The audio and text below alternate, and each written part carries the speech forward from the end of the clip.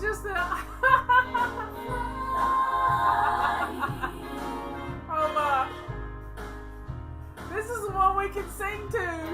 Fly. A list of things to do. I'm ready for action in my lace-up shoes. I'm no martyr, I'm just working harder.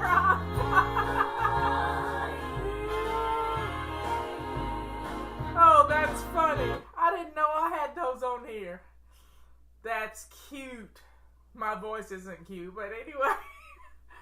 I'll be glad when my hair can really stay behind my ears without me spraying it to high heaven.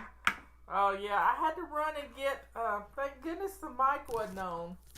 I forgot my remote control and I had to go get my remote control. And because yesterday I noticed it had some little white crud back here. And Robert worked on it for me because one of the batteries had corroded. So he fixed it. It's nice to have a fix-it man around the house. Anyway, so today, everybody's getting in here. What day is today? Today is Wednesday. It is anti-procrastination day, but it's also the first day of the month. And you know what that means? We have a new habit.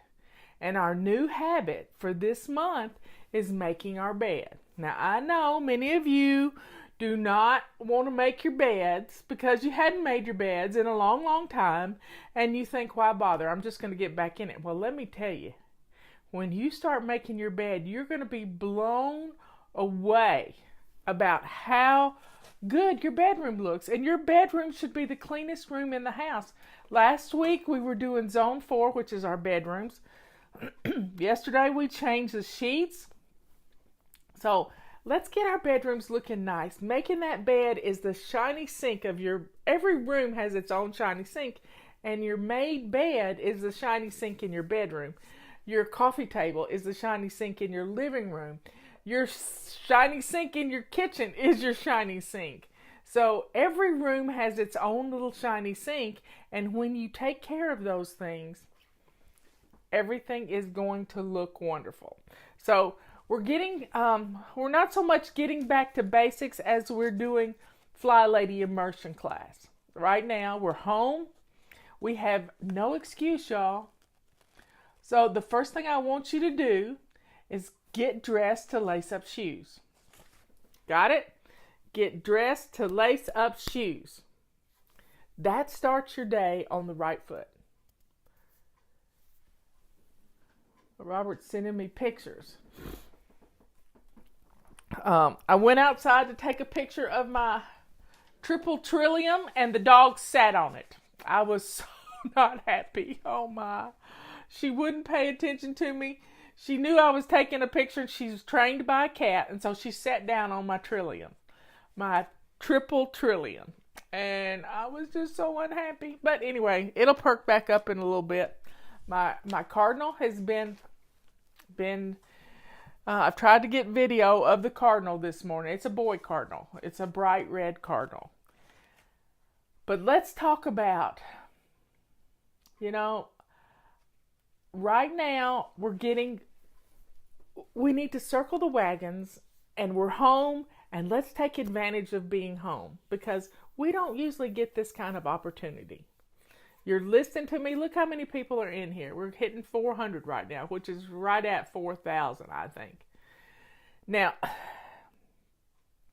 if you have not shined your sink yet, after you get dressed to lace up shoes, I want you to go shine your sink. Yep. I am in this swish and swipe mode for my whole house right now. And guess what my swish and swipe tool is? It's a purple rag. I use a purple rag in my hot soapy water in my dishwater. And I am wiping down everything. I'm wiping down everything from my kitchen counters to my stove, my microwave, my stove knobs. All of everything's getting a swish and swipe. Big time. And then I'm cleaning off hot spots and I'm swishing and swiping the hot spots with a rag. because dust settles and all kinds of. I use my feather duster all the time, but sometimes you just need to get right into it. But keeping things wiped down. Justin did a video on how to sanitize your kitchen with purple rags, pink rags, silver rags, whatever you got. Sorry, y'all. I have a funny story to tell you. I'm going to get sidetracked here. Yesterday, I got a text message from my dentist office. And they said, we will be closed until April the 30th, April 29th or something like that. And I thought to myself, here I go thinking, what you think about, you bring about. I thought, well, now's not the time to lose a crown. And guess what happened last night at dinner? I lost a crown. And thank God you can't see it because it's right here. Yeah, I lost the whole tooth practically. And the blessings that abound from this, the blessings abound, because I'm looking for the silver lining. The silver lining is this tooth has had a root canal on it. So it's not going to hurt me. It's just irritating that there's a hole there. And you just have to laugh. It's kind of like Scott Adams says, we're in a simulation.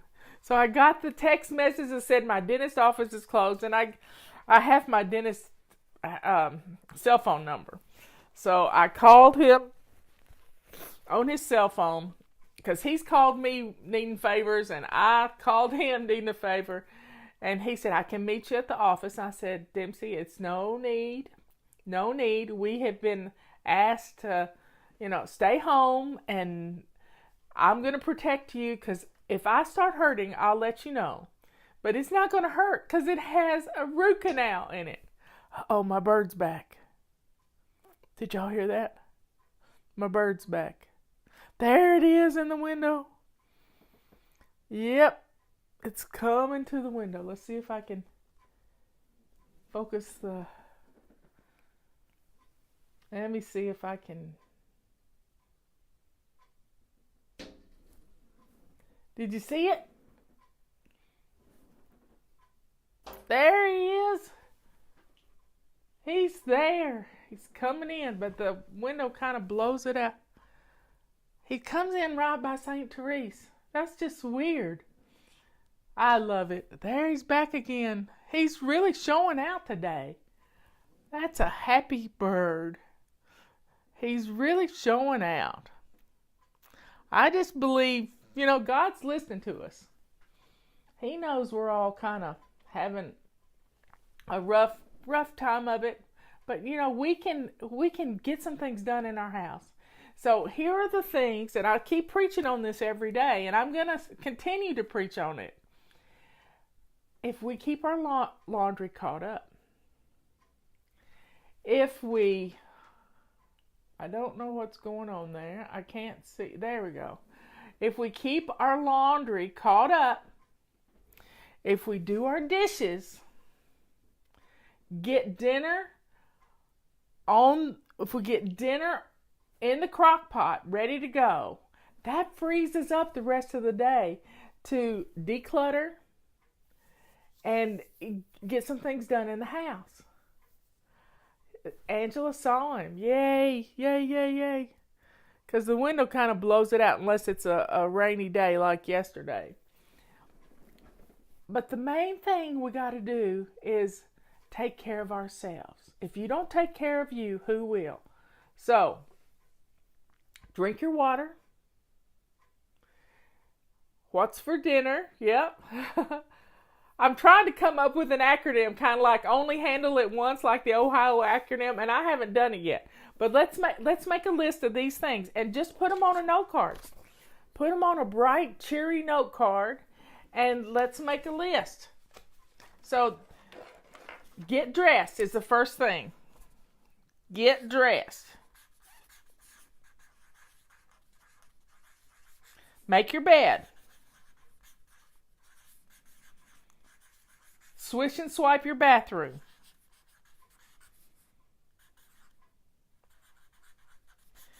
What's the next thing? Laundry. A load of laundry. Okay. Empty dishwasher.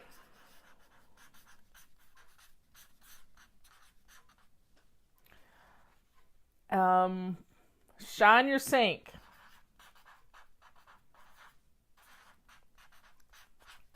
And I keep a sink full of hot soapy water going all day long at this time that we need to keep everything sanitized. What's another thing? Oh, hot spots. Hot spots. So there you have 1, 2, 3, 4, 5, 6. That's 7 things. This is like a daily weekly home blessing. 7 things. Get up and get dressed. Make your bed. Swish and swipe your bathroom. Bam. That part of the house is done. Grab a load of laundry. Put it in the washing machine. Empty your dishwasher. Get something in the crock pot for dinner. And shine your sink while you're in the kitchen. And then put out the hot spots. You know where those hot spots are. Your dining table, your island, your coffee table in your living room. See? If we'll do these 7 things every day, your house is going to be wonderful. Absolutely wonderful. So let's get these things done. So what's for dinner at your house? What's for dinner at your house? Knowing what's for dinner is going to make your day wonderful because you're going to feel at ease. Now you can have little things for lunch. You know, you can fix the kids a peanut butter and jelly sandwich, and you can have something. You can have leftovers from last night. I loved planned leftovers. I've got some leftover chicken, and today is Wednesday. It's anti-procrastination day, so we're going to factor in our basic weekly plan. So Monday we do weekly home blessing, but we didn't do it Monday because I was out and about. So we did it on Tuesday. So you don't have to be a perfectionist about weekly home blessing. You do it when you can. I like to do it twice a week sometimes to recover from the weekend and to get ready for the weekend. But you know, when you're staying home, the more you're home, the messier your house is going to get, unless you do a simple weekly home blessing and get things put away. So if you get something out, put it away. If you get it out, put it away.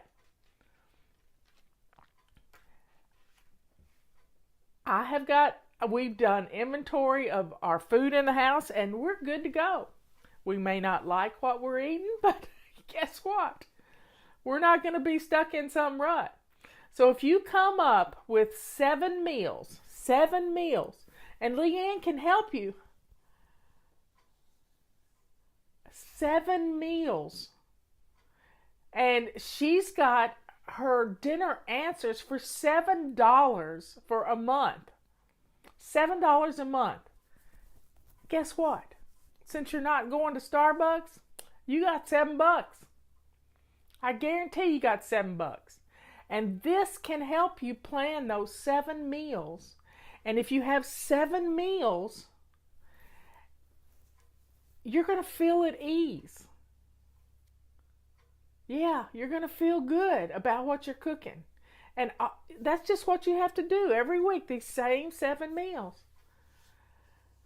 I saw a recipe for the tater tot casserole the other night on Facebook, and I almost gagged, y'all. It had mustard in it, and I just couldn't even imagine. But anyway, I digress. But we have potatoes. We have onions. Leanne said, Marla, I'm getting low of onions. And I said, I got 2.5 bags of onions, Leanne. You can come and get some onions. And she'll keep her distance, and we're going to share. We miss each other. We always had dinner together every Wednesday night. We miss each other. So we spent an hour on the phone yesterday while we cooked dinner. And she made lasagna and I made carbonara. And we don't eat pasta. So, here's the deal. If you want to make a tater tot casserole, grate up your own potatoes. Don't use tater tots. Use your own potatoes. Yeah. So, Leanne's needing onions. I got onions. And we're going to keep our social distancing. We'll be fine. We won't be hugging each other. And it'll be fine. It'll be just fine. Yep, she misses me too. So if we can get dinner going and dress to lace up shoes, not jammy mode. Nope. It's not pajama casual anymore. It's get dressed to lace up shoes. We have stuff to do.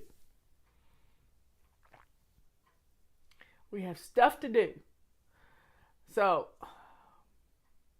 grated cauliflower. Wow, that's interesting. Making a tater tot casserole with grated cauliflower. That's interesting. You can put any vegetable in it. We have a favorite restaurant here, the Fish Camp, and they do a cabbage casserole. Who ate the pasta? I ate pasta last night. Yep. Leanne ate pasta last night because she made you a lasagna yesterday, and I laughed till I hurt watching her do this lasagna. Because she's lathering on the ricotta cheese. And she's just having so much fun putting together this. And she made a small lasagna. I don't know how to make small lasagnas. I make big lasagnas. And one time I made 8 lasagnas and put them in the freezer to take to friends when they needed something.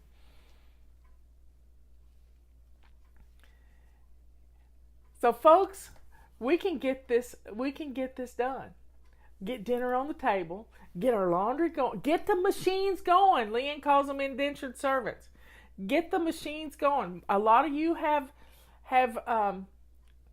bread machines. Get them going. Get them going. Empty your dishwasher. If you've got dishes, if your kitchen is a mess, start running your dishwasher. Start running your dishwasher. And you're going to be blown away about how good your kitchen's going to look and smell and get things going. Now, I have made lasagnas with Italian sausage instead of hamburger sauce. Hamburger spaghetti sauce. But the main thing you got to do is get going. Here it is noon, almost noon on the East Coast, and it's time to start thinking about dinner.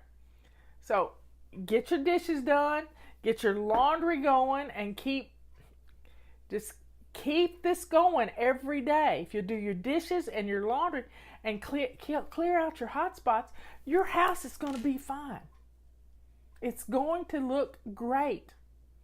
And then you have time to play and help educate your children because they're having to do homework. They're not playing. They're not on vacation and you're not on vacation. You have a job to do. You got the most important job in the world, and that's to educate your little children. If you're retired and you don't have any children at home, your job is to get your home ready for this to be over with. So we can have a party. Let's plan for a party. Let's plan for a party. We can get through this, and we can get through it and have some fun. And I got to thinking yesterday, I know what the problem is. I know what the problem. I got lots of cabbage too, Leanne. I don't need any more cabbage. I got 2 heads. Because I'm going to make some stir-fried cabbage with bacon. But I got to thinking about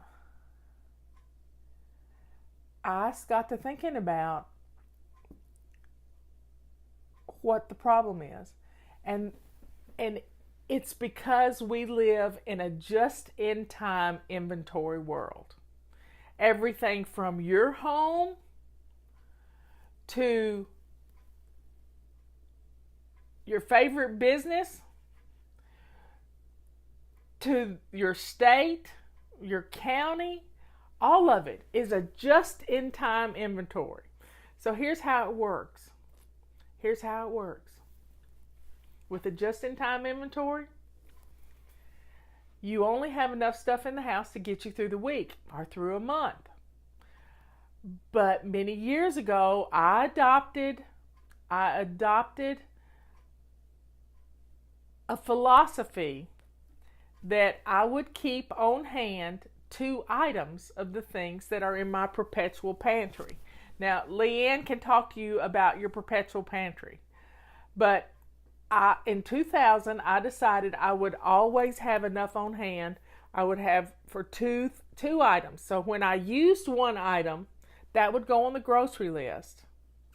And when I would use the oldest one in my pantry, and then first in, first out, that's the rule. But when we live in a just-in-time inventory, we don't have backups. We don't have backups. So when there is a problem with the supply chain, which has been the problem with our supply chain, when 2 big ships from China get turned around with all of our protection devices for our hospitals, and they go back to China to save them from this virus, you know what? We're stuck. So we've got to build our own supply chain within the boundaries of our country. And if you're in another country, then you got to build them in your country too. We've got to make the things we use. Thank goodness we make toilet paper here, because we have reserves of national forests. That's why we have national forests. Did you know that toilet paper comes from trees? Yes, it does. It comes from trees. It's a byproduct of the lumber industry. The chips. Guess who used to be in the lumber industry? Yep, I ran a sawmill, and we sold trailer truckloads of wood chips to make toilet paper. So we make toilet paper in this country. That's a wonderful thing. We're not going to run out of toilet paper because trees are a renewable resource. Yes, they are. I have a forest, 10 acres of forest. We can heat our home if we have to with the trees.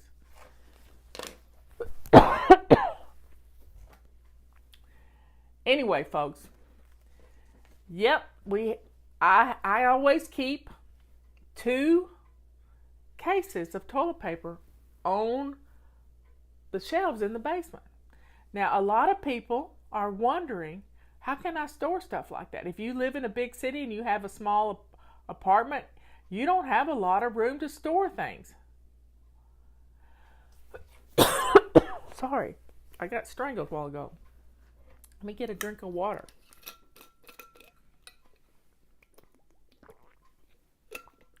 Okay. So, yeah, I've done a lot of things. I worked in a furniture store. I did their books, but I also cleaned air conditioners and fixed vacuum cleaners. I've done a lot of things, but everything I've ever done has prepared me for this moment in time, for such a time as this. Yep, I used that quote this morning. It's from the Bible. I don't know where it comes from. Somebody can tell me. For such a time as this. I think it's Esther something. I've done a lot of things, and I've been good at a lot of things. As Scott Adams says, I have this talent stack. I kept books. That's what I went to school for. In fact, it was my bookkeeper that recommended me for the job that I got with her dad. Yep. I kept books. I worked on things because I like to tinker. What else did I do? When I moved to North Carolina, I used to teach fly fishing. That's how I got my nickname. I used to teach fly fishing. But before that, I ran a sawmill. When my boss died, we closed down his company, and I went to work the next day for this sawmill. Yep. I went to work for this sawmill, and there was 40 men working there. I kept the books. I was also the manager. I did a lot of things. And we made pallets for businesses to ship products on. And then when I moved to North Carolina, I worked at Kmart. It wasn't the greatest job, but I needed a job, and I was a geek back then too. So I liked electronics, and I worked in the electronics part of the Kmart store, and had to deal with a bad person who was my manager, and he was hateful, and he took great opportunity to belittle me because I wasn't a little person. He liked the little skinny girls, but he didn't like the big girls. So, and then I went to work at Earthshine Mountain Lodge, helping teach kids about nature and hiking and the outdoors. Right up my alley. And then I met Robert, and I started volunteering at our Republican headquarters. And then I realized that our county commissioner was going to get elected to the North Carolina House of Representatives. I said, honey, I think I want to put my name in for that. So Robert ran the campaign for me, told me what to do, and I got nominated to replace her because of toilet paper, y'all. Because of toilet paper. Our congressman's wife was one of our precinct chairs, and she said, well, what do you think about the lumber industry? They had a lot of trees, and they harvest a lot of trees. And I said, well, I think every tree hugger should go without toilet paper for a month. And she just died laughing.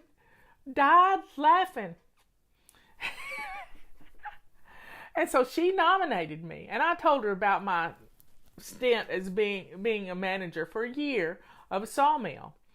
And it was funny. So trees are a renewable resource. They live to be about 80 to 100 years old, and then you harvest them. And they come back. It all comes back to toilet paper. So somebody said they're a tree hugger. I'm a tree hugger, but I get your point. We're all kind of might have to go without toilet. Maybe we're going to come up with a new way to clean our bottoms, So it's all good. And so then I got nominated to be a county commissioner. I served 6 years. 2 years of being nominated in a 4-year term. I got elected. And then I got unelected by 27 votes in a primary. So always go vote. Go vote, because small voting times really make for skewed elections. And so I was a county commissioner, and Fly Lady started while I was a county commissioner. It started because I was a county commissioner. And I needed to get organized, just like you're trying to get organized right now. And it was an amazing process. When we hit 30,000 members, my county manager already said, Marla, you got more members in your group than we have in our county. And now we're over 1 million if you look at all the numbers, and I can't even keep up with it. I can't even keep up with it. So for such a time as this, God trained me in lots of things. Budgets, big numbers don't scare me. Big numbers do not scare me, because I dealt with a huge budget in this county. We can get through this. I like numbers. I was part of the emergency management team. I know our county is in good hands right now. And I know this state is in good hands. And I know this country is in good hands because I'm watching the press conferences every day.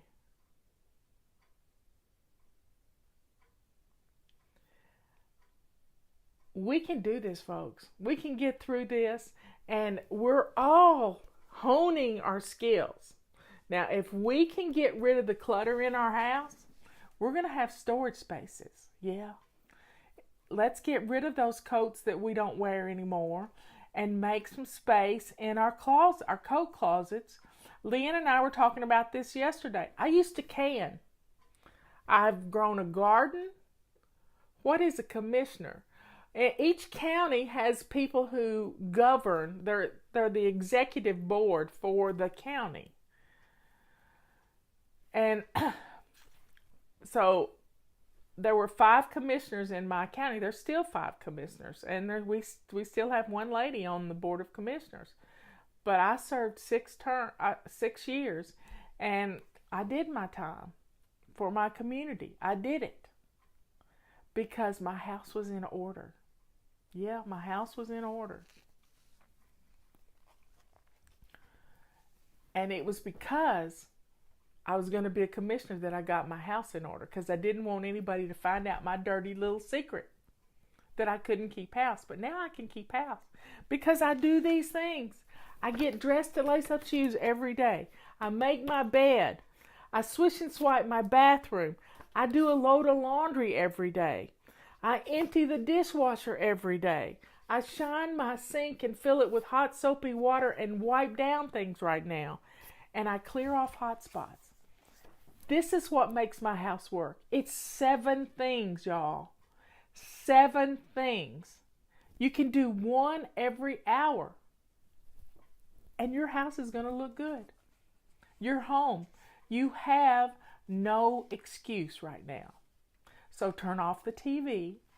Turn off the Netflix. Turn off your phone if you have to. But let's get these things done and then use the TV and Netflix as a reward for getting these things done. If you've got children at home, you got to get them going with their lessons. Yep. You got to get them going with their lessons, because you can't let them lose a year of their life to this virus. You can't do it.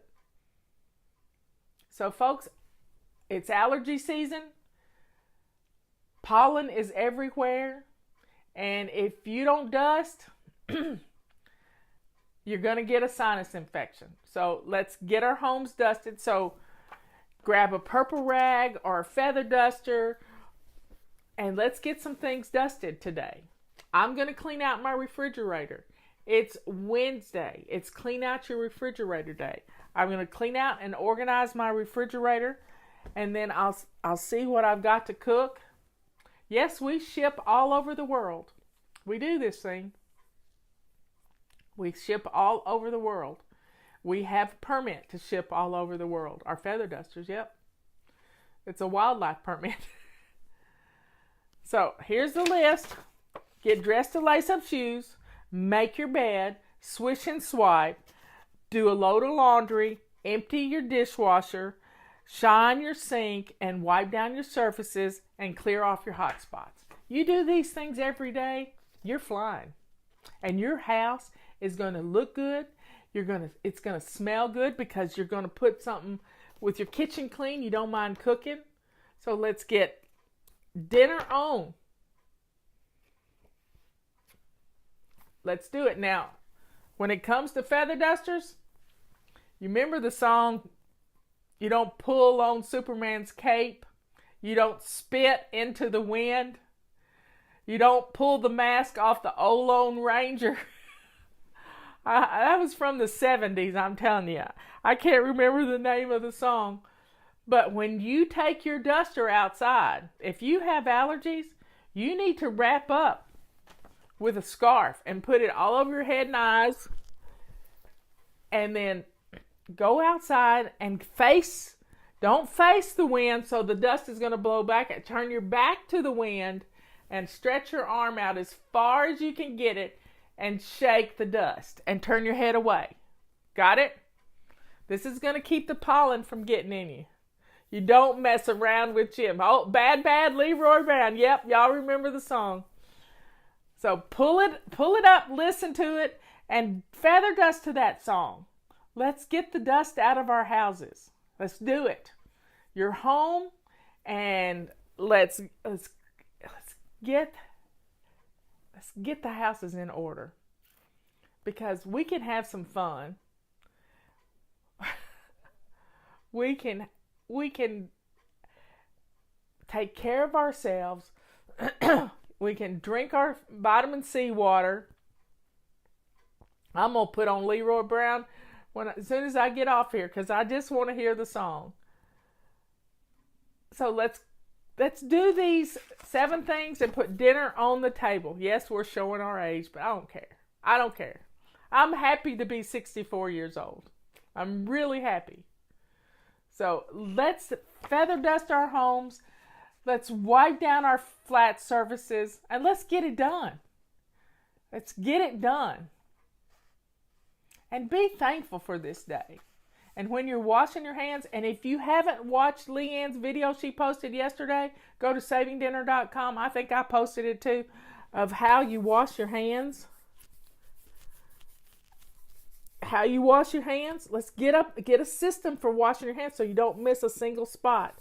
Wash your wrist, tops of your hands, fingers.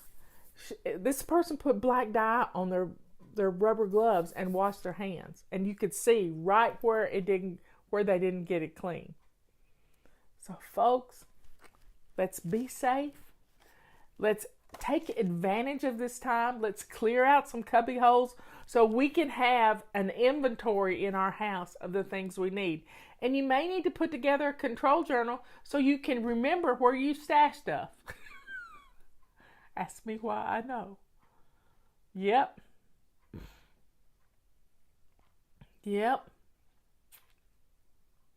Life is good. Yeah, we got this terrible virus here, but you know what? We're smarter than a virus. Yeah, we are. And we can conquer this thing, and we can get through it, and the numbers are looking up for us. And if we have to stay hunkered in just a little bit longer to kill it dead, by golly, we can do it. And when we get through this, we're going to have houses where we can have more than a just-in-time inventory. We can have stuff the places we need it. And we can be prepared. We can be prepared. Yep. Let's get it done. I love you all. I'll talk to you at 3 o'clock this afternoon.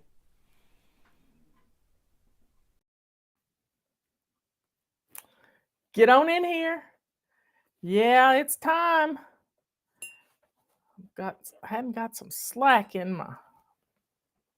Anyway, I've got to get things fixed. Got to get things fixed. Come on in. It's Friday. It's July the 12th. Can you believe it? It's July the 12th. So get in here.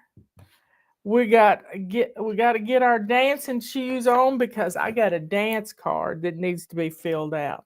So while you're listening to me, I want you to gather up your trash while I give some announcements. Gather up your trash and clean out your purse. So be careful. Don't throw anything good away out of your purse. In fact, wait till you get your trash out to clean out your purse. But that's what we're going to do today. Let me find my Sharpie, and this is what I'm doing. This has been since March. We've been using this card. Maybe one more week. I think I can probably get it to later. So y'all, did you see my video yesterday with the bear jumping from the porch rail to the tree? I mean to tell you, that's something. That was something. It's on YouTube, y'all. I went live. Did 8 minutes. Didn't even have any makeup on. So it was a mess. Anyway, folks, y'all, it's you just gotta laugh. You just gotta laugh. But I got some fun stuff to tell you. Let me get my tunes up.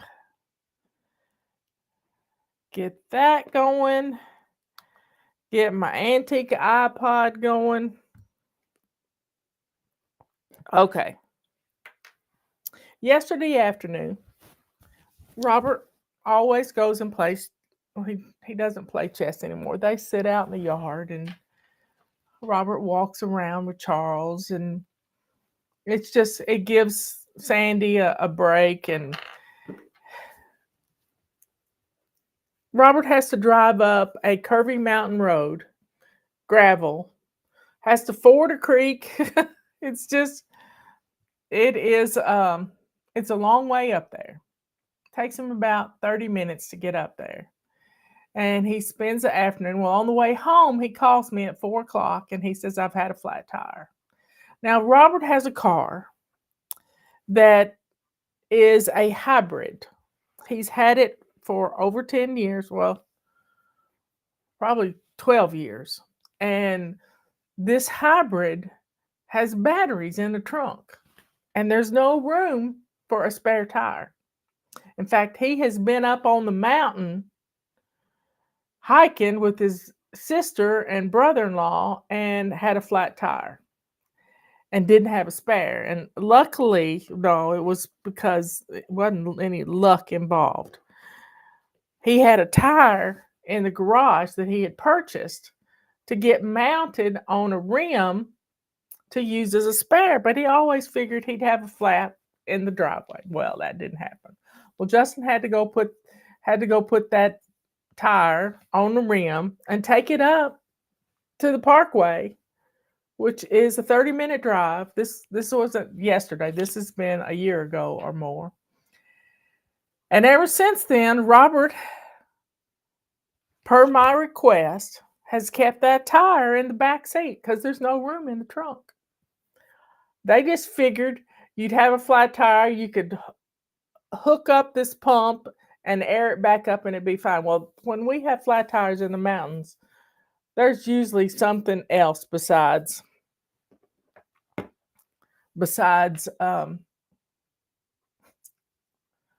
something pokes through the sidewall, and it's a mess.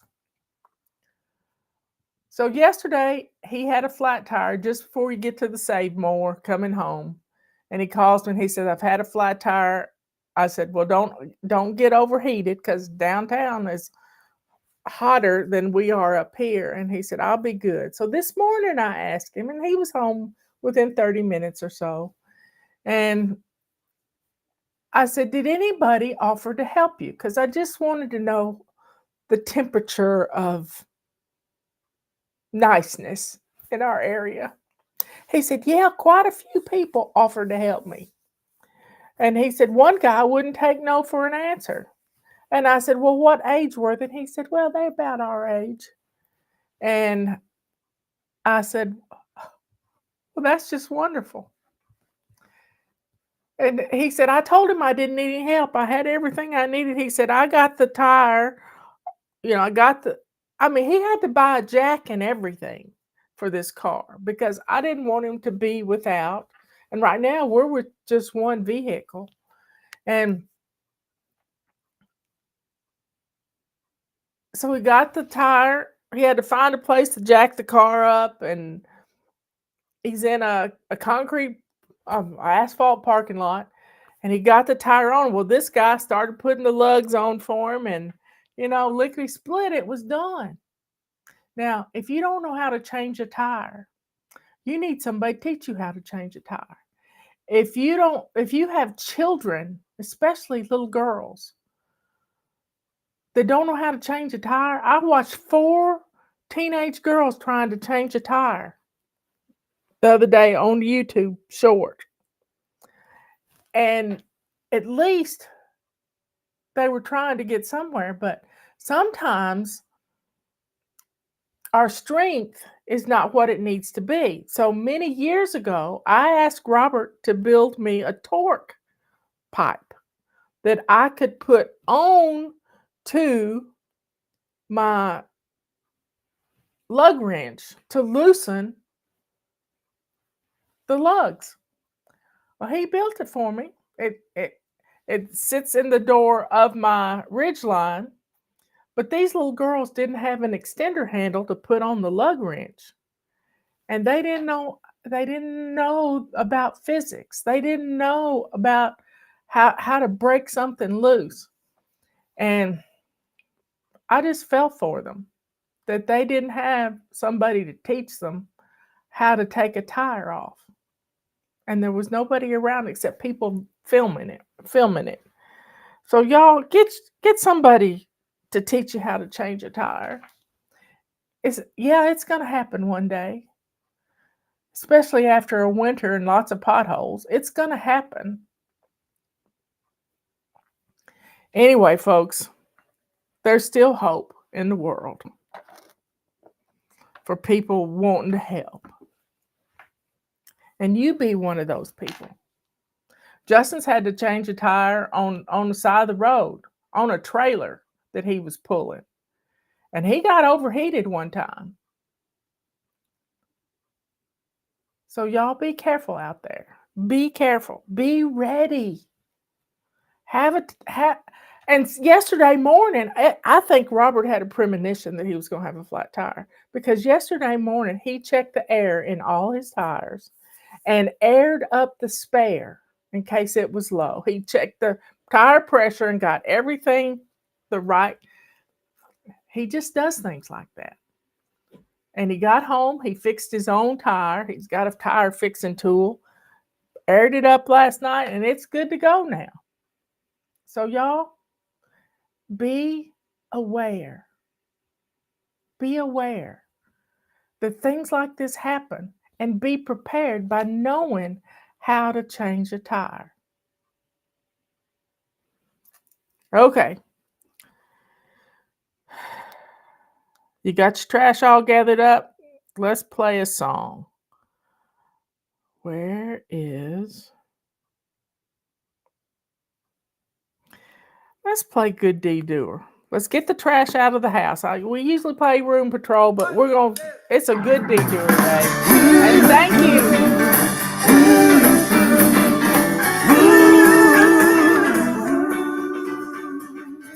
I saw him standing there, sad look in his eye. The kids ran to the playground, but each one passed him by. He was just a new kid here, but then I saw his face. My mama's words raced through my mind. It was like I heard her saying, be a good deed doer and do it every day. One kind deed will go so far to make this world a better place. Be a good deed doer and you may be surprised. Doing good to others makes you feel so good inside. Ooh, ooh, ooh, ooh.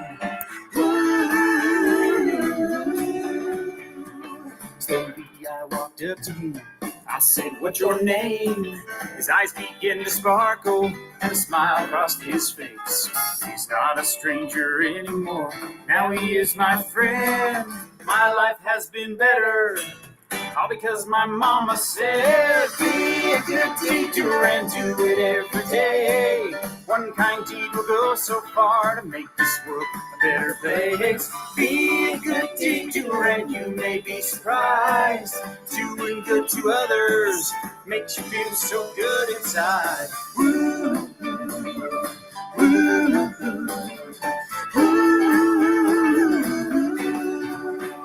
it makes you feel, makes you feel, makes you feel. It makes you feel so good inside. Makes you feel, I feel makes good. you feel, So makes good. you feel. It makes you feel so good inside. It makes you feel, makes you feel, makes you feel, it makes you feel so good inside. It makes you feel, makes you feel, makes you feel, makes you feel so good inside.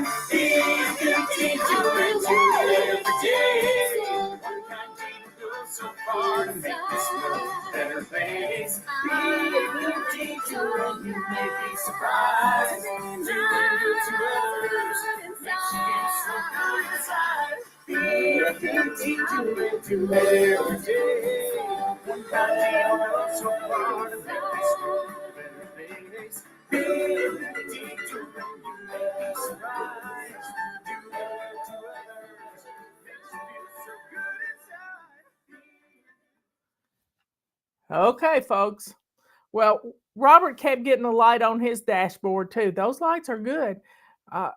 But he always sort of ignored it because the tire was in the back seat of the car, you know?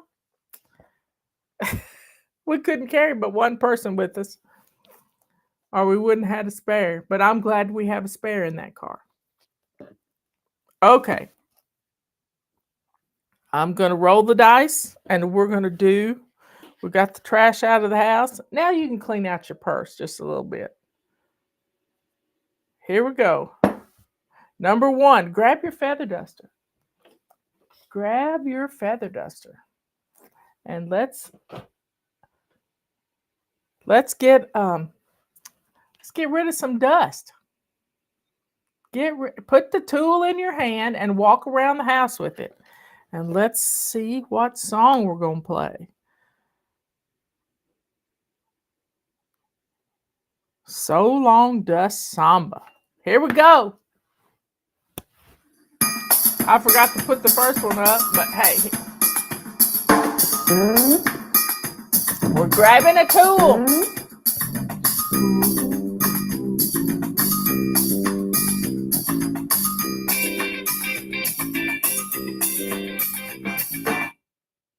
Huh?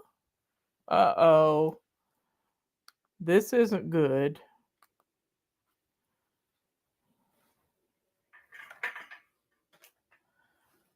We have no charge, or this isn't good. Let's see if it'll reboot. Oh well. We have no music, no tunes. No tunes. What are we going to do?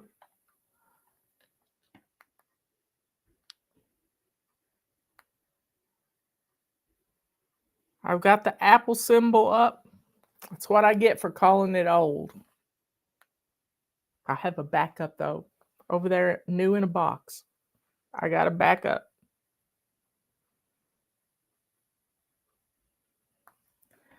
Okay, I'm just going to let that ride. We'll just keep talking. So grab your feather duster and let's run around the house, all your flat surfaces. I did some yesterday. And let's get everything dusted. And let's talk about getting back to basics. Get your book ordered. If you don't have this book, it's good to have on your shelf. Or not, it's hot pink because I don't want you losing it in your hotspot. So that's why all our books have sort of been hot pink. Anyway, let's get the feather dusting. I'm going to set the timer. 3 minutes. 3 minutes, we're going to feather dust. Hey, it popped back up.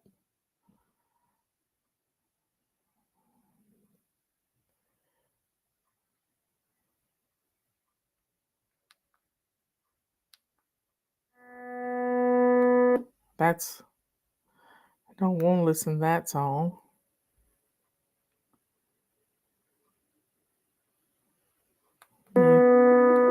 No.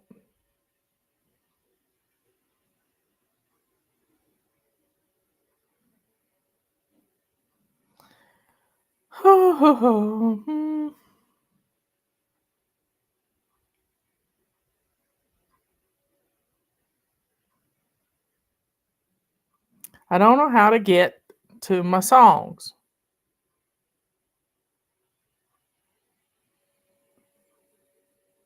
I thought I had a playlist. There's my playlist.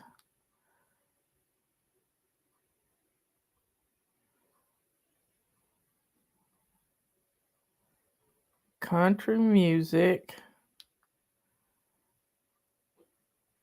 I have to figure out where it is. I think it's under demos.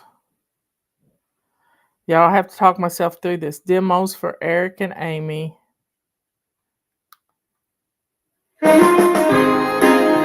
We'll take it. We're feather dusting.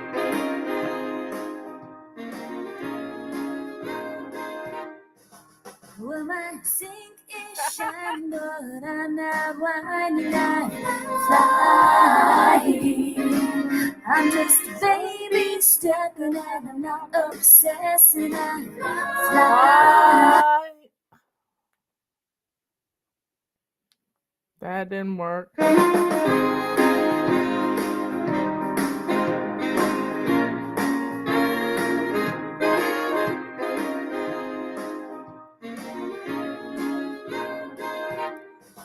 Well, my sink is shining, but I'm not whining, I'm flying.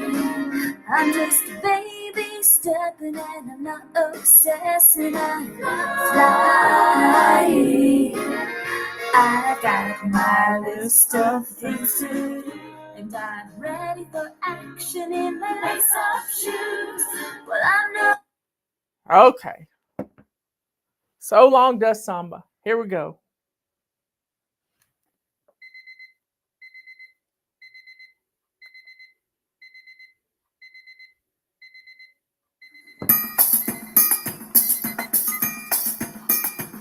We're gonna have dust out of the house.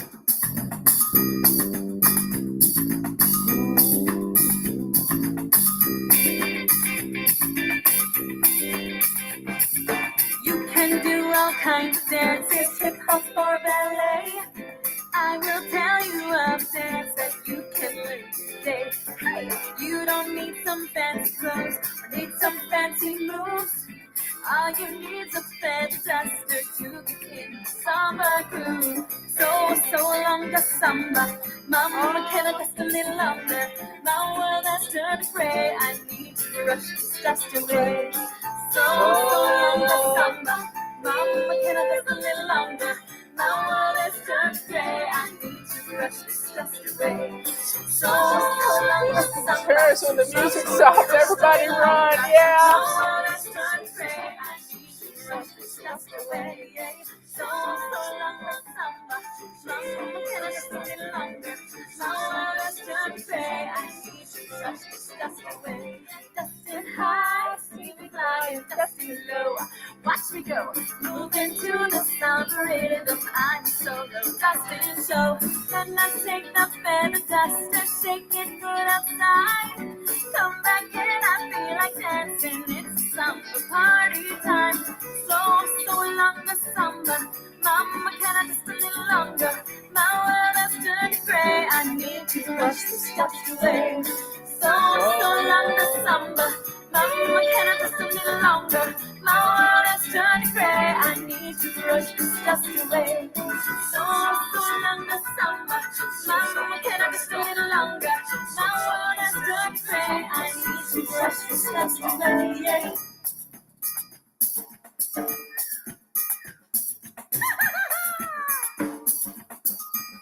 Let's party!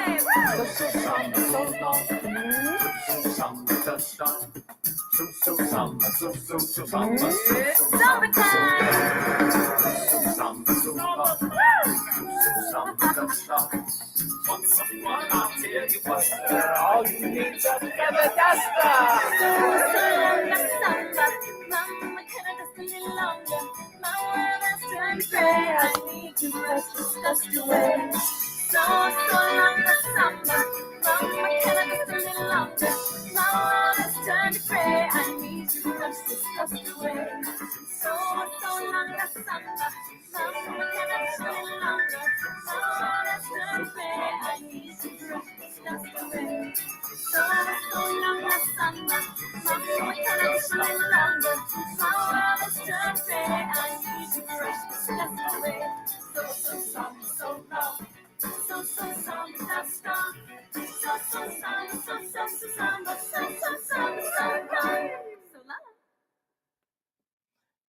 This morning, I saw a recipe for beef roast, which took a big old chuck roast. You seared it in a pan. It was a Zippy Zap guy who calls wash your sister sauce. You know that guy that has all his seasonings on his arm? Anyway, he did a Mississippi pot roast. And he took that pot roast and put that in the crock pot. And he had a package of au jus gravy, a package of, he had 3 packs of things. One of them was ranch dressing, and there was 3 packs. I don't know what the third one was. I'll try to find it and share it with y'all. But it was Mississippi pot roast. You do a search on YouTube for Mississippi pot roast, and you'll find it. He put this stuff in the crock pot. He put onions and carrots in it, and a whole little jar of pepperoncinis, juice and all, and some tomato sauce or tomatoes, and put all of this in the crock pot and cooked it for 8 hours on high. I mean, it's cooked to pieces. And then he served it over mashed potatoes. Oh my goodness. Comfort food. Comfort food. So, I don't know what it was, but somebody see if you can find the Zippy Zap guy and on a YouTube short for Mississippi pot roast. But it looked beautiful. And Mark Lowry has made this pot roast recipe, and he doesn't cook. So if you got a video, you can cook. You can cook. Anyway, y'all, let's grab your carpet sweeper, grab your carpet sweeper, a broom, or a vacuum cleaner, and let's get the middles, just the middles. Let's see what song we're going to play. I think it's going to be an up kind of day. Y'all just pray, pray, pray. Pray, pray, pray for this country and other countries around the world. Mark, the Zippy Zap guy. Sometimes I think the sun is rising too soon. Can I just pull the covers over my head? But then I think of all I've got to do now. First thing is to get my body out of this bed. So I get up, here I go. Even if I'm starting slow, I'm smiling, I'm moving. Gotta get this body moving. Thinking up, kind of thoughts. Gonna give this new day all I've got. And in no time at all, things are going my way. Gonna have an up kind of day. Up and up kind of day. Up and up kind of day. I know sometimes there will be things that get me down. My day won't always go the way that I planned. But I'm a tough kid, I can deal with it. I'll make the best of it, I know that I can. So I get up, here I go. Even if I'm starting slow, I'm smiling, I'm grooving. Gotta get this body moving. Thinking up, kind of thoughts. Gonna give this new day all I got. And in no time at all, things are going my way. Gonna have an up kind of day. An up kind of day. Up and up kind of day. Even if my day seems low, nowhere for my dreams to go, I'll still reach for the sky. It's time to watch me fly on an up kind of day. Yeah, up on an up kind of day. So I get up, here I go. Even if I'm starting slow, I'm smiling, I'm moving. Gotta get this body moving. Thinking up, kind of thoughts. Gonna give this new day all I got. And in no time at all, things are going my way. Gonna have an up kind of day. An up kind of day, yeah. Up and up kind of day, yeah. And up kind of day. Okay, y'all. I'm sharing the Zippy Zap guy on the community page on YouTube. I don't want to share a picture. Keep the selected ones. I Thought I was going to do that. I don't know how to do it. I'll do it when I've got it on my phone. I can probably show it to you. This just looked like great comfort food.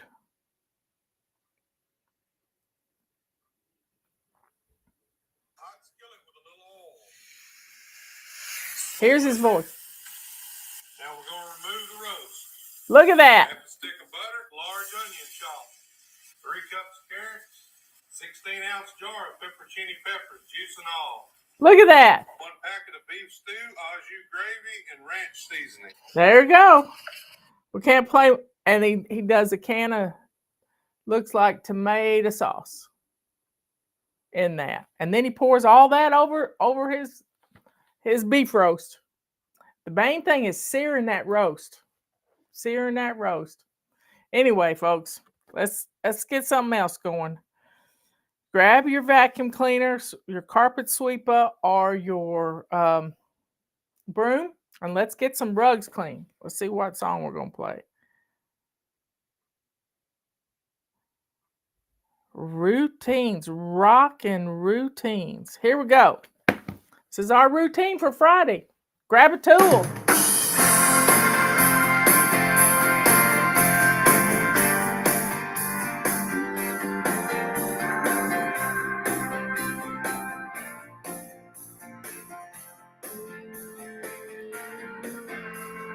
First thing in the morning, I clear my head. I stretch and yawn to greet the day, then make my bed. Get myself all ready, down to my shoes. A healthy breakfast puts me in a rocking mood. Routines, routines, they keep me rocking. Routines, routines, there's no stopping me when I feel the power of my rockin' routines. After school or after lunch, I keep my cool. 'Cause afternoons have routines now, and that's my rule. Homework before playing, quickly get it done.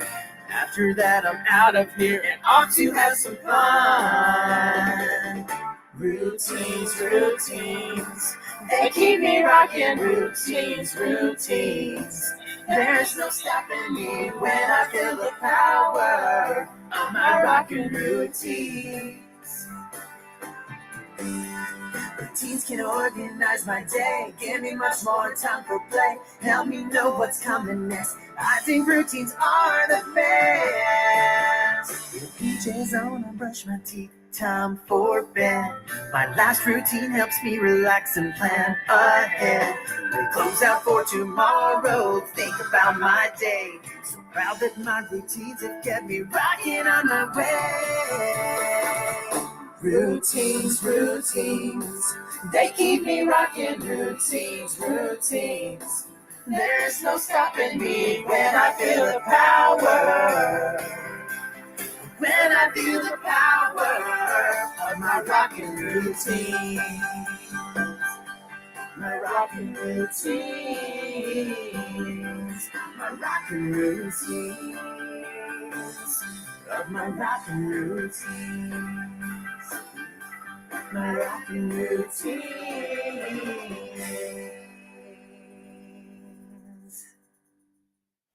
Okay, folks. Let's see. Let me mark off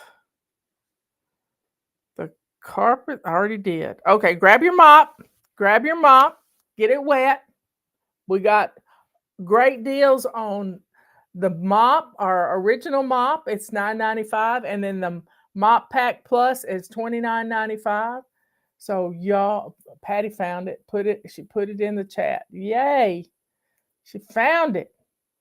Anyway, this Pepper Belly Pete's recipe, he's a manly man, I tell you. And if he can teach anybody to cook, it's a matter of just putting it in the pan mostly. But he teaches you how to do it right, Southern style. And I don't even know where he's from, but I like him. So grab your mop and let's do some boogieing.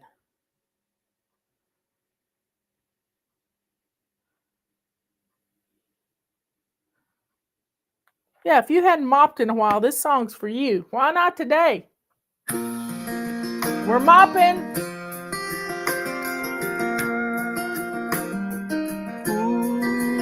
I've been waiting for just the right moment to start living the life of my dreams. I was hoping some magical moment would come rescue me.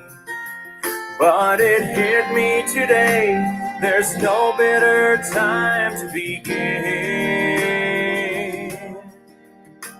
This day I've been given is my day to start living, so I'm jumping in.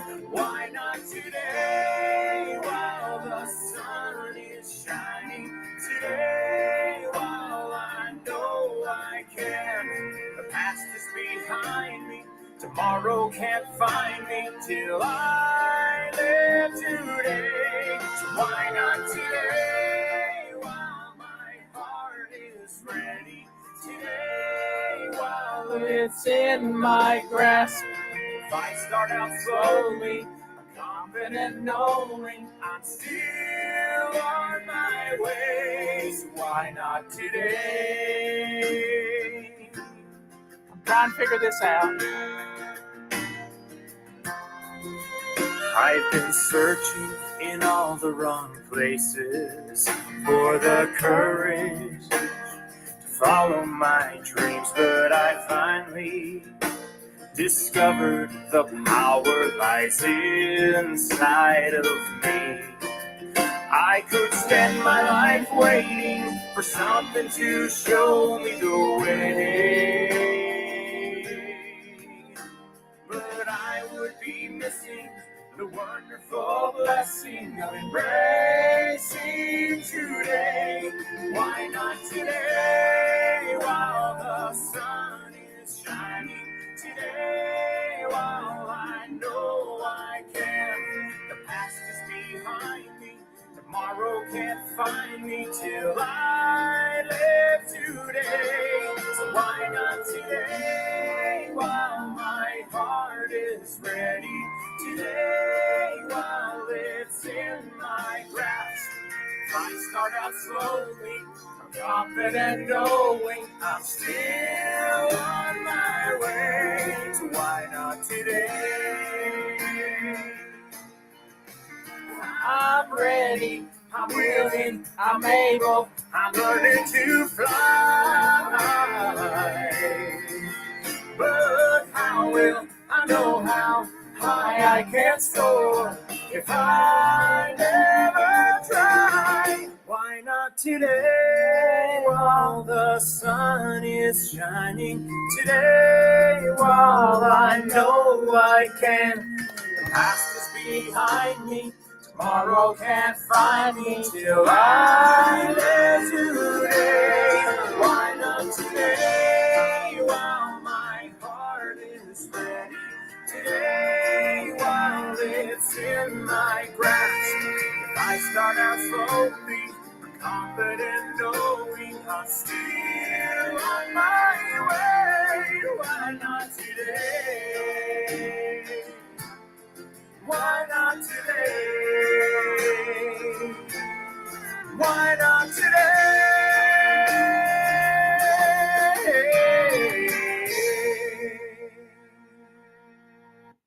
Okay, y'all. Grab your purple rags. Let's get those windows done. I mean, the dog just yesterday morning, I wiped down the back window. I was so glad I did because you couldn't see through it. It was so mottled. Just nose prints, paw prints. It was clean yesterday morning and now it's back dirty again. So take a wet purple rag and a dry one and wipe down your windows and doors. And this is going to be the last thing we do, y'all. This is the last thing we do. We're not going to do a whole list, you don't have to do it all at one time. We're going to leave the rubber scrubber and the multi-wand off, and it doesn't have to be perfect to be better than it was. So let's see what song we're going to play.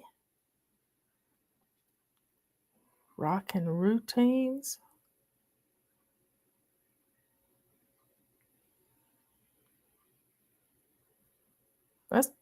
Have we played the Boogie song?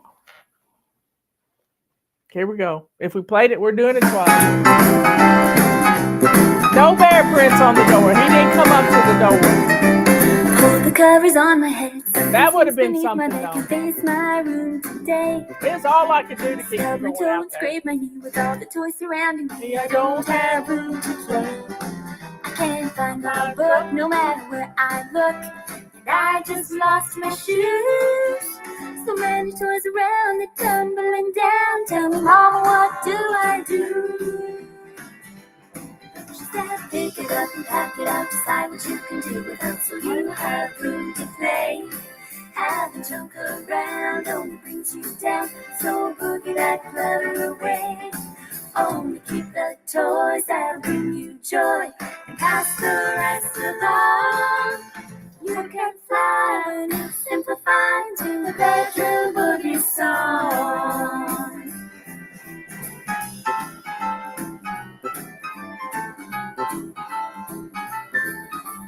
Broken book, banana peel, a truck with only half a wheel. I'll throw these away. Put the teddy bear and a game up there. We're gonna bless someone else today. I've been holding on for way too long. Time to let them go. This room is growing. The more I'm throwing in a night to finally know. How to pick it up and pack it up. Decide what I can do without, so I have room to play. Having junk around only brings me down, so I boogie that clutter away. I only keep the toys that bring me joy and pass the rest along.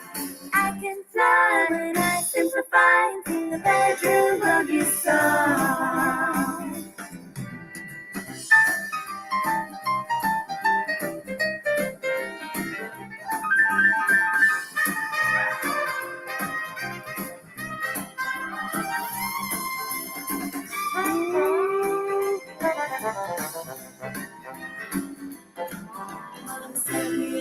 Thought it would take a year for me to get it all done. But now our eyes are popping and the jaw is dropping, and I'm off to have some fun. Yeah. When I pick it up, pack it up, decide what I can do without, so I have room to play. Having junk around only brings me down, so I boogie that clutter away. I only keep the toys that bring me joy and pass the rest along. I can fly when I simplify and sing the bedroom boogie, bedroom boogie, bedroom boogie song.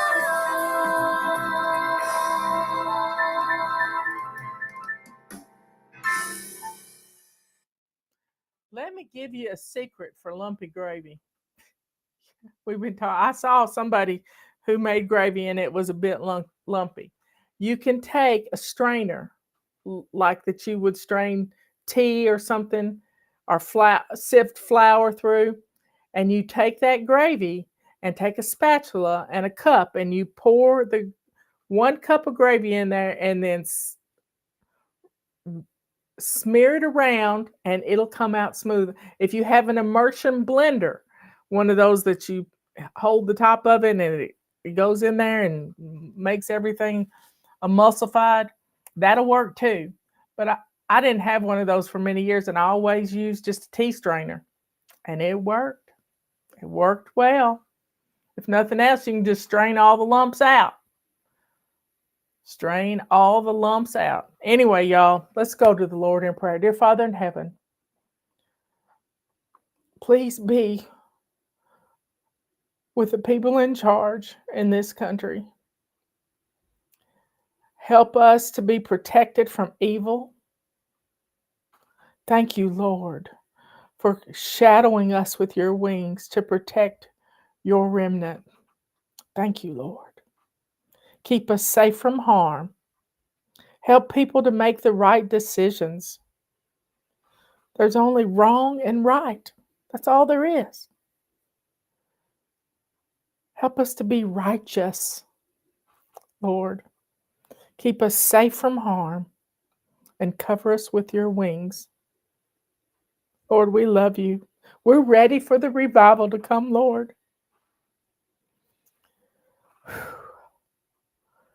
We bless you, Lord.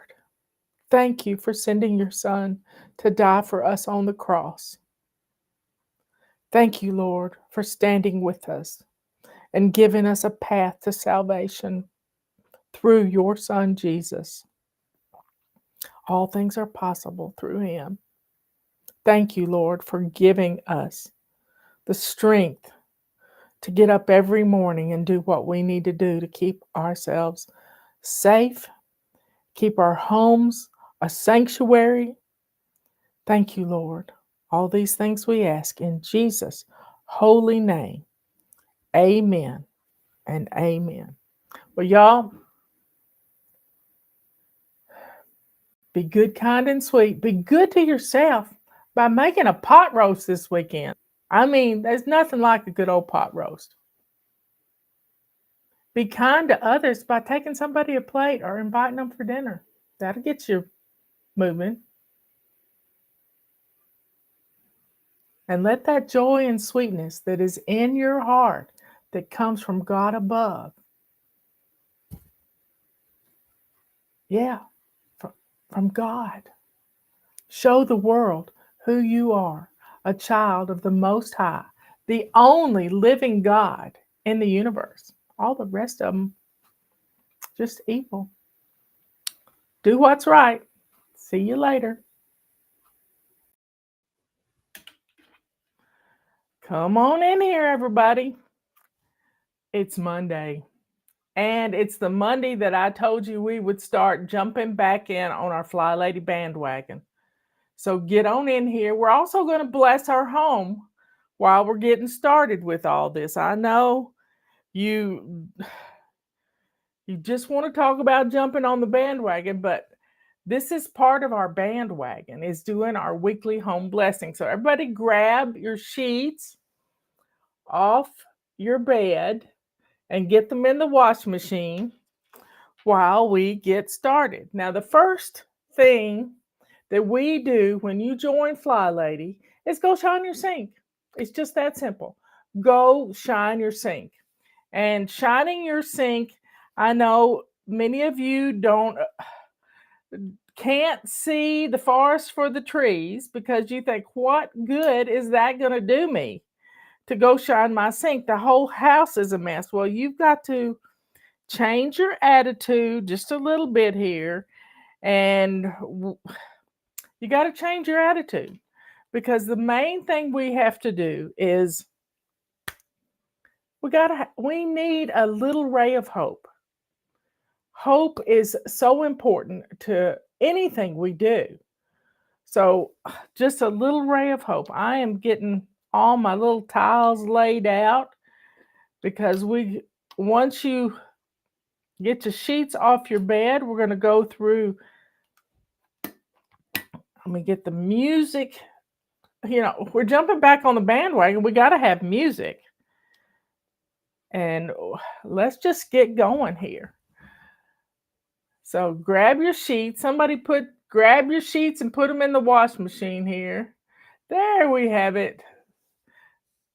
Trisha's ready to go. I've got some coffee. Bring in former senior advisor to the Clinton I don't know what's going on with that. Anyway, hit my side of my hand, touched my phone. Oh well. So get on in here. I'm thinking we're going to have a lot of people in here.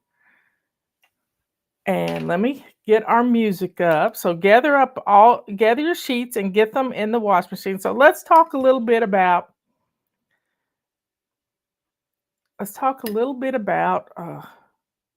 shining your sink.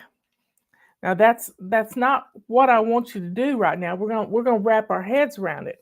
But the shiny sink is someplace to start. Many years ago, when Robert and I got married in 1996, soon be 30 years. I'm just time flies when you're having fun. And when he asked me, just asked me, honey, If you'll keep one side of the sink open, I'll make you coffee every day. Well, guess what? He made me coffee this morning. And he loves to make me coffee.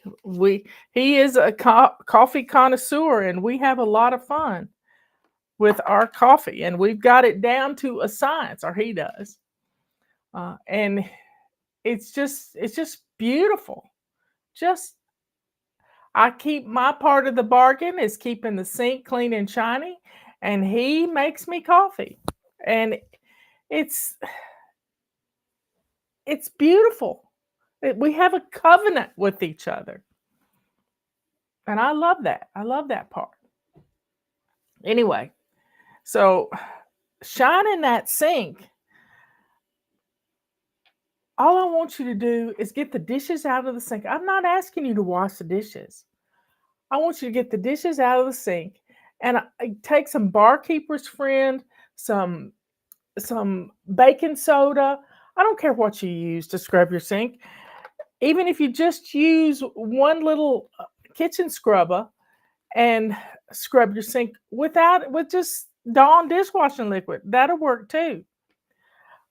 But I shine the sink. Robert had built the house in 1975, and that sink had seen better days. It had seen better days, and I had to take a knife and scrub around the edges of the rim of the sink.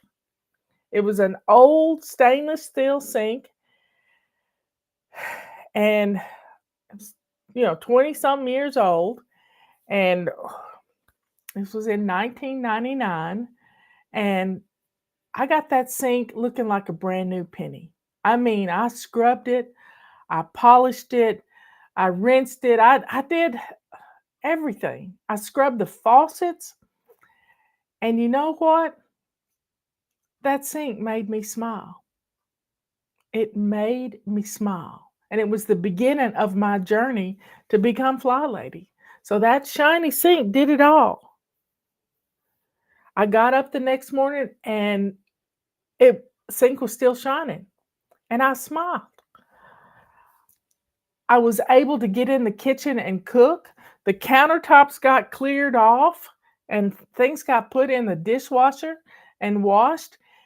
Things got wiped down, and all I had to do was keep that sink clean and shiny. That was my only habit I was practicing, was keeping that sink clean and shiny. And then the stove said, clean me too. Well, I can clean anything. And we had a copper tone stove, and with those elements, and so I scrubbed the pans on the stove. Everything just was beautiful, just beautiful. And we had a yellow linoleum floor in a one-butt kitchen, and it had little grooves in it. So I got down on my butt and I scrubbed that floor. And that yellow floor was no longer dingy and dirty. It was beautiful too. So by the end of the month, that kitchen, that clean from that shiny sink, had radiated, was contagious to the rest of the kitchen. And it was beautiful. It was absolutely beautiful, the transformation. And that habit stuck. It stuck better than most any habit I had ever tried. Because on that New Year's Day, when I'm trying to figure out what in the world's wrong with me, why can't I establish a habit? It's because I never practiced it. So here's to shining that sink. That's where you start. And I got smudges on my glasses and I can't see. So here we go. I'm going to clean my glasses. So that's the beginning of jumping on the bandwagon. It's just to go shine that sink. I know you don't believe me, but just step out in faith and try it. Okay, I'm going to roll our dice. We're going to get going.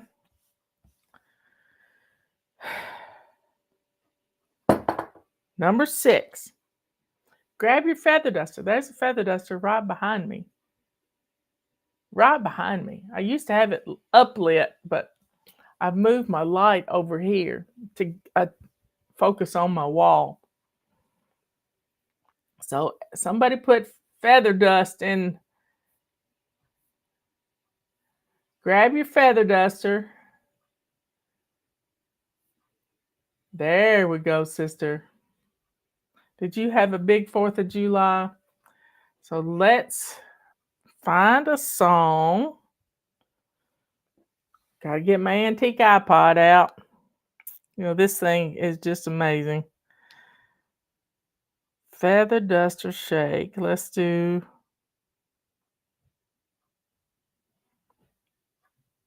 So Long Dust Samba. Here we go.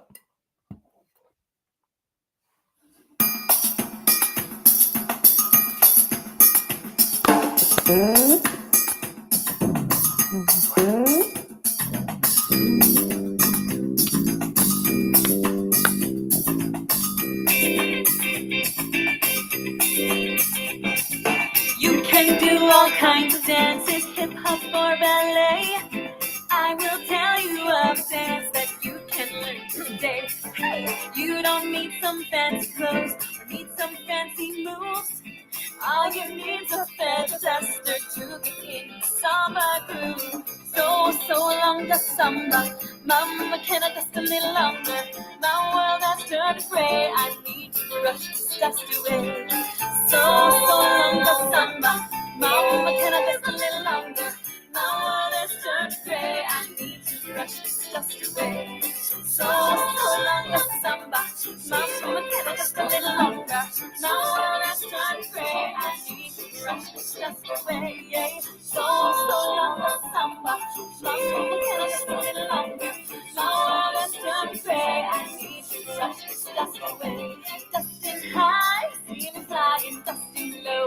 Watch me go, moving to the sound of rhythm. I'm solo, dusting show. Then I take the feather duster, shake it good outside. Come back and I feel like dancing. It's samba party time. So long the samba, mama, can I just a little longer? My world has turned gray, I need to brush this dust away. So long the samba, mama, can I just a little longer? My world has turned gray, I need to brush this dust away. So long the samba, mama, can I just a little longer? My world has turned gray, I need to brush this dust away.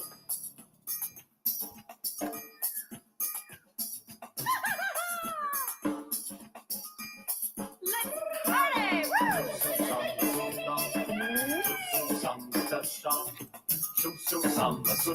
party! It's summertime!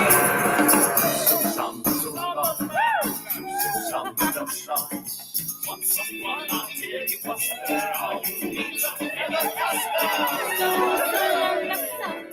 mama, can I just a little longer? My world has turned gray, I need to brush this dust away.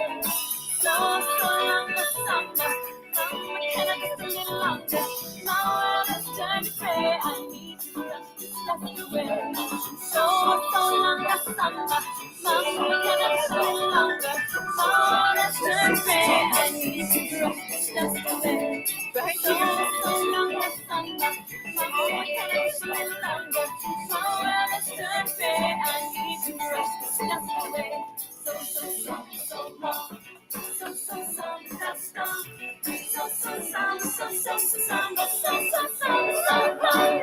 long. I think my hair is almost like the Fly Lady's hair. It's about the same length. Anyway, when that cartoon was drawn.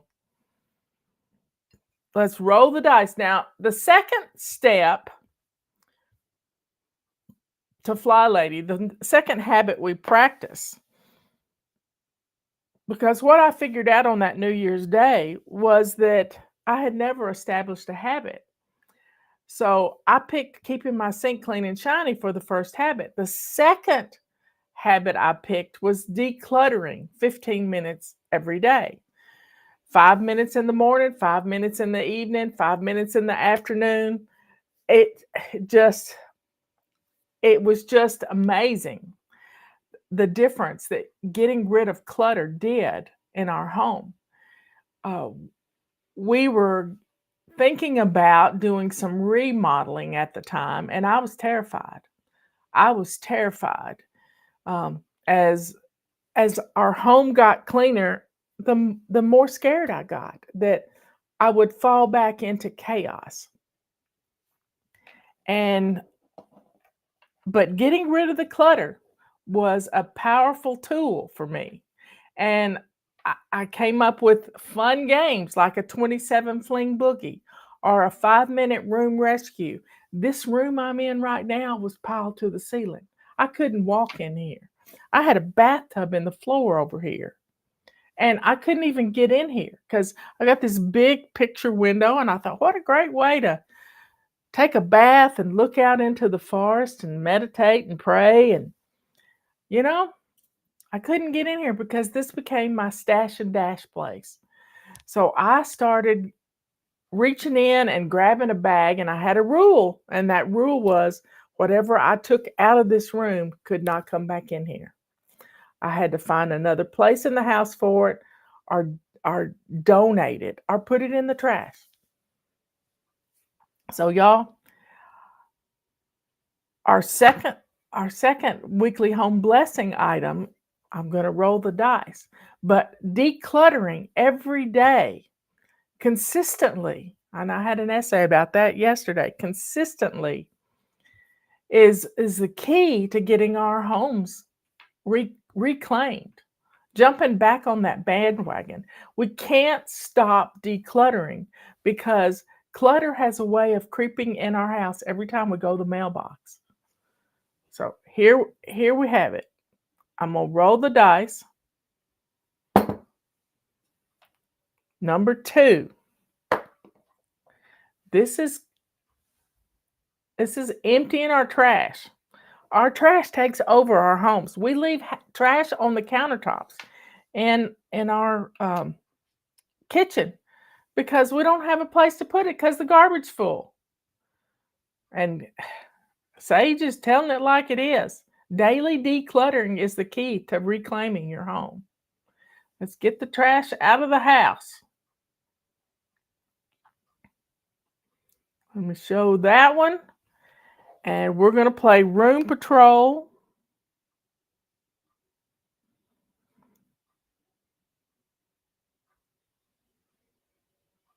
There it is.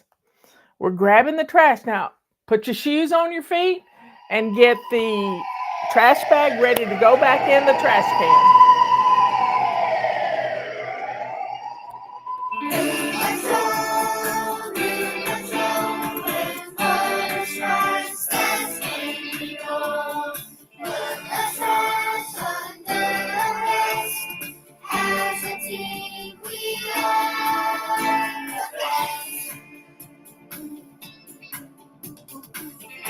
I am a member of the Special Elite Operations Unit Room Patrol.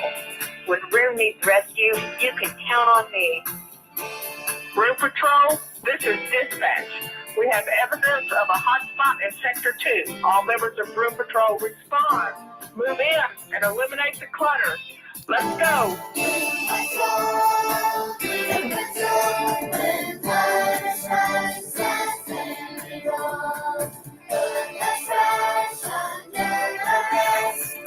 I don't motivate anybody to do magic. Nope. Dispatch, we have surrounded the clutter in Sector 2. You're right, this hotspot is Motivate drawing you to clutter not and be crime. lazy. We're sending in the SWAT team. Let's get to the bottom of this. Get your gear. Magic Lace is up evil. your shoes. Room Patrol, let's roll.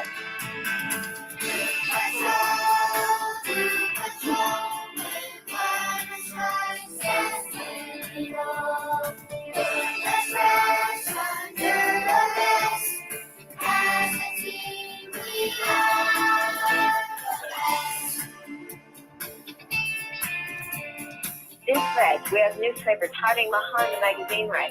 They're taking over. I repeat, they're taking over. Please advise. Room Patrol, you have authorization to remove all expired newspapers and magazines from the premises immediately. Roger, all clear.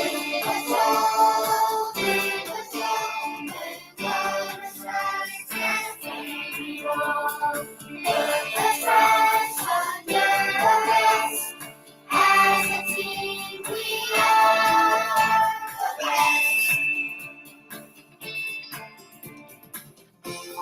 Room Patrol, there's a code red on the trash receptacle. I can smell it from here. Put on your gas mask and move in. Copy that, dispatch. No job is too hard for Room Patrol. Let's pack it up and ship it out. Mission accomplished.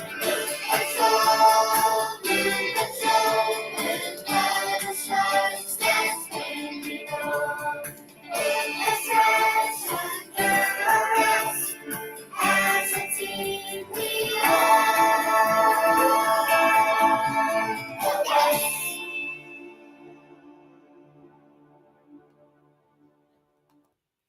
Y'all, we have been desensitized to the word magic because of Harry Potter stuff.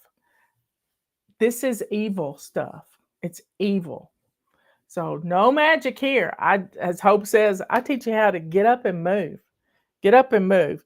Now, one of the things that our next habit we practice is getting dressed to lace up shoes. Don't wait till 2 in the afternoon to get dressed. Don't wait until just before you walk out the door to get dressed. The minute your feet hit the floor, get dressed to your lace up shoes. And it changes your whole attitude. My granny used to get dressed, especially on Sunday mornings. She had to be at work at 7 o'clock in the morning. She had to drive 25 minutes into town to get there. And, she would get dressed all the way to her. She had these little tan 2-eyelet tennis shoes. I'll never forget them. And I think they're just little tan shoes. And she put those shoes on. She took those shoes off before she went to work, though. She didn't go to work in those shoes. I don't know what she wore to work, but because we were usually only there on the weekends. And she would be dressed. Now, if she had her church clothes on, she put a duster over her clothes. You know what? That's a good idea for your kids, too. But you know what you can use to put over your kids' clothes when they're getting ready for school and they got to eat breakfast and you don't want them making a mess on their clothes? Get one of those old T-shirts out of your drawer that don't fit you anymore and put it over them as if it were an apron.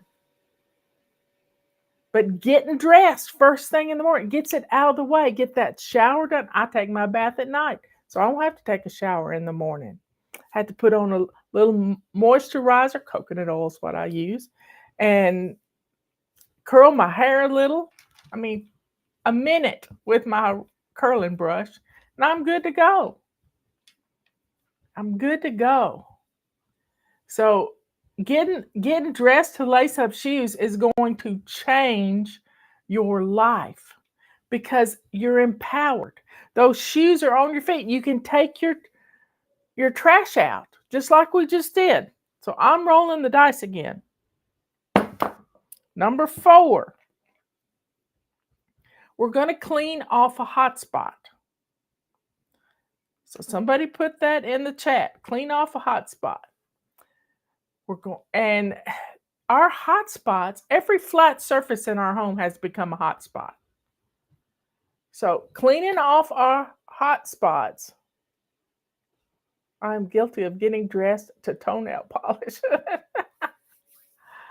Oh, I think I'll talk about that this afternoon. Fingernails. We can get addicted to fingernails. And that's just the flesh, just the flesh. So y'all, let's clean off a hot spot.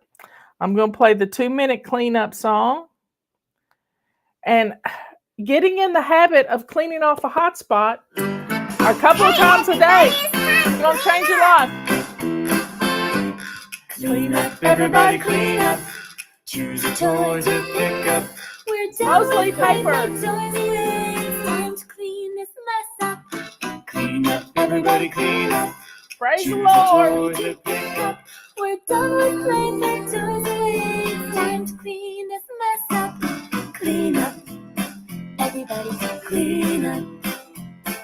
Well, get a pair of shoes you only wear in the house. Everybody clean Like up. my granny. Choose the toys to pick up. Little pair of kids. Tan kids. Time to clean this mess up. Clean up. Everybody clean up.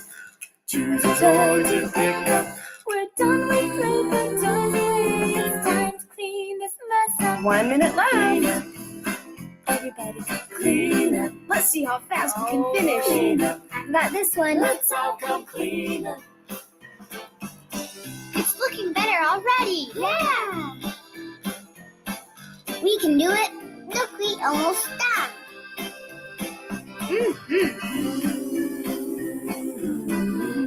This is fun. Yeah. They need a strap to your feet. Too late. You're doing great. This won't take Oh, long. you can't get them off. We can do it.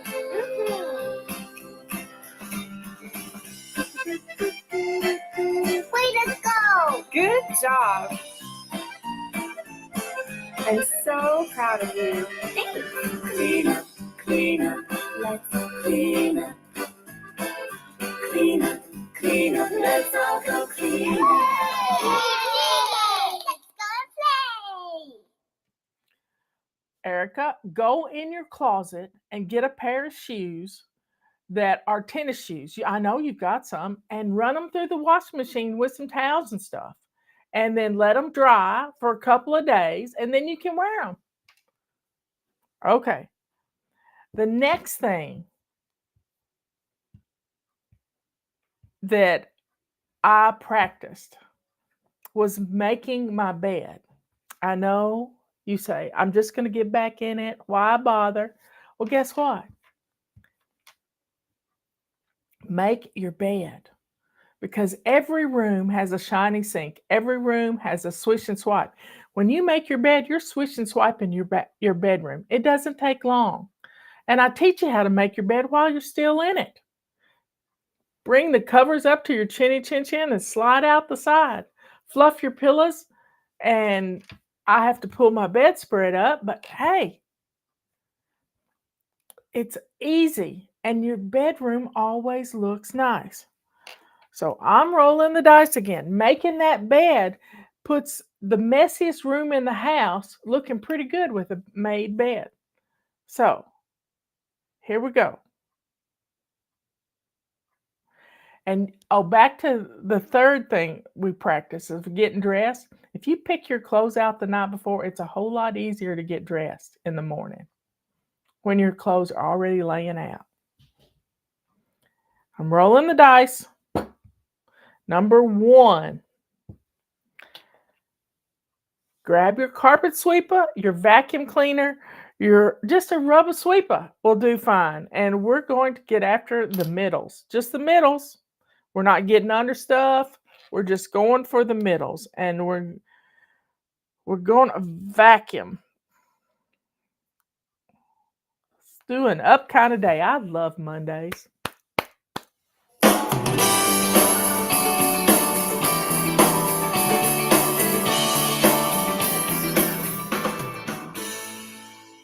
Sometimes I think the sun is rising too soon. Can I just pull the covers over my head? But then I think of all I've got to do now. First thing is to get my body out of this bed. So I get up, here I go. Even if I'm starting slow, I'm smiling, I'm grooving. Gotta get this body moving, thinking up. Kind of thoughts, gonna give this new day all I got. And in no time at all, things are going my way. Gonna have an up kind of day. Up and up kind of day. Up and up kind of day. I know sometimes there will be things that get me down. My day won't always go the way that I planned. But I'm a tough kid, I can deal with it. I'll make the best of it, I know that I can. So I get up, here I go. Even if I'm starting slow, I'm smiling, I'm grooving, gotta get this body moving, thinking up, kind of thoughts, wanna give this new day all I got, and in no time at all, things are going my way, gonna have an up kind of day, an up kind of day, up and up kind of day. Even if my day seems low, nowhere for my dreams to go, I'll still reach for the sky. It's time to watch me fly on an up kind of day, yeah. Up on an up kind of day, so I get up, here I go. Even if I'm starting slow, I'm smiling, I'm moving, gotta get this body moving, thinking up, kind of thoughts, gonna give this new day all I got, and in no time at all, things are going my way, gonna have an up kind of day, an up kind of day, yeah, an up kind of day, yeah.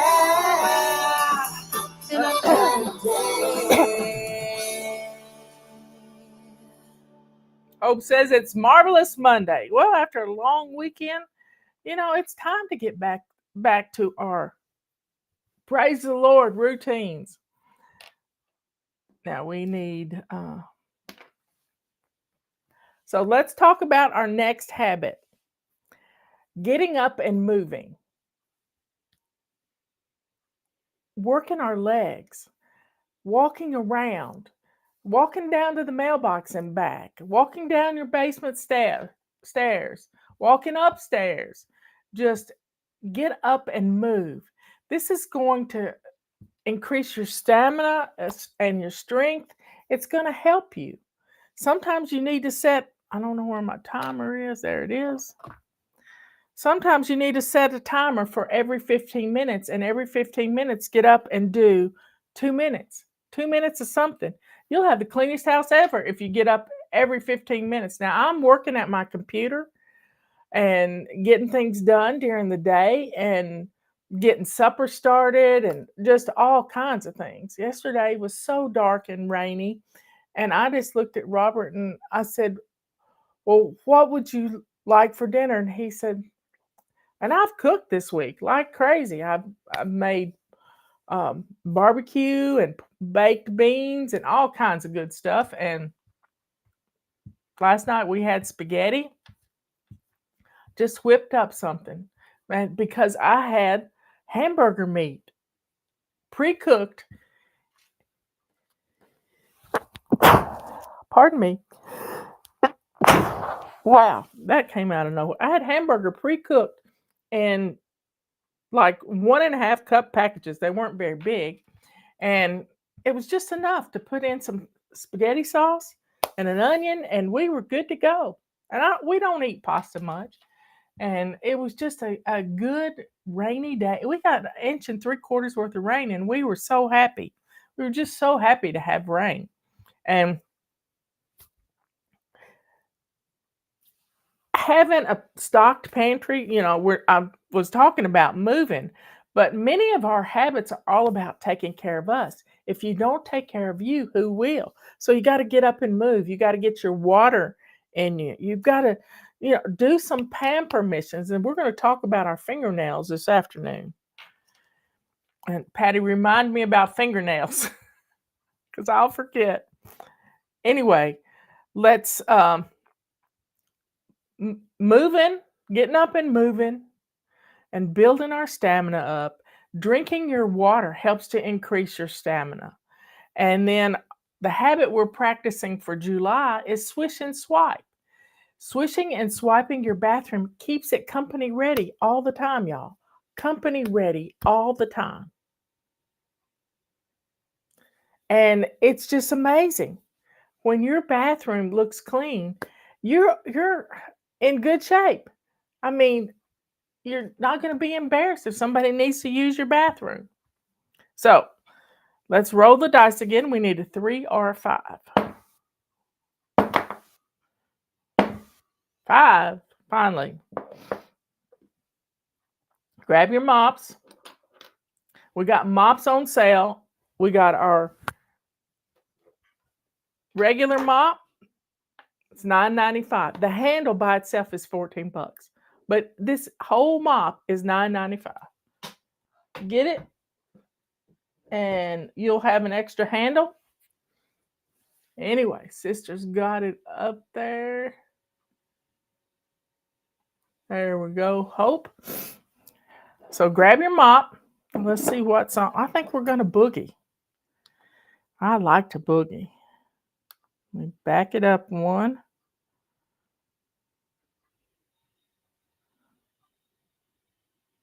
There's the boogie song.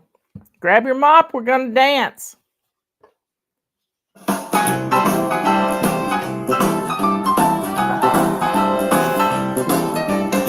the covers on my head. Something stinks beneath my bed. Can't face my room today. Stub my toe and scrape my knee. With all the toys surrounding me, I don't have room to play. I can't find my book no matter where I look. And I just lost my shoes.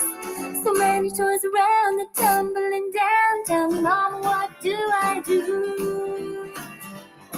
She said, pick it up and pack it out. Decide what you can do without, so you have room to play. Having junk around only brings you down. So boogie that clutter away. Only keep the toys that bring you joy and pass the rest along. You can fly and it's simplifying to the bedroom boogie song.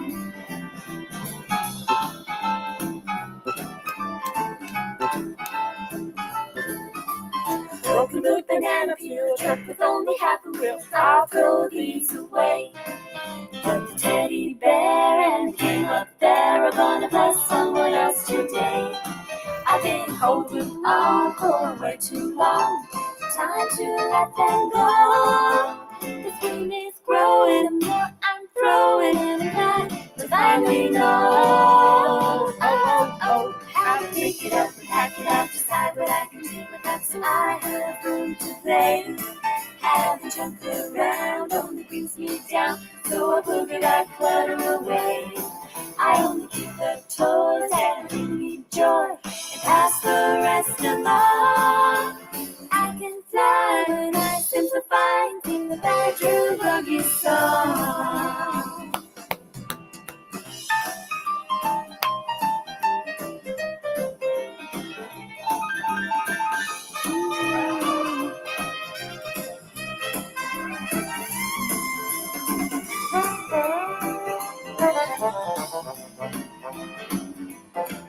Mama sent me in here, thought it would take a year for me to get it all done. But now her eyes are pumping and her jaw is dropping and I'm off to have some fun. Yeah.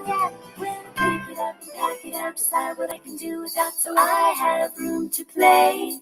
Having junk around only brings me down, so I boogie that clutter away.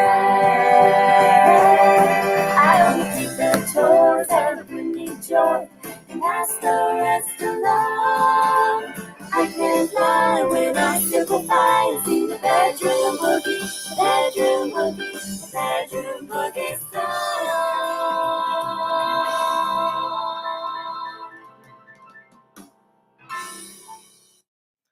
The Ask Fly Lady question for today: is there a swish and swipe for the bathtub? Well, I clean my bathtub every time I'm in it. Yep, every time I'm in it, I clean my bathtub.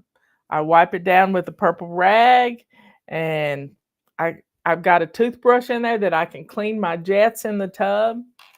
I don't use the jets often, but when I do, I don't want any weird stuff coming out. So I run them every once in a while.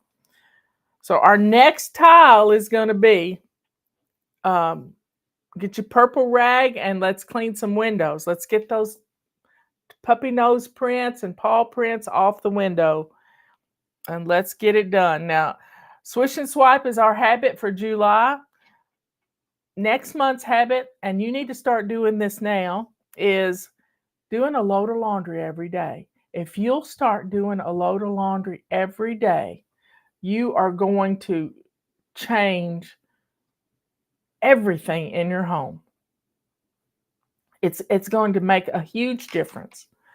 You're going to have clothes, you're going to have things put away, and laundry's 5 parts: sort, wash, dry, fold, and put away. Now, if you don't have a place to put away clothes, clean out one drawer in your dresser. And that way you'll, for everyone in the house, clean out one little drawer for everybody to put their clothes. Okay, so I'm going to find a song. We're grabbing our purple rags. I think we're going to do rockin' routines, because that's what we're talking about, is our routines.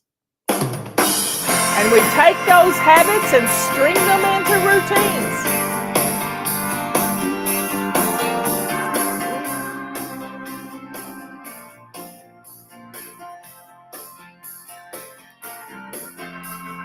First thing in the morning, I clear my head. I stretch and yawn to greet the day, then make my bed. Get myself all ready, down to my shoes. A healthy breakfast puts me in a rockin' mood. Routines, they keep me rockin'. Routines. There's no stopping me when I feel the power of my rockin' routine. Use what you got. After school or after lunch, I keep my cool. 'Cause afternoons have routines now, and that's my rule. Homework before playing, quickly get it done. After that, I'm out of here and off to have some fun. Routines, they keep me rocking. Routines, there's no stopping me when I feel the power of my rockin' routines. Routines can organize my day, give me much more time for play, help me know what's coming next. I think routines are the best. If PJ's on, I brush my teeth, time for bed. My last routine helps me relax and plan ahead. We close out for tomorrow, think about my day. So proud that my routines have kept me rocking on my way.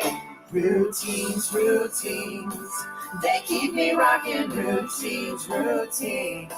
There's no stopping me when I feel the power. When I feel the power of my rockin' routine. My rockin' routines. My rockin' routines. Of my rockin' routines. My rockin' routines.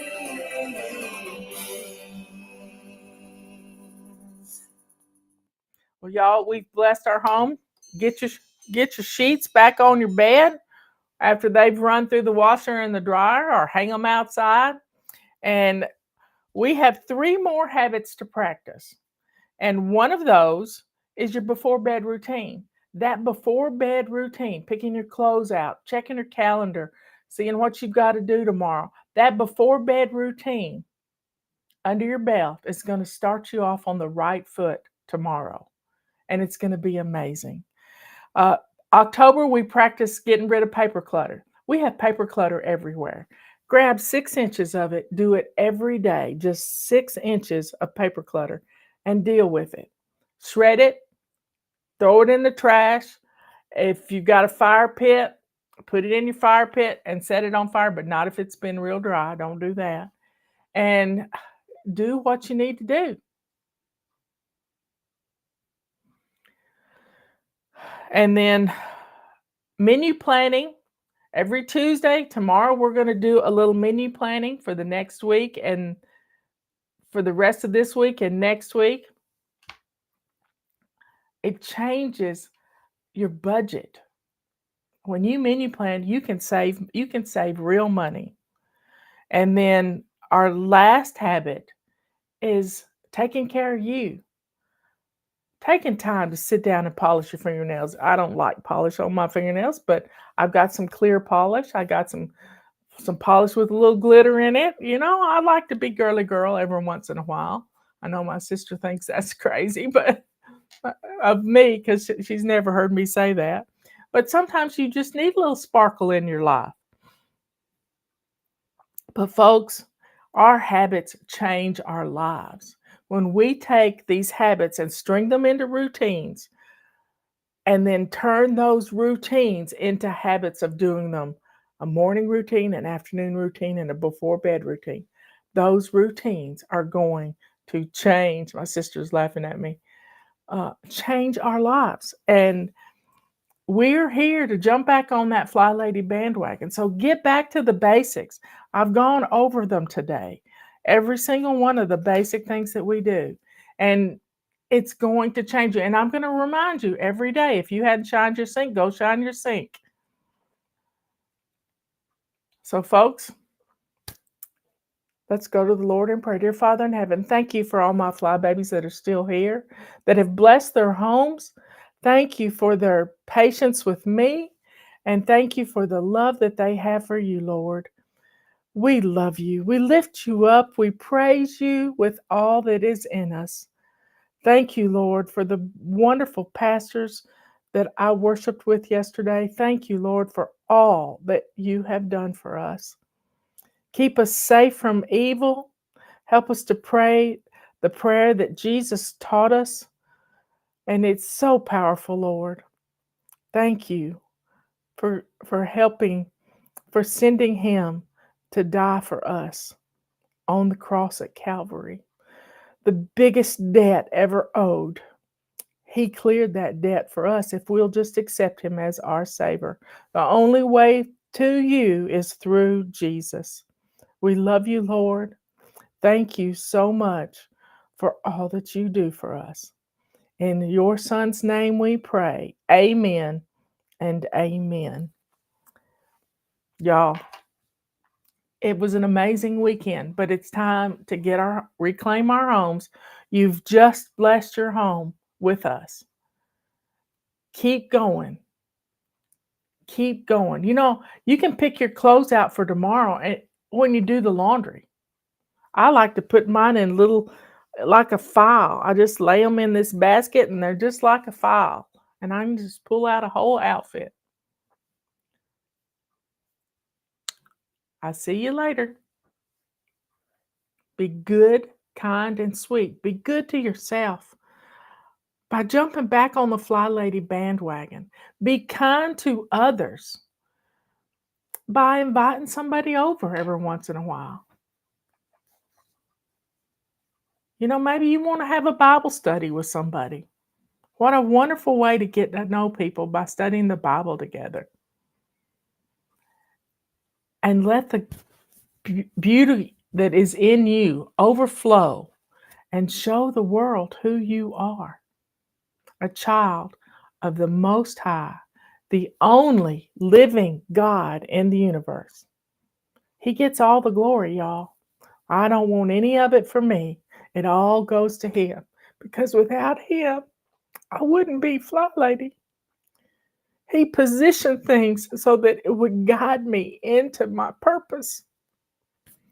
And when you love what you do, you do it for free. I'll see you later.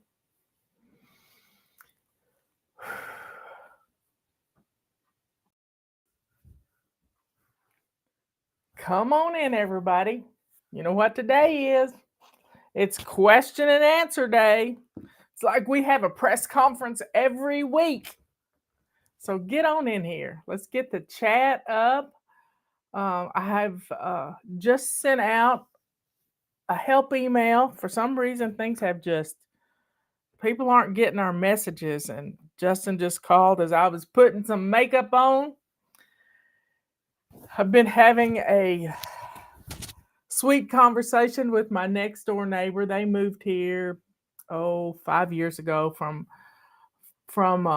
Los Angeles, and Neil is an avid bike rider, and Laura is just a precious sweet lady who doesn't get out much, and I don't get out much either. But I sent her a picture of the bear this morning that was on our back deck again yesterday afternoon. Let me show y'all. We have a bear. And it was right at sundown. Don't know. There he is. That's a chair in front of him. But it was just right at sundown. Let's see if I can. There he's walking a little bit. I did get a video. But Tulip's barking so much.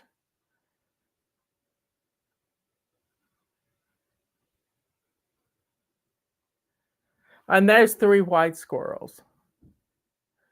3 white squirrels. So and Robert had to go out on the back deck, y'all. He had to go. He said, "Can you hold Tulip? Because we can't let Tulip out. She'll attack the bear and she'll get cut." And so I held Tulip, and Robert went out there. He said, "I want him to know my voice and that I'm not going to hurt him. This is a male bear.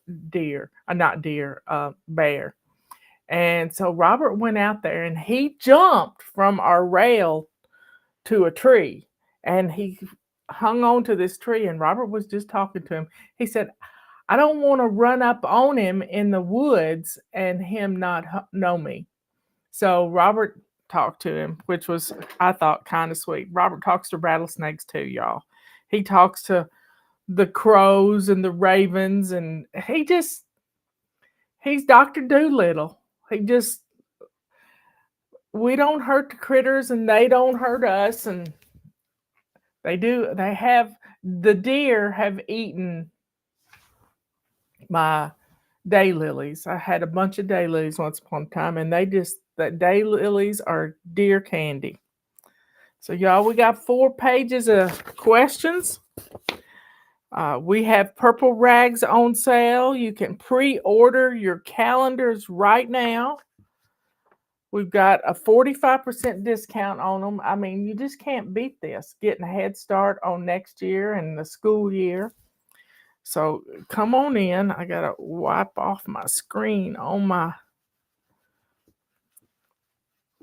phone. And we have been getting back to basics this week after the 4th of July. And we've been using this book. And let's see, we have a ton of control journals too that are half price. Now, we haven't really gotten into this book because I like to start this book on the 1st of the month, but we've been talking about getting back to basics and the things that help us with our home and how Fly Lady works, because I know many of you are going to be starting back to school. We got a lot of school teachers on here, and many of you are going to be starting back to school in August, maybe after Labor Day. I mean, we have a rule here in North Carolina, you can't start till after Labor Day unless you get special dispensation from the legislature. We're a mountain county, and we have flash floods and snow and ice in the upper levels of our county at 5,000 feet, and we have to start early so we don't end up going way into summer. So we try to start the first week in August, and that's coming up for everybody. So y'all, take advantage of our mop sales. We've got our big purple mop is on sale, and this is the best deal in the house with this mop, because the handle itself is $14 if you bought the handle by alone, and then the whole mop is $9.95 with the handle. So get on in here. Let's start today out. You know, every week is a press conference for us, and I ain't afraid of no question from anybody. I don't look at the questions ahead of time. Patty sends them to me. Yesterday she sent them to me, and then last night she sent me another one. So I got them all printed up this morning, and it's 4 pages, and some of them are pretty long questions. So it'd take me longer to read them then it will to answer them properly, because I get right to the point. I don't mince words and I don't play around. So, folks, get on in here. Let's get started. I got coffee. Dear Father in heaven, thank you so much for all my fly babies that are here for question and answer day. Thank you for their lovely questions.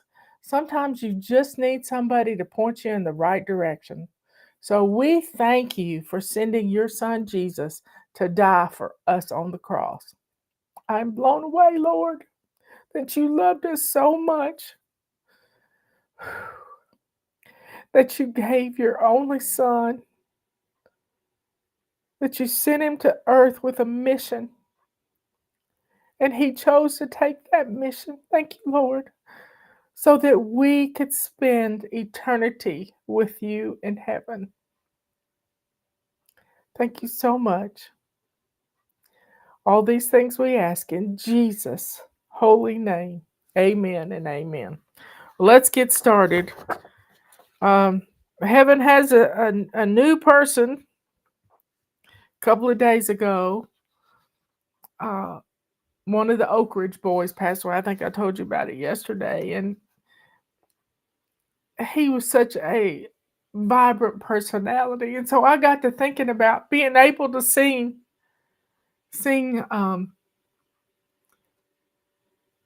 hymns of praise at the feet of Jesus with him.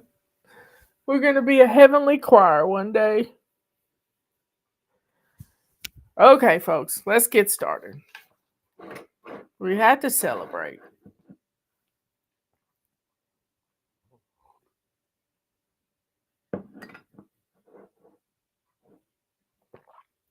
So if you have a question, put it in the chat. Patty, get started. Yeah, John Bonzo. He had ALS, and he had retired from the Oak Ridge Boys in January. So haven't got another good one. I've been following your system for a while now. I love it. This is kind of a curiosity question. I see you start the zones on Sunday, but at the same time, there are no missions on Sunday. Do I spend the day renewing my spirit? I'm a Christian too. So why do the zones start on Sunday? Thank you for all you do. Well, it's really simple.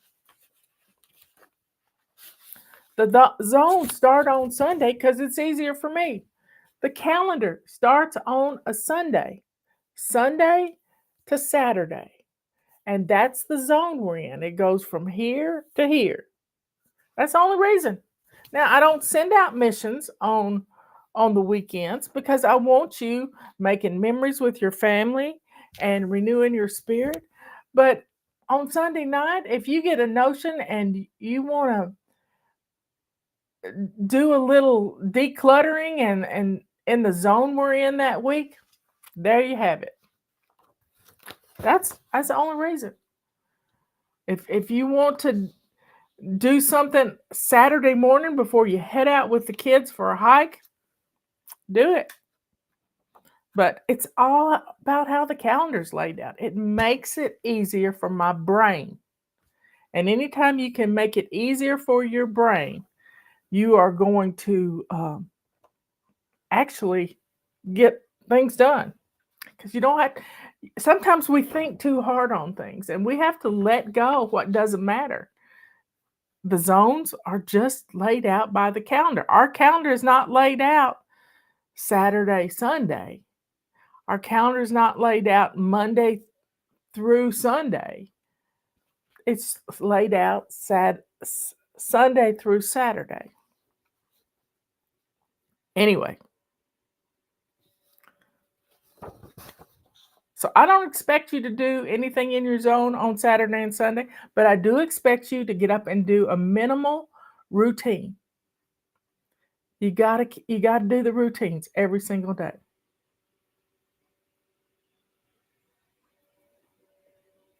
Anyway, here we go. I would like your advice. I am a homeschool mom to 4 children ages 4 to 14. I'm struggling for some time to find an interest for myself. I am great at keeping house, taking care of my kids, cooking dinner each night. I am just wanting to know, how does one find an interest if being a mom is all they have done? That is the most important job in the world. Things I have tried to pursue, like crafts or gardening, don't keep my interest, and I am left wondering if I will ever find something I enjoy doing. Thank you, Jill. Here's the deal, Jill. You have those 4 kids. Right now, the reason you haven't found something is because we all sort of have obsessive compulsive personalities. We find something, like, if I get a book that I really love, I can't put it down. So I have to learn how to pace myself. Now, you have to try different things. But right now, schooling those children, that's an amazing thing. Maybe you get your 14-year-old to get involved with something. I know Patera did this when she was a young mom, and the whole family took a martial arts. It wasn't martial arts, it was Israeli. They learned how to do, I don't know how to pronounce it, Cos McGraw or something, but it was a technique for defending yourself. And the whole family got involved in it, and it was fun. Maybe you want to go swimming and do different. I don't know, but you got to keep trying different things. If anybody in the chat has some idea of some things that she could do. Some people like to do videos, just a simple little video. But I follow a family called the Doss family, and they have a farm and Doss Outdoors, and Grandpa and Grandma have a channel, and the brothers have a channel, but Chad's wife thought about doing her own little thing. Long time ago, 24 years ago, started helping people. And when you find a little niche that needs to be filled, when you find a little niche, see, I don't edit videos. I just, it takes too much time. I like to do live videos because I can sit down in front of a camera and some lights, and I could talk for 3 hours, but I don't do that. I know about 15 to 20 minutes is a good amount of time, but question and answer day is a little bit longer. The main thing is I started doing something.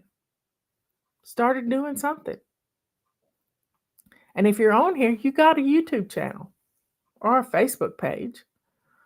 I don't get on Facebook except to do my morning show, and I post different emails over there. But I do that automatically when I'm setting things up. But I started helping people. Maybe you want to, I don't know. I don't have a clue. Maybe she says she's good at keeping house. Well, she has 4 kids, and those 4 children deserve to have a home that blesses them. Right now, she's got to focus, and there's 10 years difference in their ages. The 14-year-old will be going off to college before we know it. Our community college. Empty nest is what my daughter-in-law and Justin are dealing with this fall. They're dealing with Sarah going off to college, Ethan already being off on his own. Y'all keep Ethan in your prayers. He's thinking about becoming a first responder. So keep him in your prayers. You got to find your little piece of the world. And right now, it may not finding something to do. I mean, I used to make quilts. I wanted to be a blacksmith. I've tried a lot of things, but when it boils down to it, my purpose, finding your purpose, and you got to ask the Holy Spirit. You got to get with God in prayer and say, please help me find what my purpose is. Because when you do what God puts you here to do, you never have to work a day in your life. I spend 16 hours thinking about. I mean, I keep a notepad of ideas of stuff that I want to talk about that has been, little things have been tweaked of some of the devotionals I've listened to this morning.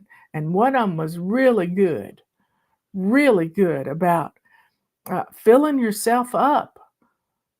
How do you empty a glass of the air that's in it? You got to fill it up with something else. You got to put coffee in it. You got to do something. So start trying some different things. Partner with your babies and do something fun together. Some people have found their niche because they couldn't get out of the house. So they started making lunches and the kids sold them. Just little things. And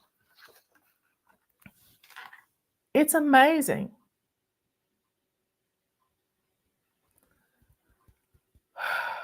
God is good. You just got to ask. You have not because you ask not. So ask Him to help you find what you're supposed to be doing. Right now, your job is the most important job in the world. Taking care of those babies and homeschooling them. I'm so proud of you. My grandchildren were homeschooled. Ethan started in the 3rd grade. Sarah started in the 1st grade. And my daughter in love, she and Justin decided, and they called us to the house and said, what do you think about this? We were the only ones that thought it was a great idea. So, folks, I love you all. This is good. This is good but you just got to try some different things. I thought I wanted to make quilts, but then Fly Lady stepped in front of my heart. And quilts, I had 2 or 3 quilts ready to start piecing together, and I gave them away because they became clutter in my life. And some lady from Ohio drove down to my house and got them, and they made quilts for foster children. So my quilts got a different home. They blessed somebody else. Our clutter can bless someone else.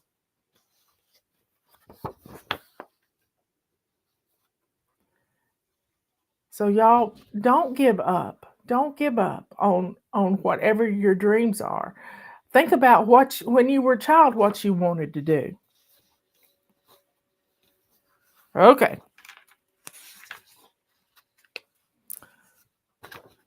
So with homeschooling, you can try a lot of different things and try to give the children some interest too. So it's good. It's good. I talked with Miss Tammy last night, and her oldest child just had a baby first of the week. And he's a bouncing baby boy. I went to the wedding. Robert took pictures at their wedding many years ago. So God gets all the glory. She looked so beautiful with that baby boy. How do I keep my car clean with 4 kids? Do you have any tips? Oh, yeah. Whatever you take to the car has to come out of the car. And get some little trash bags or some grocery bags, and you can take a tube that paper towels are in and stuff them down in there, and then pull one out and fill things up, or keep a tote bag in your car where you can load up the tote bag to take everything in the house. You got a little army there that can help you put things in the trash, do a quick clean out the car when you get out of the car. Clean out the car when you get out of the car.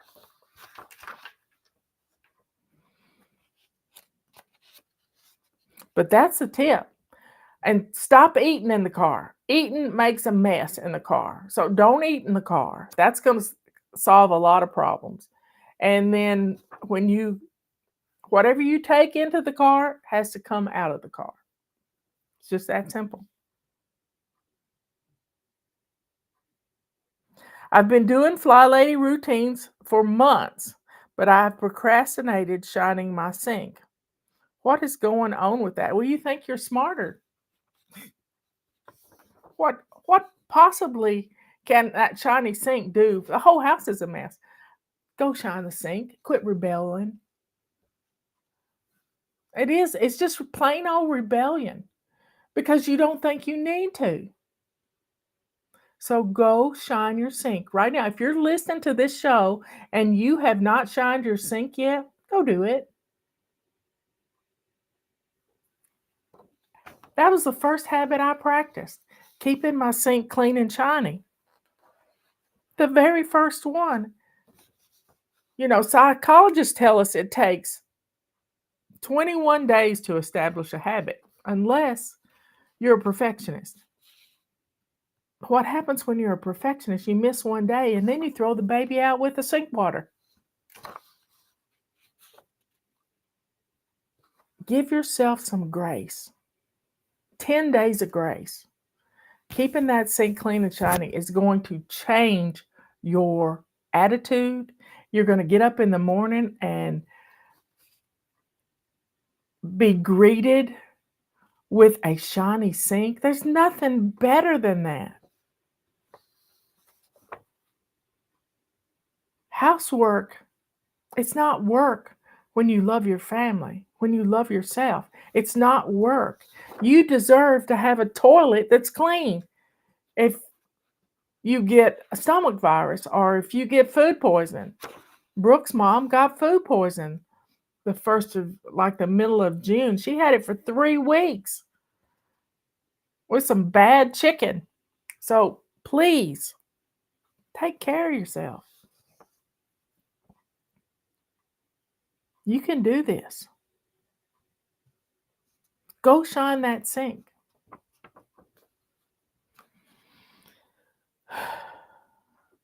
What should I have in my control journal and what goes on the calendar besides appointments? Calendars, I love to keep up with what we've eaten, and it sort of gives me a blueprint for my menu planning. So I keep a little calendar. Where's my little calendar? Here it is. I keep a little calendar on my desk, and I write down what we've had to eat, whether it's takeout or I've cooked, and I've been cooking a whole lot here lately. Every other day, I'm cooking something.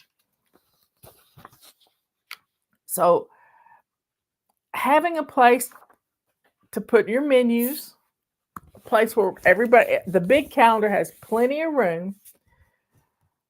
I also, keeping your appointments, that's important. But also videos I wanna see. Like there's gonna be a great healing service at the end of August at Oasis Tim Sheets Church in Ohio. And there are going to be 90 hubs around the country that are going to be having the same healing service, restreaming their service on that Friday. I think it's a Friday night. I think it's August the 20th. I don't know what day it is. I'd have to look it up. But get it on the calendar. Tim was talking about it last night. It's going to be an amazing service. And we know people are going to be healed like crazy all over the world. And then you can watch the videos. So getting things like that I don't want to miss. Yesterday, my sister Susan has worked with Dog the Bounty Hunter. She's gone to prison with them, uh, Dog and Francine and Amanda Grace. She interviewed them. Dog's got a new book. Putting things like that. Another wonderful thing you can put on your calendar is milestones. Maybe your child walked for the first time. Get it on the calendar so you can look back at this calendar and know when the first tooth came in or something funny they said when they first started talking. I was talking yesterday, we discussed Elvira. Justin could sing every word to that song and do the giddy up, a boom papa, papa, wow, wow, mow, mow. It is wonderful. It is wonderful to put these things on your calendar.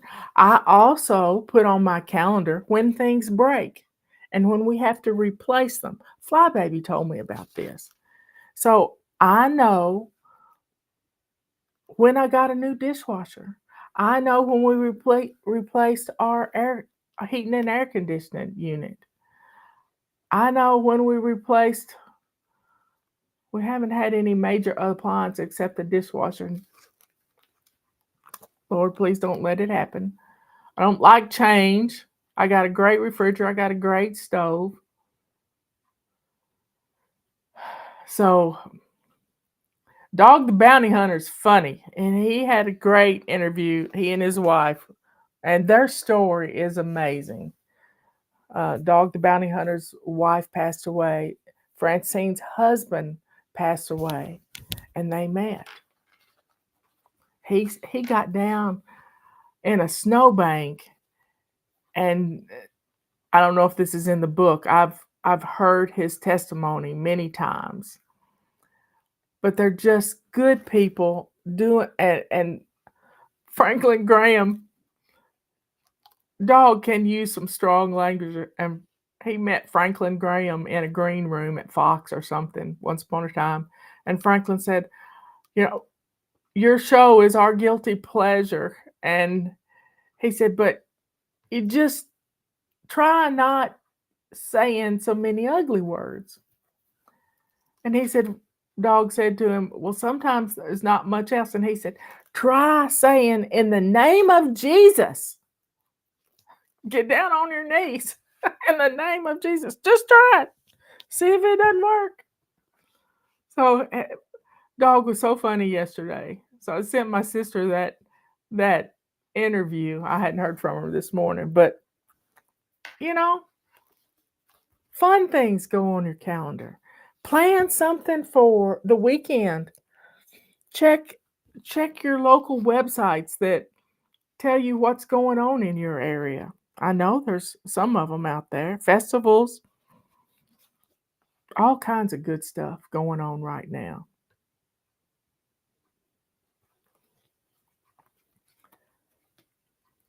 So y'all, good stuff goes on this calendar. And keeping up with it. This becomes your memory. You just need a good calendar. Not one stuck in your phone. One that's out in the public for everybody to see. And the big calendar is big enough to write your menu plans on and just some wonderful stuff.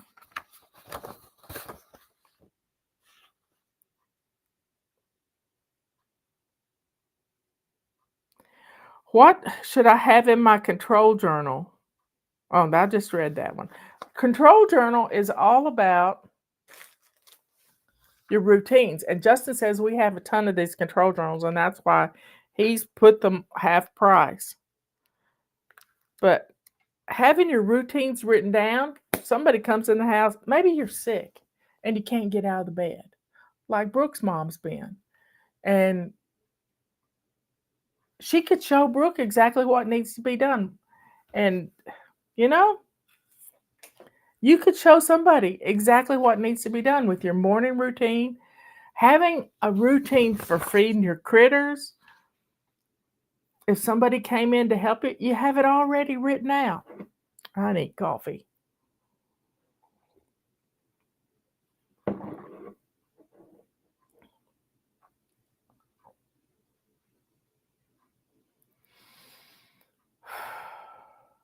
Push past the hunger, Julie, if you need to. Push past the hunger. If you're not ready to eat. Sometimes we don't need to eat this early in the morning. My nose is itching. We've already had Jimmy show up this morning, 9:15. Thank you very much. I've had to repent. I got my coffee late.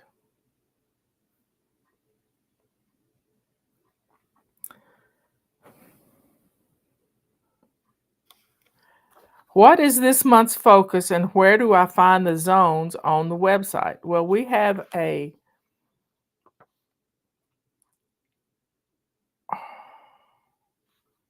don't know how to tell you.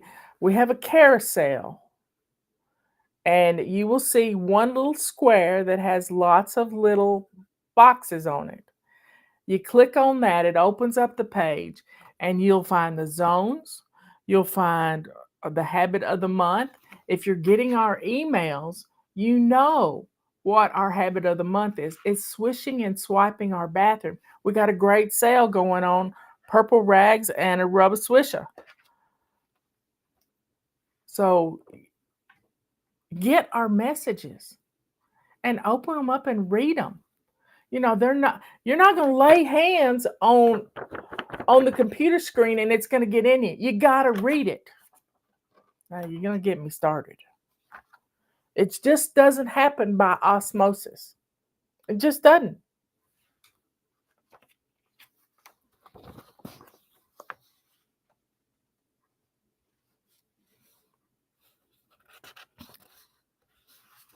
So this week we're in zone 2, which is a great zone for summertime. Y'all, I saw the most amazing. If you haven't made homemade ice cream, there's nothing better than homemade ice cream. Emily and Justin got I think they had an old ice cream maker, but they have lots of kids over to their house. And they made some ice cream. Well, I found some ice cream, a chocolate frosty recipe for your ice cream maker.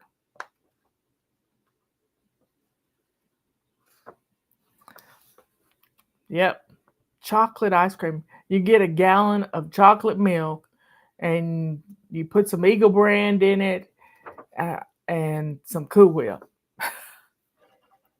Put it in your ice cream thing and put ice and salt all around it and let it run.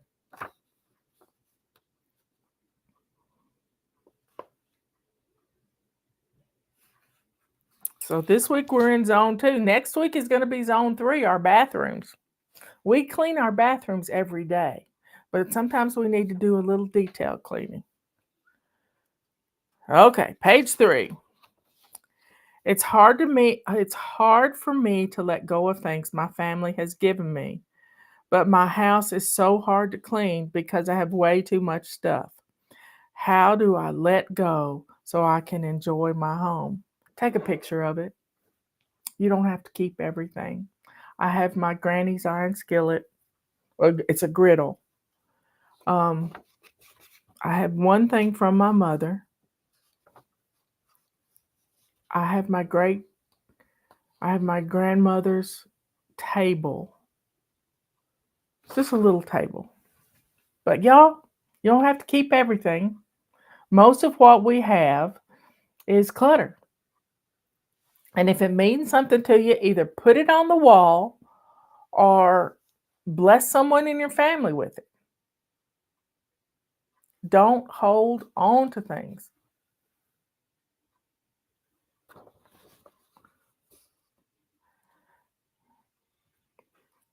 And just start working, declutter in your kitchen right now. Just spend some time in your kitchen this week decluttering something. You got to empty it out.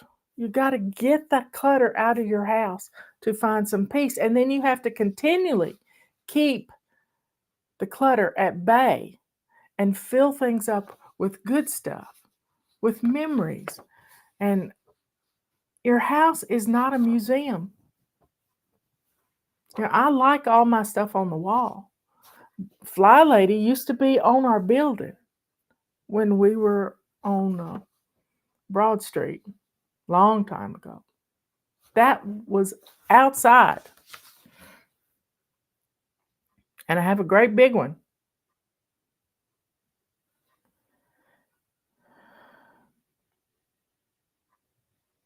Are we going to be reading the Chaos to Clean book? I've been trying to talk about it instead of... This book is hot pink because you lose it in your hot spots. And it's a 31-day process of easing you into the Fly Lady system. But I've been discussing it this past week. I've been doing videos about it because after the 4th of July, we just needed to jump back in. Many of you are trying to get your house clean during the summer so that when you go back to school, you can let it fall back apart again. The whole part of establishing these habits is about not letting your house fall apart around your ankles during the school year. So we may kick off, August has 31 days too, and we may kick off with the book in August. Right now, you got to get your book. You got to have it. It's your emergency manual for getting back to basics in Fly Lady.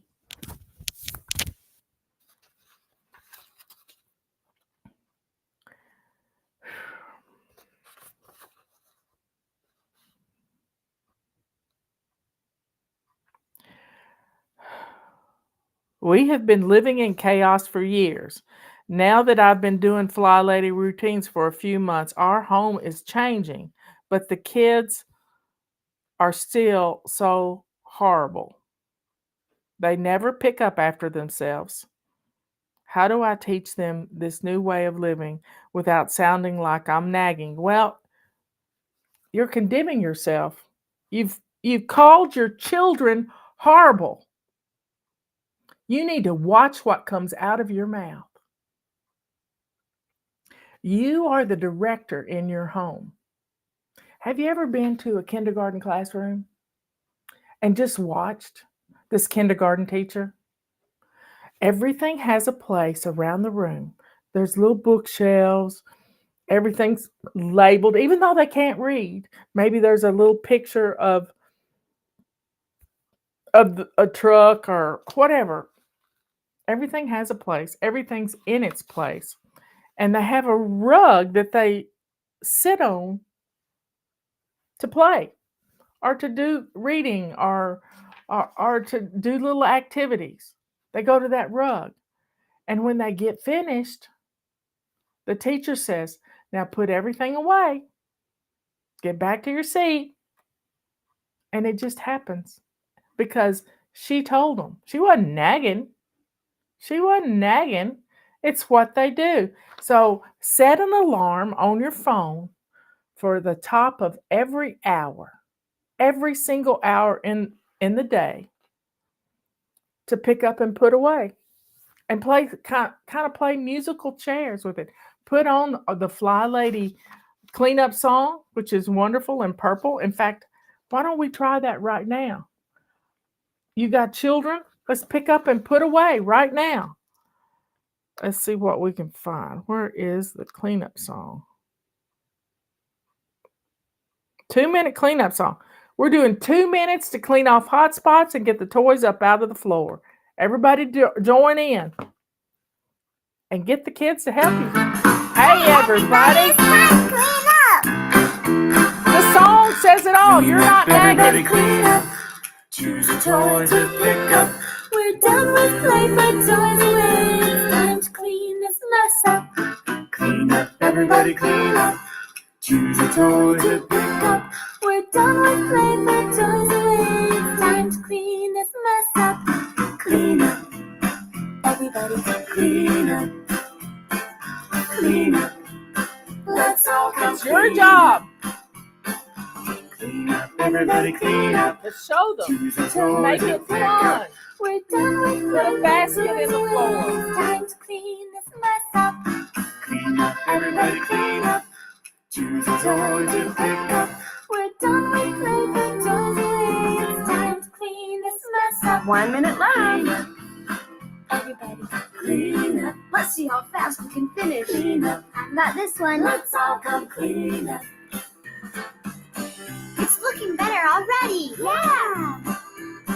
Play the song. We can do it. Milkweed almost every stopped. hour.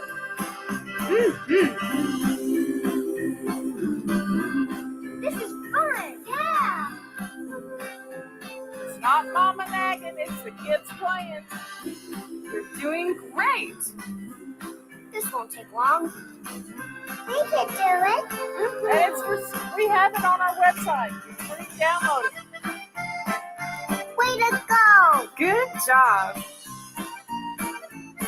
I'm so proud of you. Clean up, clean up, let's all clean up. Clean up, clean up, let's all go clean up. Let's go and play. When Justin and the team he worked with remodeled our home in 2000, it was amazing. When 4 o'clock in the afternoon hit, you know what they did? They cleaned up. Everything got swept, ready for the next day. They started the next day with all their tools in order. I mean, they could leave their tools at our house. Most places, they put them back in the trailer. Here's the deal. You're in charge of your home.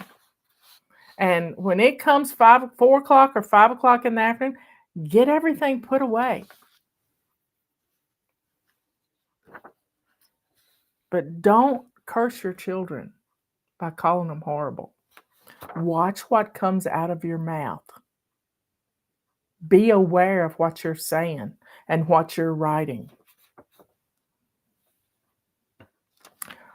What cleaner do you mop your floors with? I have hardwood floors. I like plain water and an occasional spritz of some antibacterial Windex. That's what I use. And water does a good job, especially when you're using our mops with these great little fingers on them. It does a great job.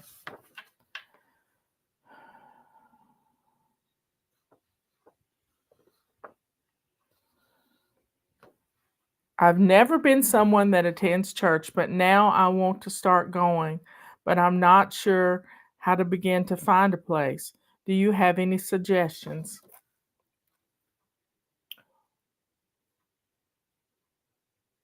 You just have to start somewhere. You have to start somewhere, and you just go visit. You just go visit. Justin and Emily do that sometimes. But if you find a pastor you like, write them an email, and see if they have somebody in their area that they associate with.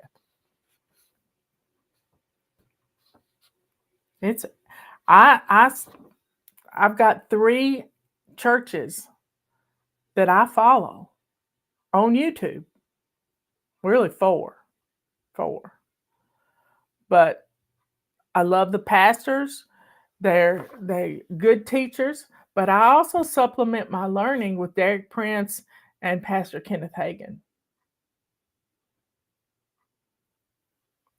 So if you've found a church online that you like, send them an email and see if they have anything local to you. But if you don't, you can worship at home. But just don't give up worshiping. Wherever 2 or more are gathered, I'm there with you. I know Isaiah Saldivar has a link to different churches. I think Pastor Greg does too at Church Global Vision, and then Church International. I think they have some churches that affiliate with them. But you might check at oasis.com. That's Tim Sheets' church. He has, they're going to have 90 hubs doing this healing revival. My question is, do you think there will ever be, this is the last question, other color choices in your kitchen towel? I know purple is Fly Lady's color, but I'm not so much mine. If you could if you could only do one, could I suggest red? Well, red's my favorite color, y'all. I would love to have a red dishcloth, but you know, it's all about function for me. I've had white ones, I've had this purple one, and this thing is amazing. But red would be nice too. I've had red dish towels.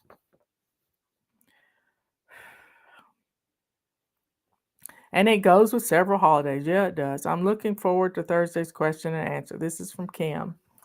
Y'all, I'd love to have red, but you know, we have to order a bunch at one time. And in fact, we just placed another order. And because we're about out of our dishcloths, I'll put a little word in Justin's ear that y'all would like to see another color. But this works if you don't get caught up in your perfectionism. And I got the same perfectionism. I'd love to have red ones, but I think they'd look more pink. Anyway, folks, I love you all. Julie, you said you were hungry. Now I got hunger pains going. I'm going to rebuke them in the name of Jesus. I rebuke the hunger pains because I'm not used to having hunger pains. So I'm giving you the what for about it. So y'all, let's get some stuff done. I'm going to put my hair back up because it's driving me nuts. I just love that I can fold it up on top of my head, kind of. There we go. It's not in good, but hey, I'll get it. I love y'all so much. I'll see you back at 3 o'clock. You know, yesterday afternoon, at 2 o'clock, I just put my head on my hand and I started listening to Kim Clement. And it was a worship service, and they were playing some amazing music. And I just fell sound asleep with my head on my hand. I never seen anything like it. And I woke up at 6 minutes after 3. So thank y'all for listening to the little How Fly Lady Works. I just had to put something up at 3:15. I love you all. Let's have some fun. Thank you for being here. I'll see you later. I don't know how many people are in here. I've never seen it do this. It did it yesterday too. And I keep looking for updates.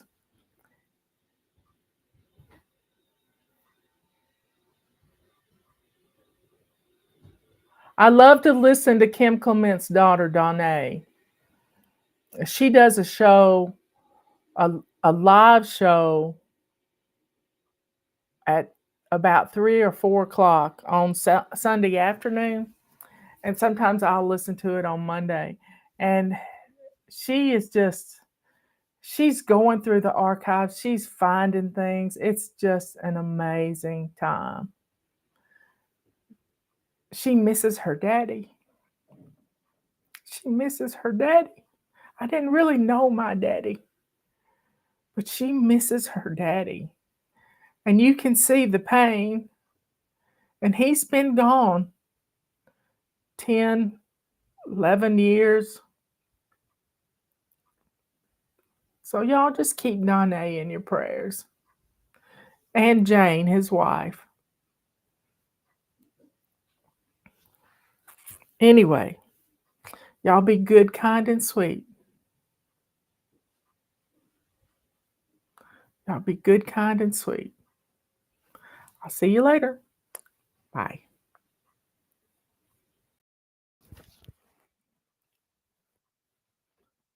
Come on in, everybody. Yeah. Get on in here.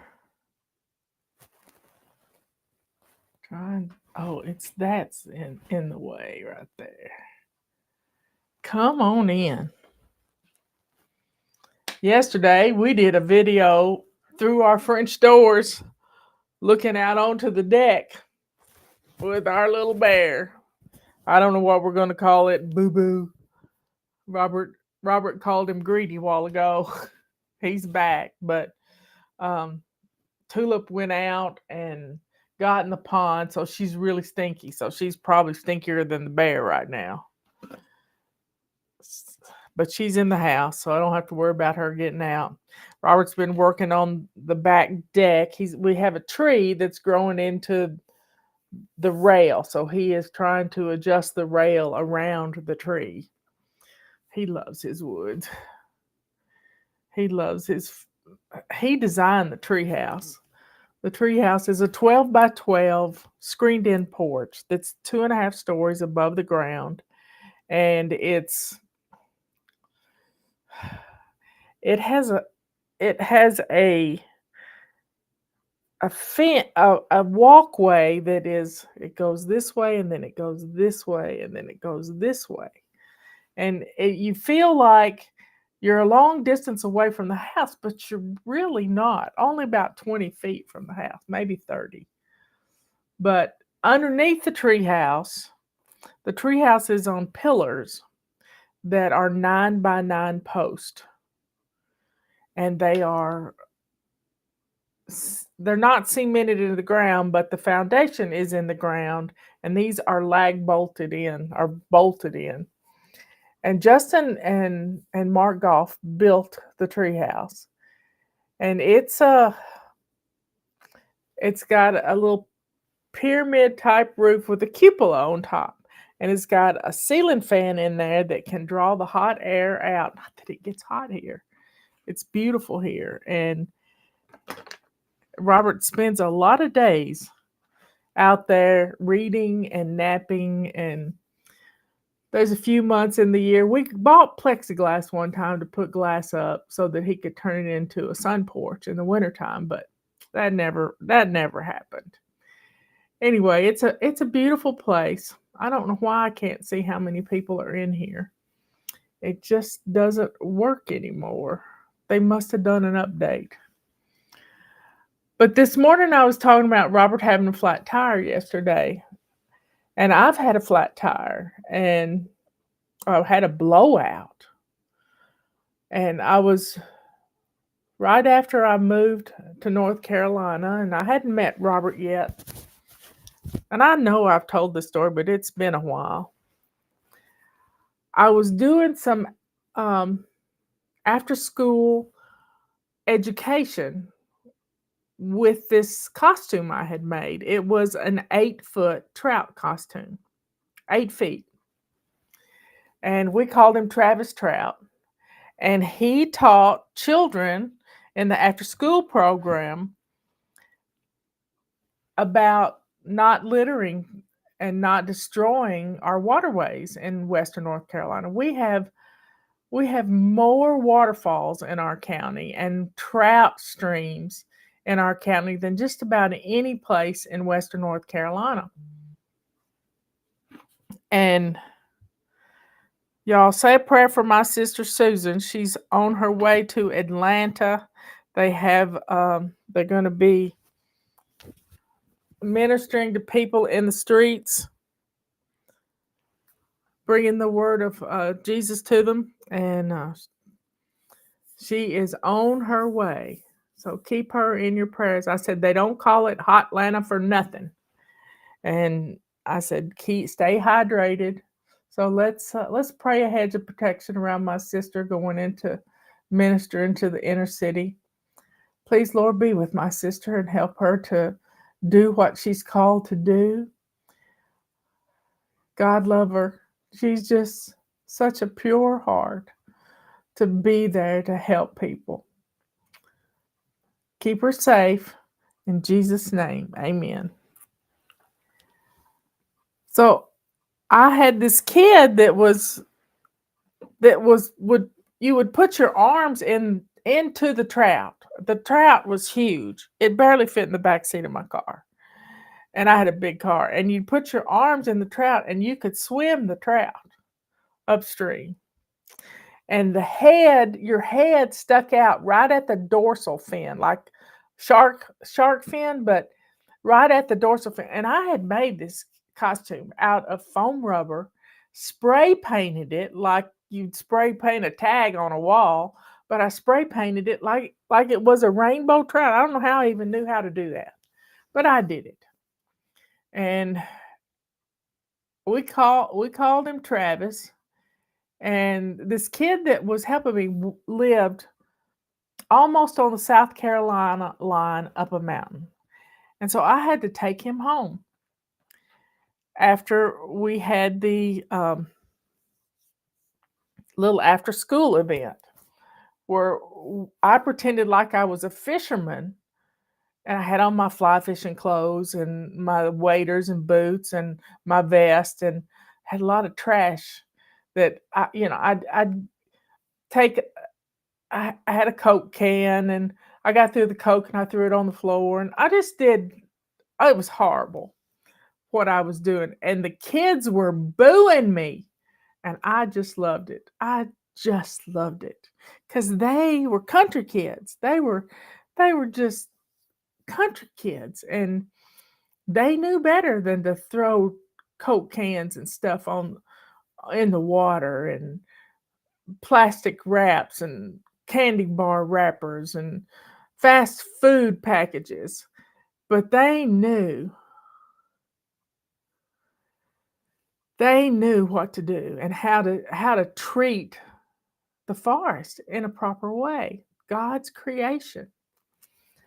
And so I let the kid out and I headed down the mountain, and I had a big car. It was like a 1988 Grand Marquis. Robert called it a land boat, and it was. I lived out of that car for a while. And I'm going down the road, and I just put new tires on the car. And tires were expensive, and I had saved my money and put new tires on the car. And I'm going down the mountain, and I hear the Holy Spirit say, "You're going to have a blowout." Whew. And I said, and in a split second, I said it out loud, "Lord, they're new tires." But I listened. Even though I argued with him, I listened. I put my hand at 10 and 2, and I held on to that steering wheel. Because within a split second of saying, "God, they're new tires,"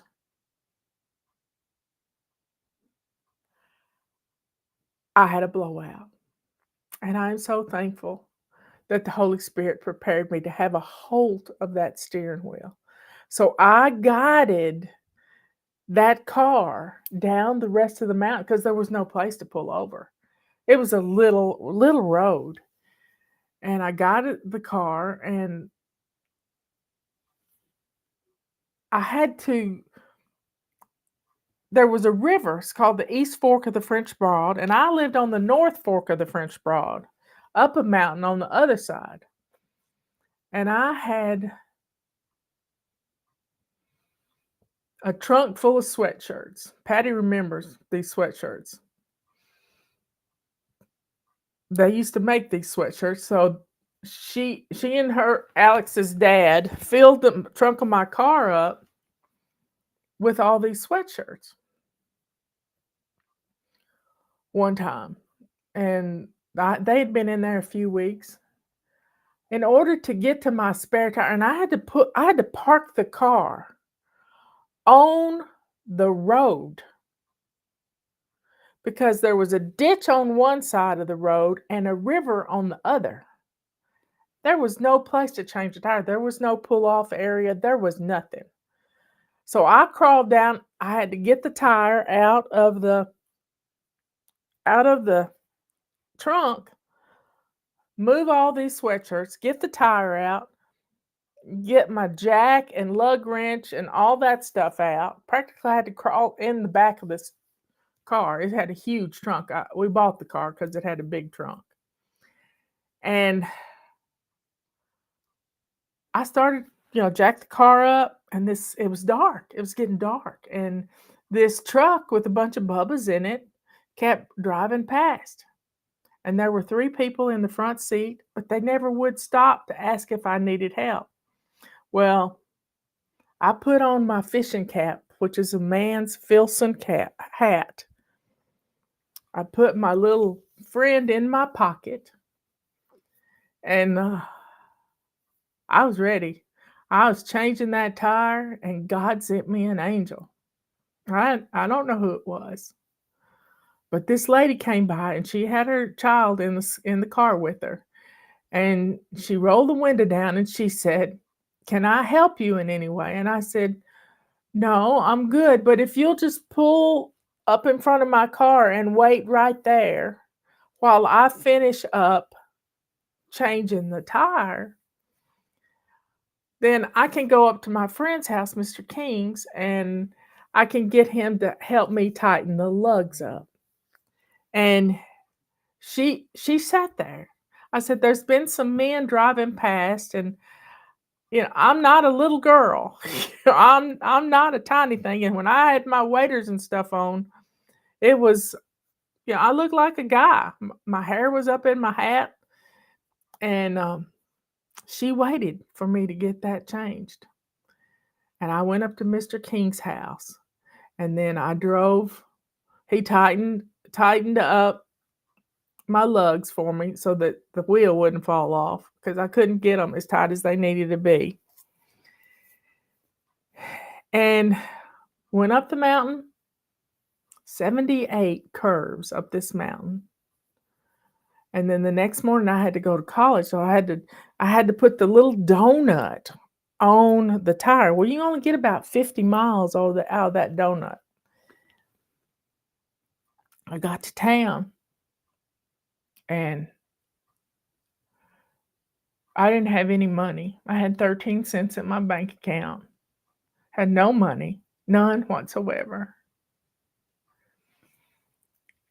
I went to the student center, and I was expecting some money from a stipend that I was supposed to get, because this was, I think, February. It was February. It was a cold day. And the money hadn't come in yet. So all I had was 13 cents, and I tried to borrow $50 from somebody to buy a used tire, because I couldn't get back home on that tire. So I remember standing outside by one of the buildings at college, at Brevard College. I remember crying out to the Lord. Said, "I don't know what I'm going to do, God. All I have is 13 cents.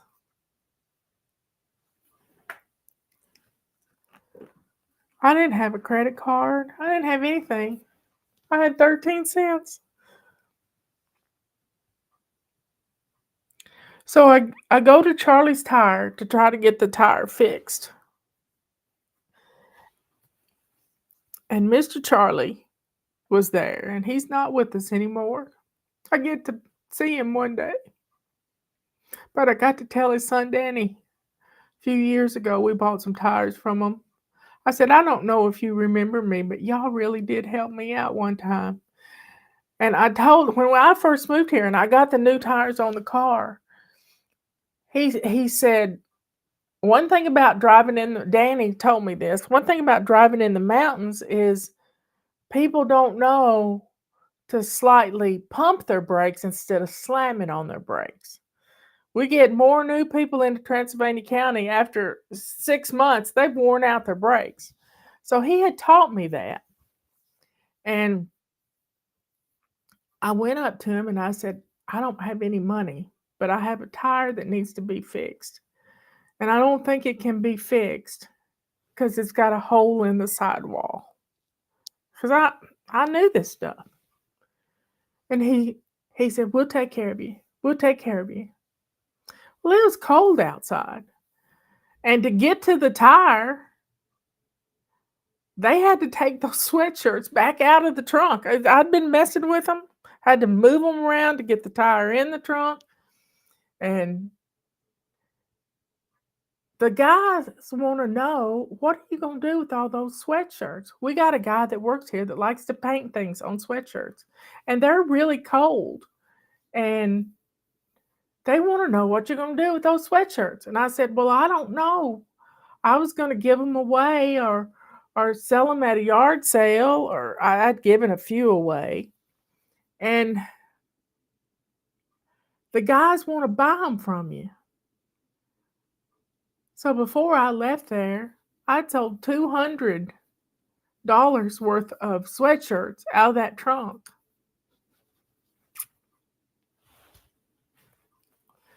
$200 worth of sweatshirts at $2 a piece. So you can figure out how many sweatshirts were in that trunk. God knew I would need those sweatshirts. God knew. And He prepared me.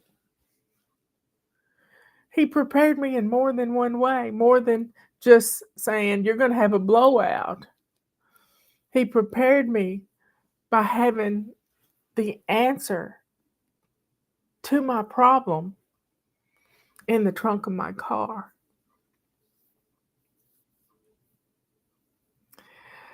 When you hear the Lord give you a warning, you got to listen to that warning.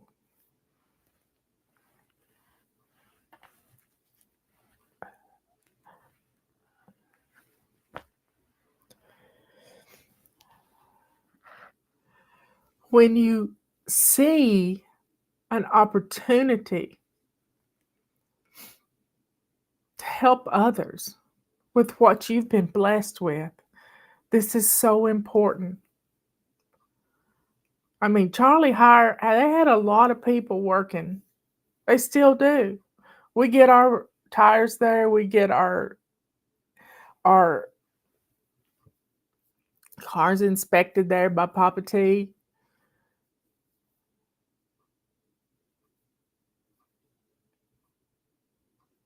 But you have to give God the glory.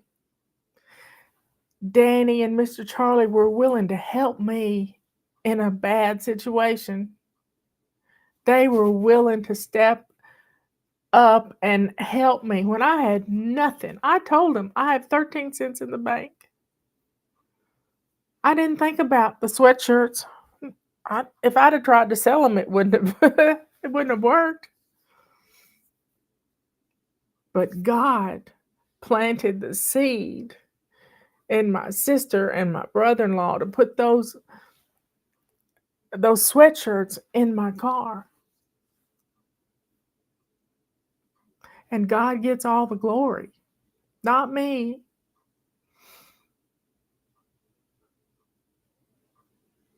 God gets all the glory. I didn't do anything but keep from crashing, and probably the Holy Spirit helped that too. And there was an angel that stopped to help me get the tire changed.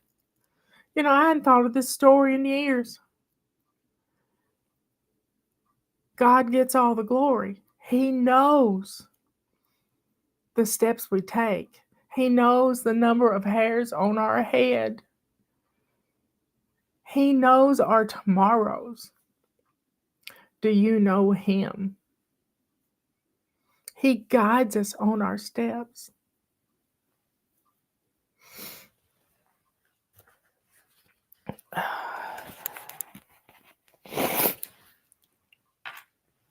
Are you willing to share your testimony? So many times we don't even realize it's a testimony when it's happening.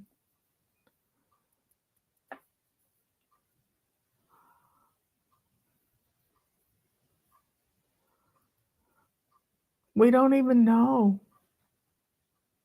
But then when we can look back on it, we see the hand of God in everything that happened. I hadn't met Robert at that time. It wasn't long. It was August when I met him after this. But I remember crying out and saying, I don't know what I'm going to do, Lord. I don't know what I'm going to do.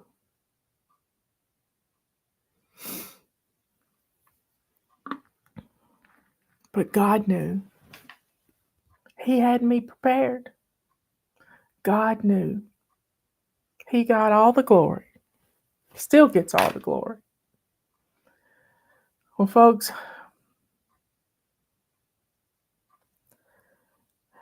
y'all just keep praying. Praying for whatever's going on in the world, that God's got his hands on it and that he's got us protected under the wings of that chicken. That chicken right there.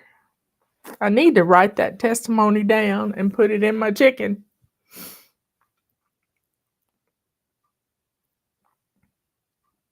I love you all. Spend some time today. We've had the bear come back again, and Tulip barks and barks and barks, and I can't let her out because I'm scared she'll get hurt. And Robert was outside, and he said, well, just let her out with me, and she'll stay close to me, and if the bear starts coming my direction, we'll go in the treehouse. So we did. Slow down, y'all. Calm yourself down. Calm yourself down. If you get feeling antsy, like I've been the last couple of days, 3 days, this is 4 days in a row we've had this bear show up. It's time for him to move on. I've been twitchy and I try to calm myself down. But I have to get into the word and I have to get into some music. I've learned what I need to do.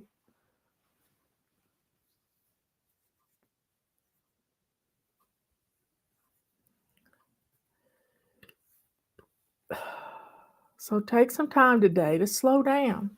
It's Friday. What are you doing for date night? Doesn't mean you have to have a date with your husband. You just have to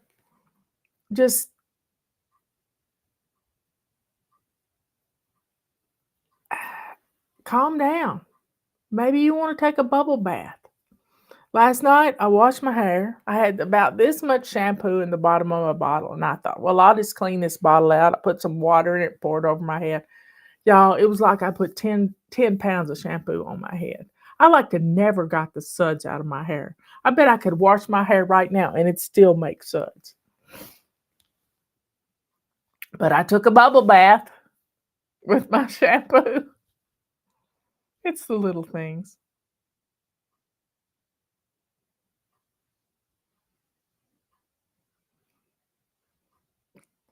Yeah, this is a gentle bear. Or maybe we'll name him Gentle Ben because he doesn't tear down the bird feeders. Now, we've had a lot of bird feeders torn down when they didn't have anything in them. But we haven't had anything in the suet feeder all summer, and so the suet feeders don't get filled up very often because of the heat. And so y'all come up with when you get to feeling a tizzy, just in a tizzy, come up with a triage for being in a tizzy. Put on some gospel music. Put on some wonderful music. Sit down at your keyboard if you know how to play. Or if you don't know how to play, there's YouTube videos for that too. I watched one today about learning how to play the blues. You just have to do these keys and then do this over here. And I never knew I could play a keyboard, but anybody could do that watching the video. So set yourself up a little triage and put it in your control journal or put it in your phone in the note sections that says, when you start feeling antsy, do this and do this and do this. Close your eyes for 5 minutes. I didn't know I was going to be able to do a show this afternoon because at 2:15, no, it's 2:30, our internet went out. Lavender petals. I usually keep lavender oil at my desk, and I'll coat my bracelet, just rub my bracelets with it. And if I'm going outside, I'll put peppermint oil on my bracelet. Peppermint oil is good to keep gnats away.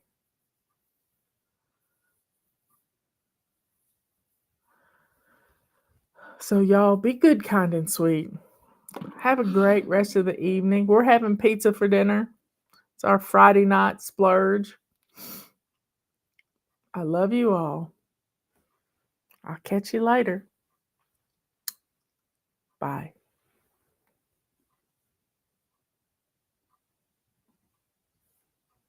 Tomorrow we're going to run a marathon.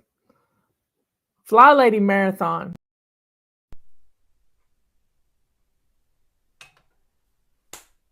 Get in here. We're going to get started. I have promised you all I'd be on here at 1:30. I'm about 2 minutes late, but something happened weird with my phone. But I've got my bottle of water. You need to get you a bottle of water. You need to be dressed to lace up shoes. And we're going to get started with crisis cleaning. So here's how it works. We're going to spend 15 minutes. I have my trusty timer right here, and I am going to turn it up where it makes a racket. Yep, it's going to make a noise, and I'm going to set my timer for 15 minutes,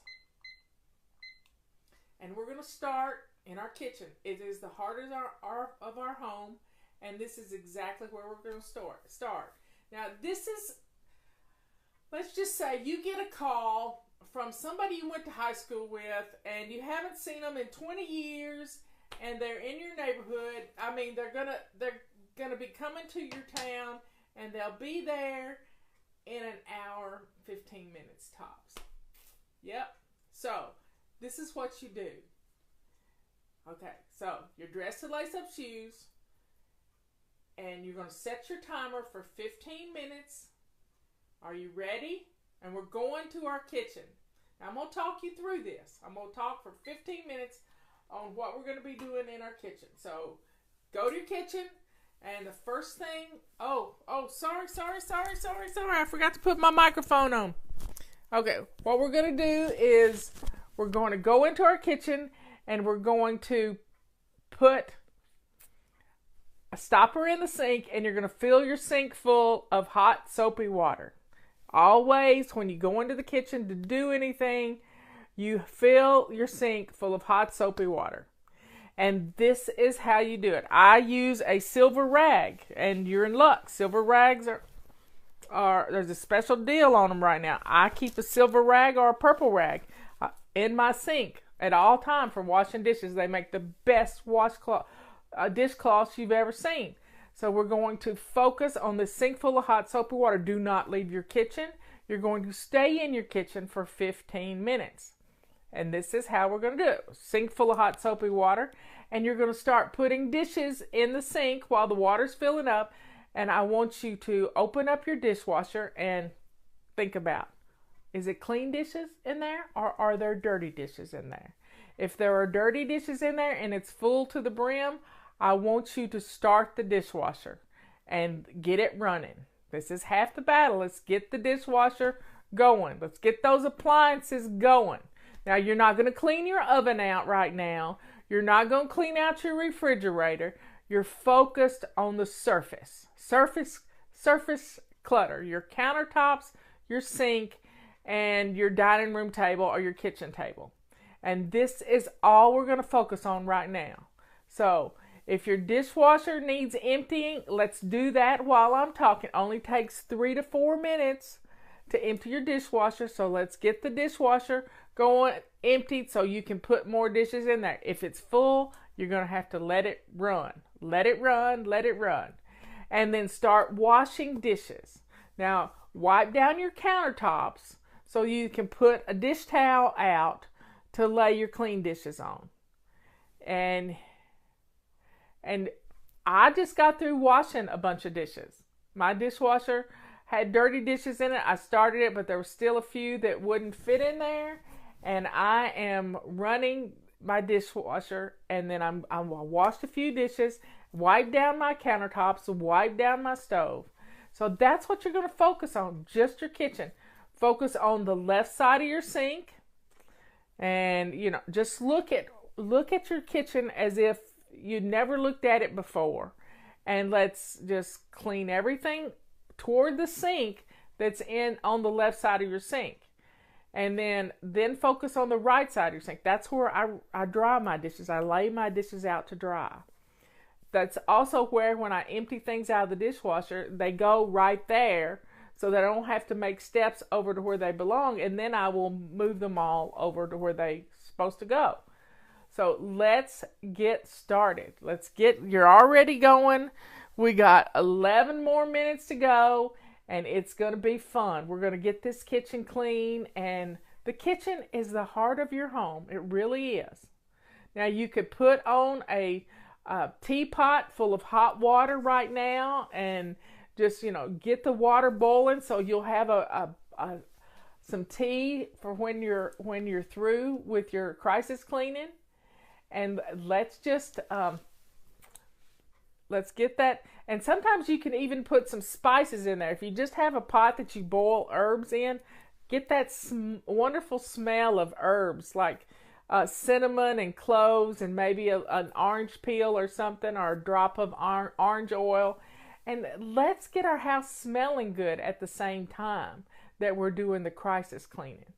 Now, as you've got the dishes soaking, sometimes you just need to let them soak a little bit. Don't ever walk away from your sink with water running, but put the dishes in the hot soapy water, and then let's take that from that point and let's look at our floors. The floor can be kind of a gross situation, and I want you to get some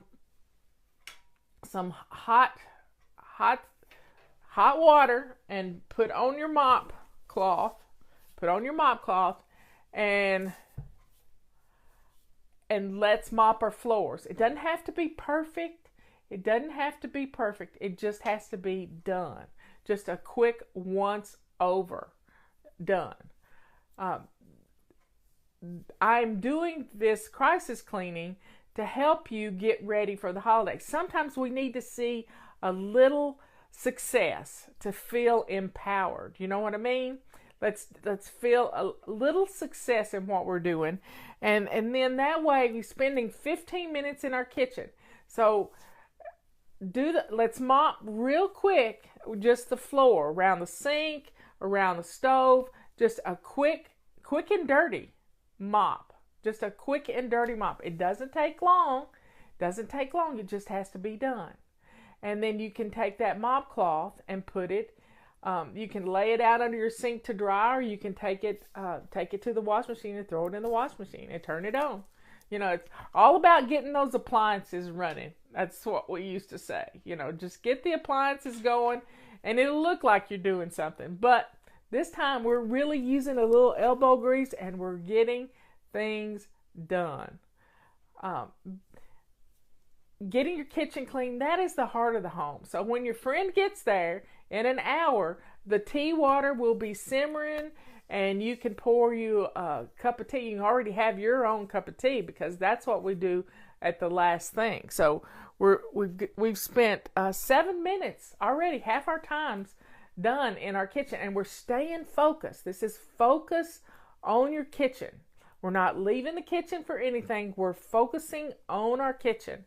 And then when you get through emptying the dishwasher, and you can add more dishes to your dishwasher and run it again, or you can just keep washing dishes. Just don't expect them to just magically get done by themselves. Wash the dishes, rinse them, lay them on your dish towel, and before you know it, your kitchen is going to be looking good. Now,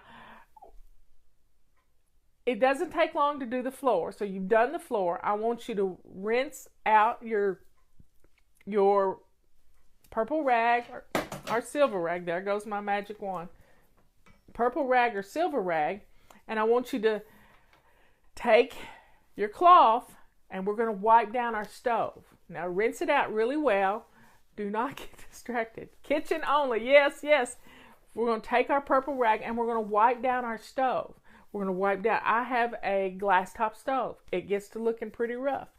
And I have a single edge razor blade. So don't go looking for a single edge razor blade if you don't have one handy in your kitchen drawer. But I use that to scrape off things around the circle on the eyes of my stove. But if you don't have one, don't worry about it. Don't go looking for it. We don't want to get sidetracked. You hear me? No getting sidetracked. Wipe down your stove surface. And if your grates look pretty rough, don't worry about those either. Just leave them on the stove because it's going to look like it's part of the stove. And then we're going to wipe down our oven front. So stay focused on the kitchen, just the kitchen. That's all we're doing right now. And once you wipe down the stove, go over to the refrigerator and wipe the fingerprints off your refrigerator. A knife can actually cut grooves into your stovetop, so be careful using a knife. I like to use just a single edge razor blade, like you were taking a paint off of a window that you'd accidentally got on there. And it's just residue. It's just residue. So you can do this. Stay focused in your kitchen. Stay focused in your kitchen. Now, let's look at your dining table, the table that's in your kitchen, or the bar, or if you have an island in your kitchen.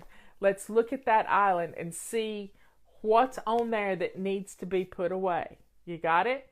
So grab a box or basket or something and start taking things off of the island that don't belong there and putting them in this basket. Now, I don't want you running around. You got water going in the kitchen. I don't want you running around. You're staying in the kitchen. Stay in the kitchen. And even if you have to get a big pot to put things in, you're not leaving the kitchen to go get a basket. You hear me? We're staying in the kitchen. And we're going to clean off our island because that's the first thing people see when they walk into your kitchen. It's the first thing they see. So let's clear off our kitchen counter that is our island. If you have a dining room table that the piles of paper clutter get on, then you've got to pull everything off of there too. This is crisis cleaning 101. We are staying focused in our kitchen. We've got 4 more minutes. 4 minutes and 40 seconds. So let's stay focused on our kitchen. Now, you're not doing this so fast that you're haphazard with your work. You're staying consistent. Leanne just talked about consistency. Stay focused on what you're doing. Work your way around your kitchen until you get all the flat surfaces cleared off. Now, your canisters, do they look rough? Do they look dirty? Rinse your rag again and wipe down your canisters real quick. It doesn't have to be, you don't have to get out the Windex or anything. You're just going to wipe down your canisters and make them look. If you want to spray your rag with a little Windex, that's fine too. But just stay focused on your kitchen. And then you're going to be so surprised that when the kitchen looks good, the rest of the house is going to look good. So we've got a little over 3 minutes to go in our kitchens, and you can do this. It's not hard, but we have to put our blinders on and we have to stay focused in the kitchen. Our biggest problem is trying to go all over the place, trying to do too much, and we get this reverse scavenger hunt going, and we can't get anything accomplished. We're staying in the kitchen. I mean, and if you want to get out 2 cups and a saucer for your friend that's coming, this is going to be a fun time for you to make a pot of tea and have a cup of tea, because that's what we're going to do at the last thing. Now, the secret is we're going to stay 15 minutes in our kitchen, 15 minutes in our entrance and our main living area, the things that when somebody walks in your door, they see. And then we're going to spend 15 minutes in your main bathroom. And then the last 15 minutes is the most important 15 minutes of the whole hour. And that's 15 minutes to catch your breath, because this is sort of an aerobic atmosphere that you're in. You're getting things done. You're staying focused on what needs to be done to make your house look good. This is crisis cleaning. This is crisis cleaning. And this is when you get that call from your mother-in-law that she's almost, she's an hour away and you got to get the house clean. So we've all done it. And what makes our house look messy is every flat surface is cluttered. And that's the way it is in the kitchen. Every flat surface has clutter on it. So let's stay focused in the kitchen. We have 2 minutes. It's a 2-minute countdown. We can do it. They do it in football all the time. We got a 2-minute countdown, and we're going to get our kitchens looking good. Now, once you get the dishes emptied and dishes put away, your kitchen is going to look great. You got a pot of water on boiling if you want to put some spices in it, that's fine. Doesn't take much to get the smell going. And your house is going to smell good too as you do your crisis cleaning. But just let the water simmer. Don't put it on full boil. You don't want it to boil dry. We're staying focused in the kitchen. 1 minute and 15 seconds to go in your kitchen, and then we're going to move on to the living room. So just look around your kitchen, see what else needs to be taken care of. You cleared off your dining table and your island. Push your bar stools up to the counter, and it will make, get everything. Put the chairs up to the table, wipe the table off. And there you have it. You've practically cleaned your whole kitchen in 15 minutes time. You can be surprised at how much you can get done in just 15 minutes. And it's so fun to stay focused. So anytime you want a crisis clean, put on this little video. Don't watch the video. Just put the phone in your pocket, put your headset on, and let me talk you through it. Don't watch it. That's going to ruin it. So set the phone up in your kitchen and just let me talk to you. You don't have to watch it, because that's going to keep you from doing what you need to do. So stay focused. Let the dishwasher keep running, and leave the hot soapy water in your sink for right now, because if you need to, you can come back and do the kitchen again. Work in the kitchen some more. Okay, that's our first 15 minutes. Setting the timer again for another 15 minutes, and we're going to peek out the front door and see if you've got a rotten pumpkin on your front porch, or whatever decoration needs to be taken off that's from the last holiday. It could be Halloween, it could be Christmas and it's March, or it could be Easter stuff that hadn't happened since last year. So let's look at our front porch and see what needs to be thrown away on the front porch right now. That's our first thing. Then look at your front door. Does it have fingerprints and puppy nose prints and paw prints on your front door? Grab a purple rag and we're going to wipe the windows down. It takes 30 seconds. That's all we're going to do. We're just going to get the fingerprints off the windows and wipe down the door if it's got some muddy paw prints on it. And let's get that looking clean, because that's the first thing your guest is going to see. You want that front door looking pretty. And you can do this. It's so easy. Now, once you've gotten that door cleaned, because we get muddy paw prints on our door all the time, you take your broom and head out to the front porch and just quickly sweep the front stoop. That's all you got to do. Just sweep a path. If you got leaves out there, just sweep them off to the side. You don't have to sweep the whole porch. You're just making a path. You're just making a path.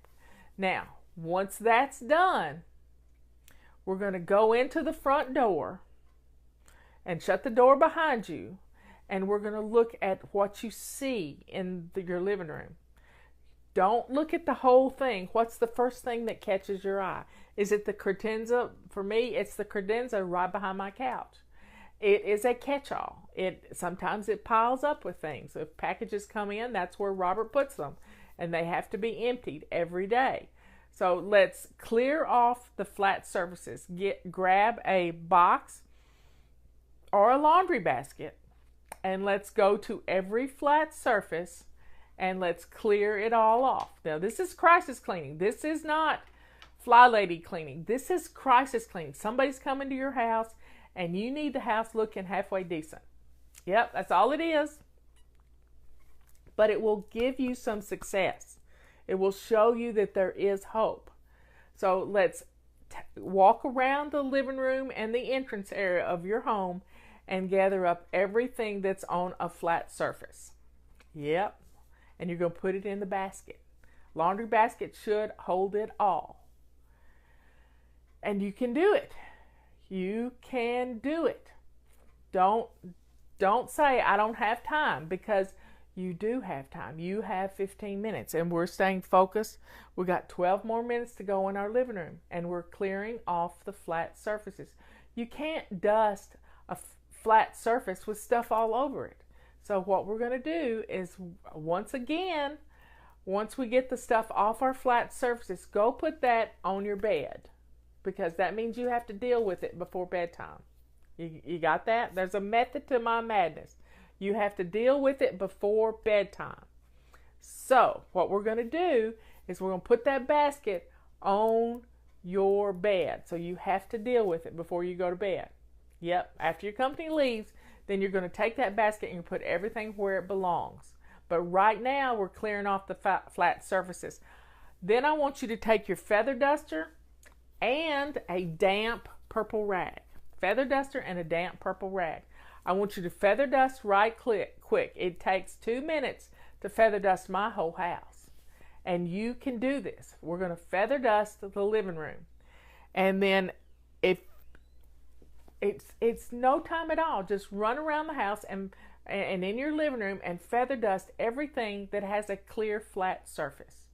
And then if it needs a little extra wiping, use a damp purple rag and wipe things off, because it'll dry right quick. Just it'll dry and it'll look good. It'll look great. Now when you get through wiping down all your furniture, I want you to look at the back of your couches. I want you to think about, I have a dog that has decided that the back of the couch is where she has to watch for us to come home. And she's lying on the back of our couch waiting for us to come home, and she smushes it down. So I have a rubber scrubber that cleans off my dog hair and pet hair and cat hair from the back of my couch. Also, the back of your couches get dusty. So do a quick just brush of the back of your couches and the seats of your couches, and then that way it looks good. It looks good. And don't worry about the floor just yet. Just sweep it right on into the floor, because we're going to get that up in just a second. But right now we're dealing with the backs of the couches. And we've done our flat surfaces, and it's going to look good. We have 9.5 minutes to go. Look what we've gotten done so far. So let's get the backs of our couches looking good and the seats of our couches, and let's plump the pillows. Pretty pillows make everything look good. If you've got a blanket, put that in the basket along with the stuff you've cleared off the beds, and let's, messy blankets on your couch make the room look messy too. So let's gather that up. And I have a fireplace that can get quite messy, and just a quick sweep of all the ash residue into the fireplace is good enough. It's just good enough. And it feels so good. Then I want you to take your purple rag and rinse it out real good, and let's go do your back door. If you have a door, I have a door out to my back deck, and it gets those puppy nose prints and those muddy paw prints on it all the time. And that'll make the room look good. It'll make it look great. And then while you're in there, it never hurts to put on some fun music. Some fun music on your stereo system. And then that way you have music keeping you company and me keeping you company, and you're getting things done in your living room.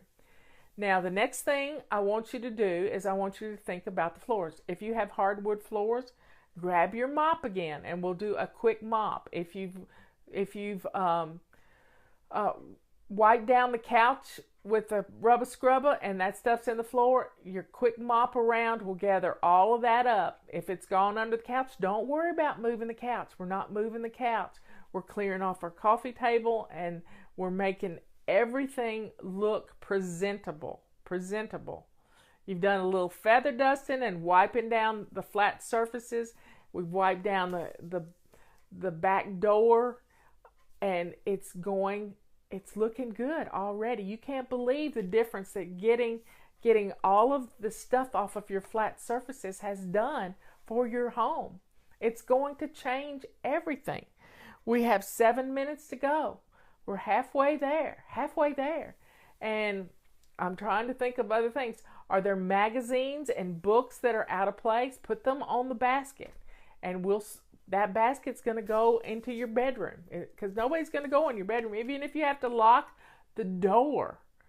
Even if you have to lock the door to keep somebody from going in there. And we'll get this room looking good. When you come into your living room, this is what you're going to see. A clear, great looking living room that's lived in. It's not perfect, but guess what? It's welcoming to guests. And you can set a coffee cup on your coffee table and not be embarrassed to have to move stuff out of the way. You're going to do this. This is crisis cleaning 101.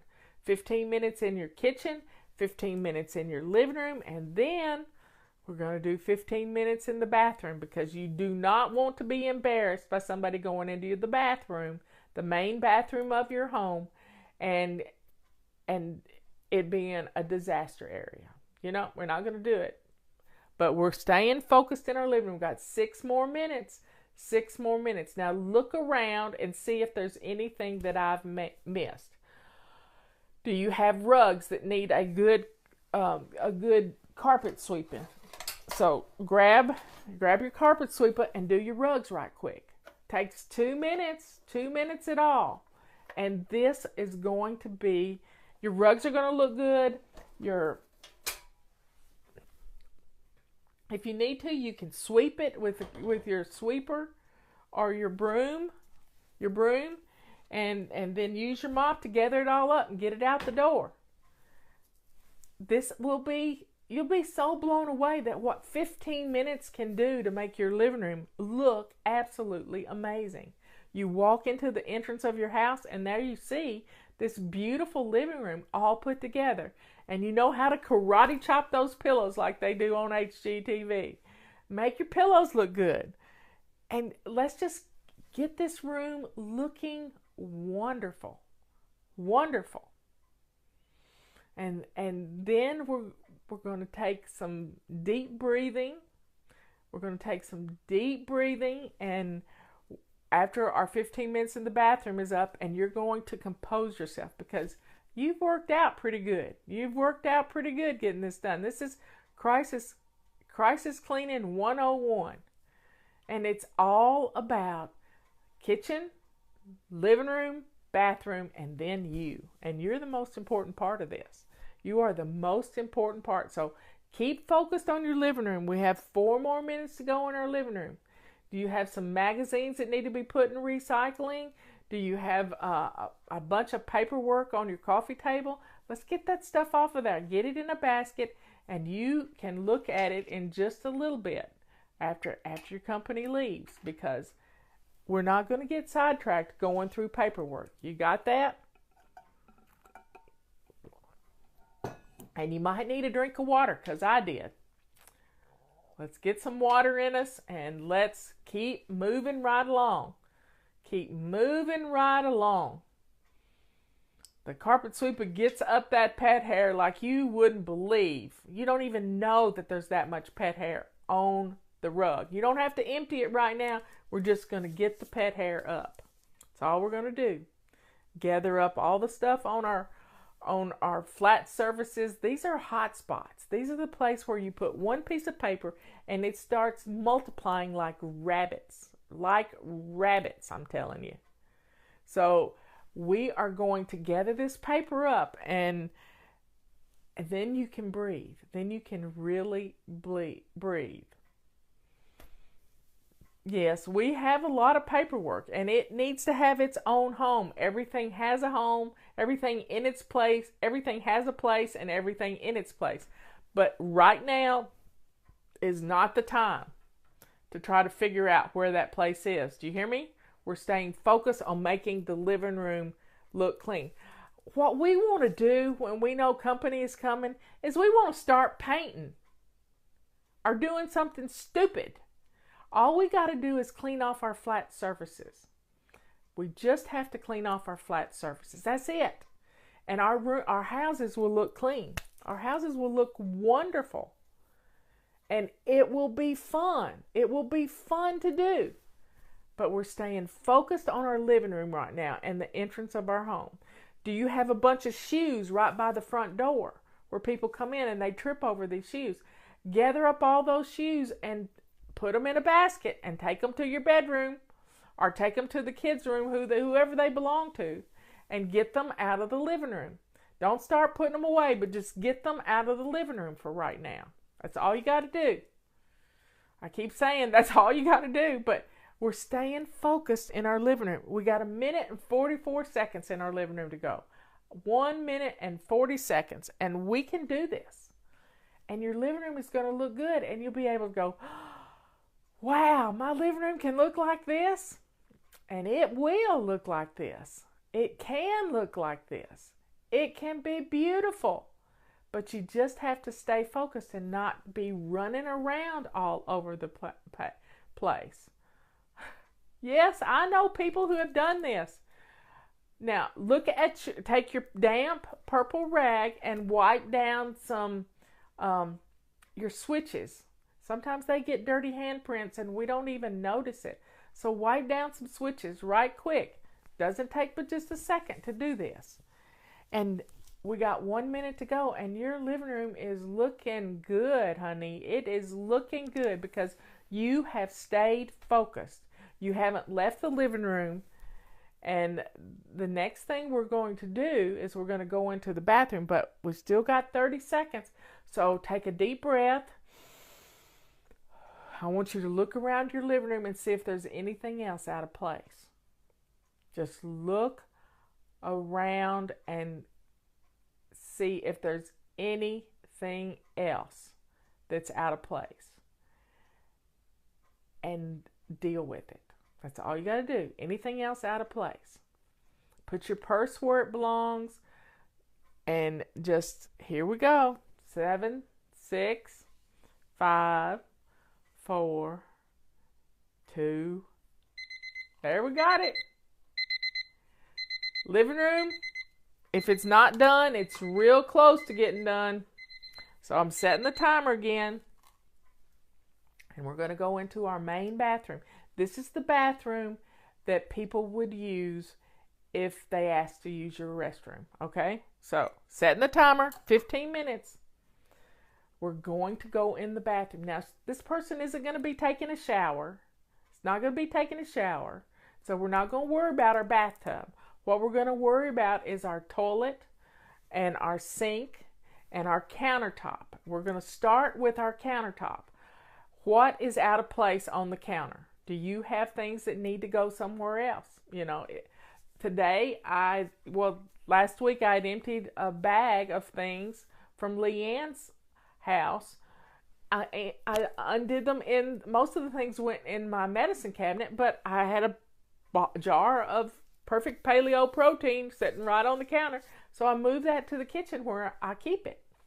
And then you just got to clear off your counters. Now, put some hot soapy water in your sink and take your purple rag or silver rag and rinse it really, really well and wipe down your countertop. And then you'll be so surprised at how the bathroom is going to look wonderful. It's just going to look absolutely wonderful. And then we're going to take and wipe the sink out real good. Wash it. If you need to use some cleanser on the sink, then let the water out and use some cleanser on the sink. Wipe down your faucets. Wipe behind the sink. Wipe behind the faucets. Rinse your rag out really well and clean the dental floss home runs off the mirror. This is going to make this bathroom look and smell good. Now, we're going to get down to the nitty-gritty and the dirty. And what we've got to do next is deal with the toilet. So I don't want you to be surprised if you lift up the seat on the toilet and it looks really bad. I want you to take some Windex or your purple rag. This will be a dirty purple rag because you're not going to be able to use it on anything else. It's going to have to go to the wash machine. But I want you to wipe down your toilet seat and wipe down the edge of the toilet. And then if you need to, spray some Windex around the base of your toilet and clean the floor around your toilet. Now, if you have a rug in your bathroom, you're going to need to either put that in the wash machine, or you're going to need to just put it in the tub for later, because nobody's going to be looking in your bathtub. Nobody's going to be looking. We're staying focused on putting out a clean towel for somebody.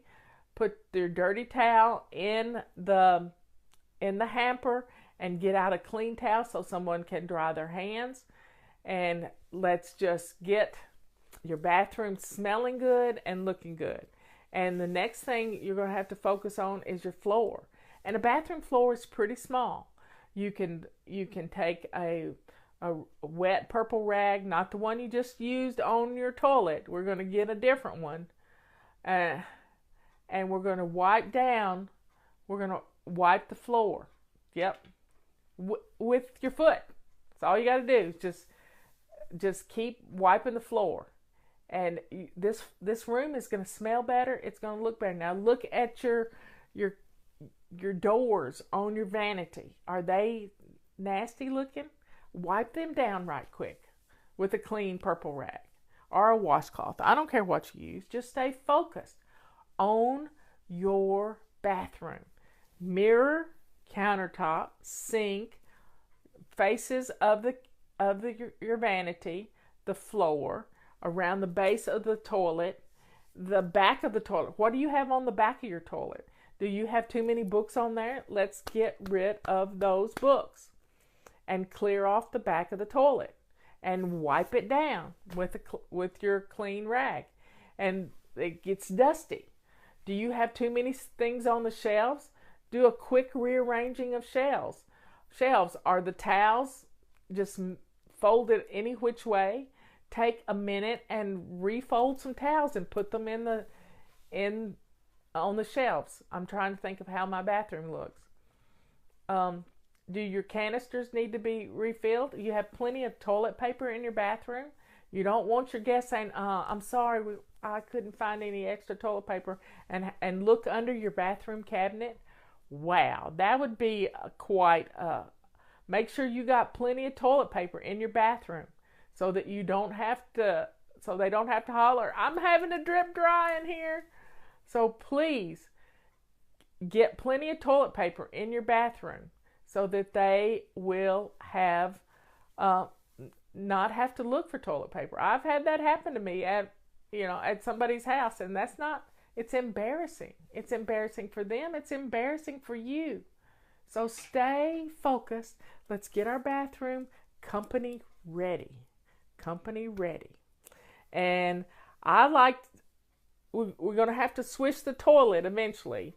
So I keep a toilet bowl brush in Dawn dishwashing liquid with half water, half Dawn dishwashing liquid right there. But I also have some lavender smelly stuff that I can squirt in the toilet that makes the toilet smell good too.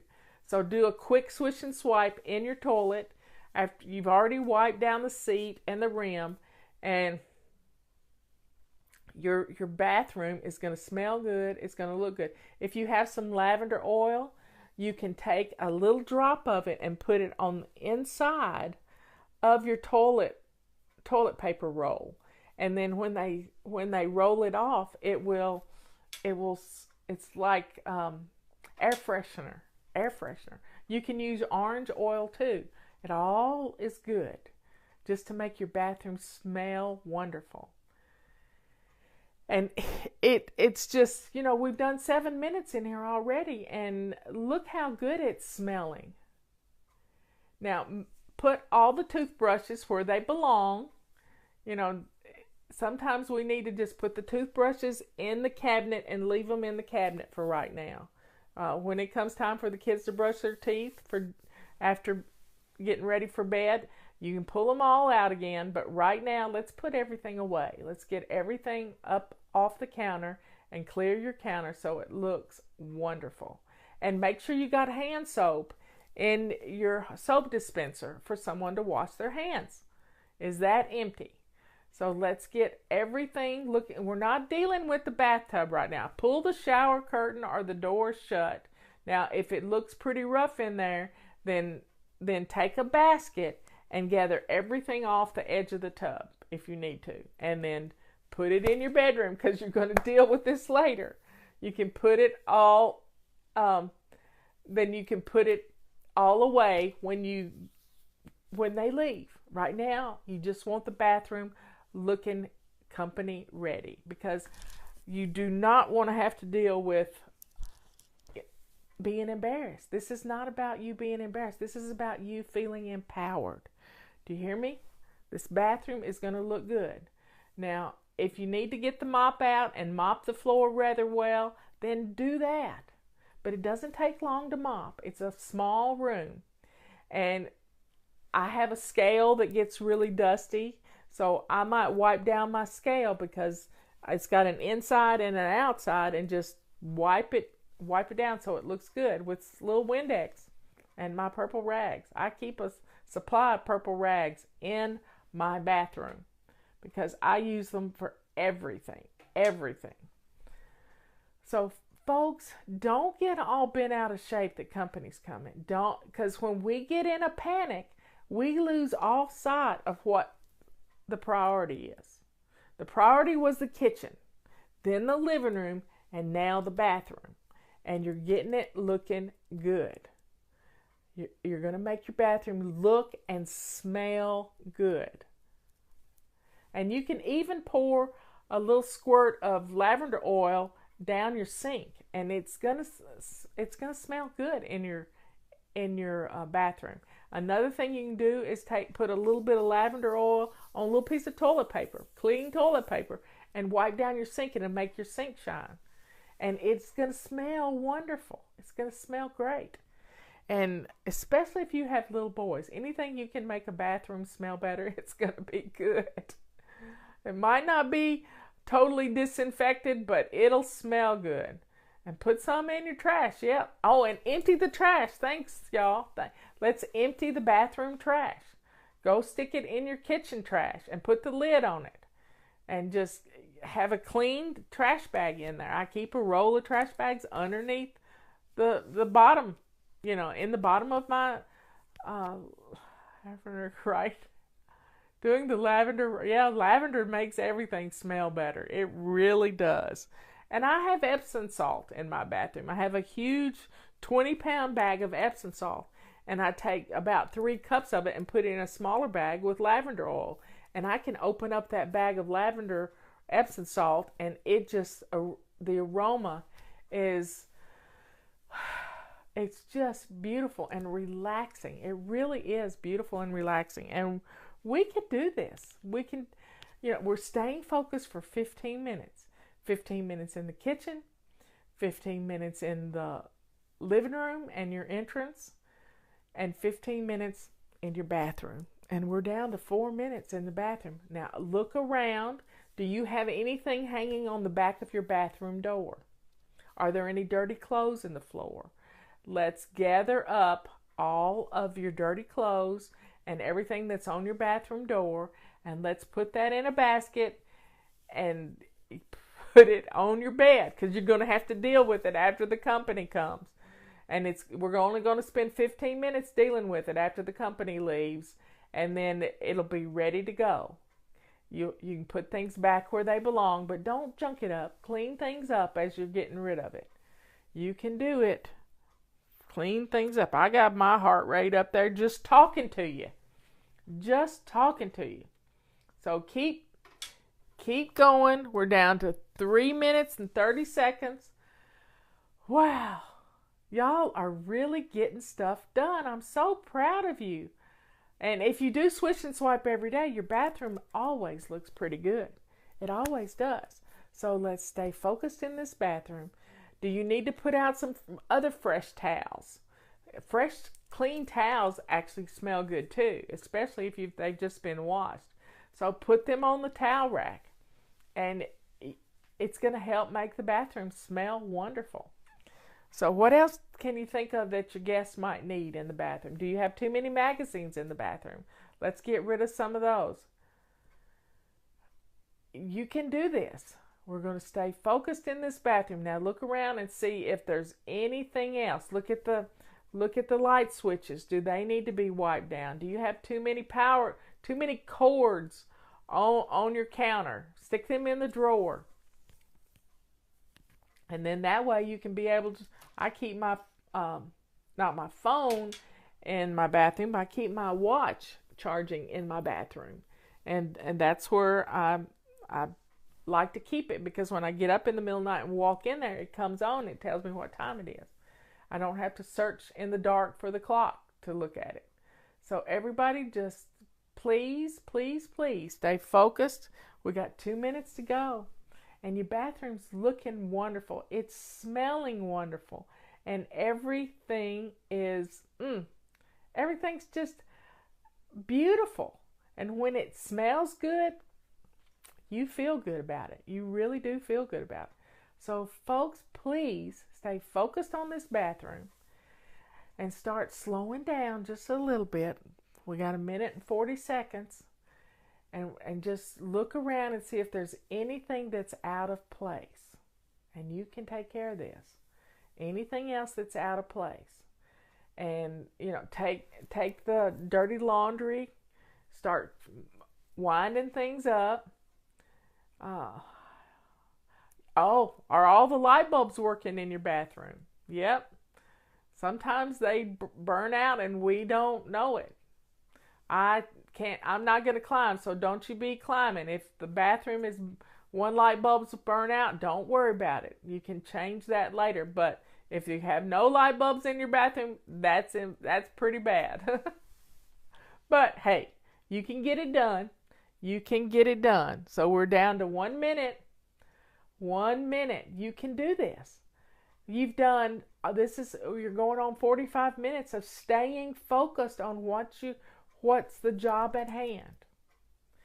Now, the next thing we're going to do, we got 30 seconds to go. 30 seconds.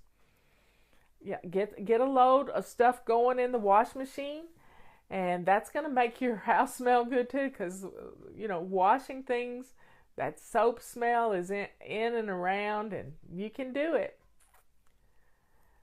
20 seconds, 19. Just start. Just breathing. Breathe slow. You can do this. Just breathe slow, and let's get this done, because you're going to feel good about your whole house right now. And there goes the timer. So the next 15 minutes, here's what we're going to do.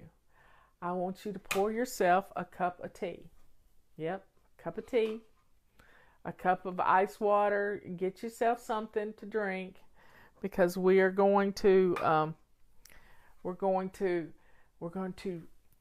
decompress just a little bit, and we're going to start thinking about. Now, I want you to look at your clothes right now. Do you need to put on a clean top? Have you gotten your shirt all messed up from cleaning right fast? I want you to go to your closet, and if you need to get a new clean shirt on, I want you to do it right now. Go do that. And I know you got on your shoes, and then go to the bathroom, and I want you to look to see if your makeup needs to be freshened up. So let's get a clean shirt on, and let's look at our makeup. Put on some lipstick, a little blush.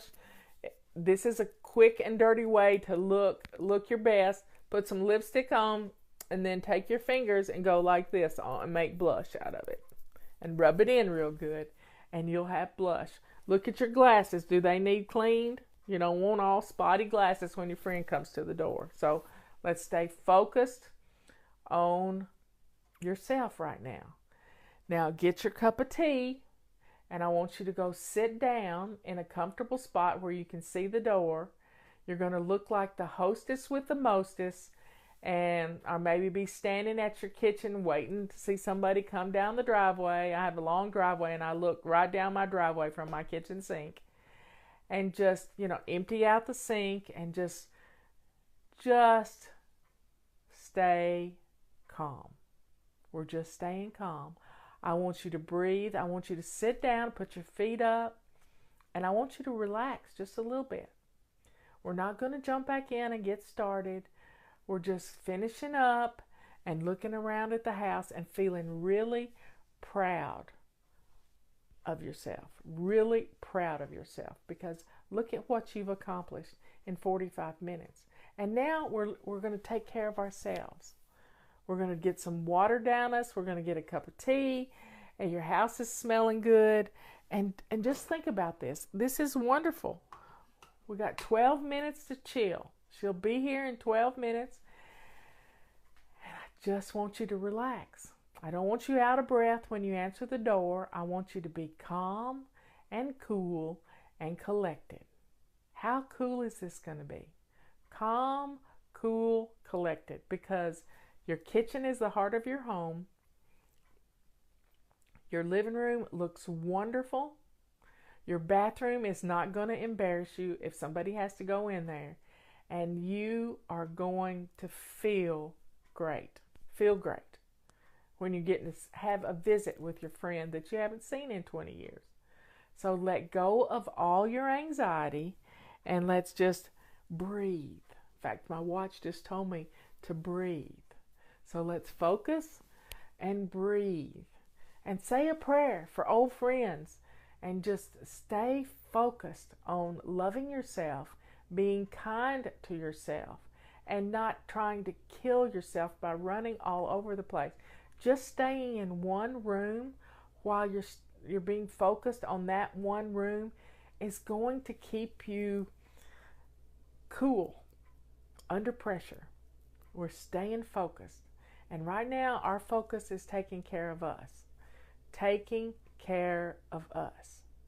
And you can do this. You really can. Because it doesn't have to be hard. We have 11 minutes to go before that doorbell's going to ring. 11 minutes to go. What can you do in 11 minutes? Is your dishwasher finished running? Just stay in your kitchen if you want to, at your kitchen table, with your feet up in a chair next to you. That's fine. But if you want to finish up a few little odds and ends things, we're not being rushed. We're taking it slow and steady. Slow and steady. We're catching our breath, and we can do this. We really can do this. Look, you stayed focused with me for almost an hour. How wonderful that you've gotten all this done.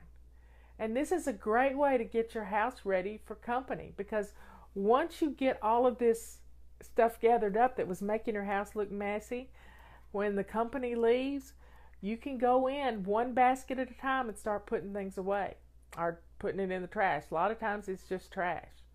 Just trash. So let's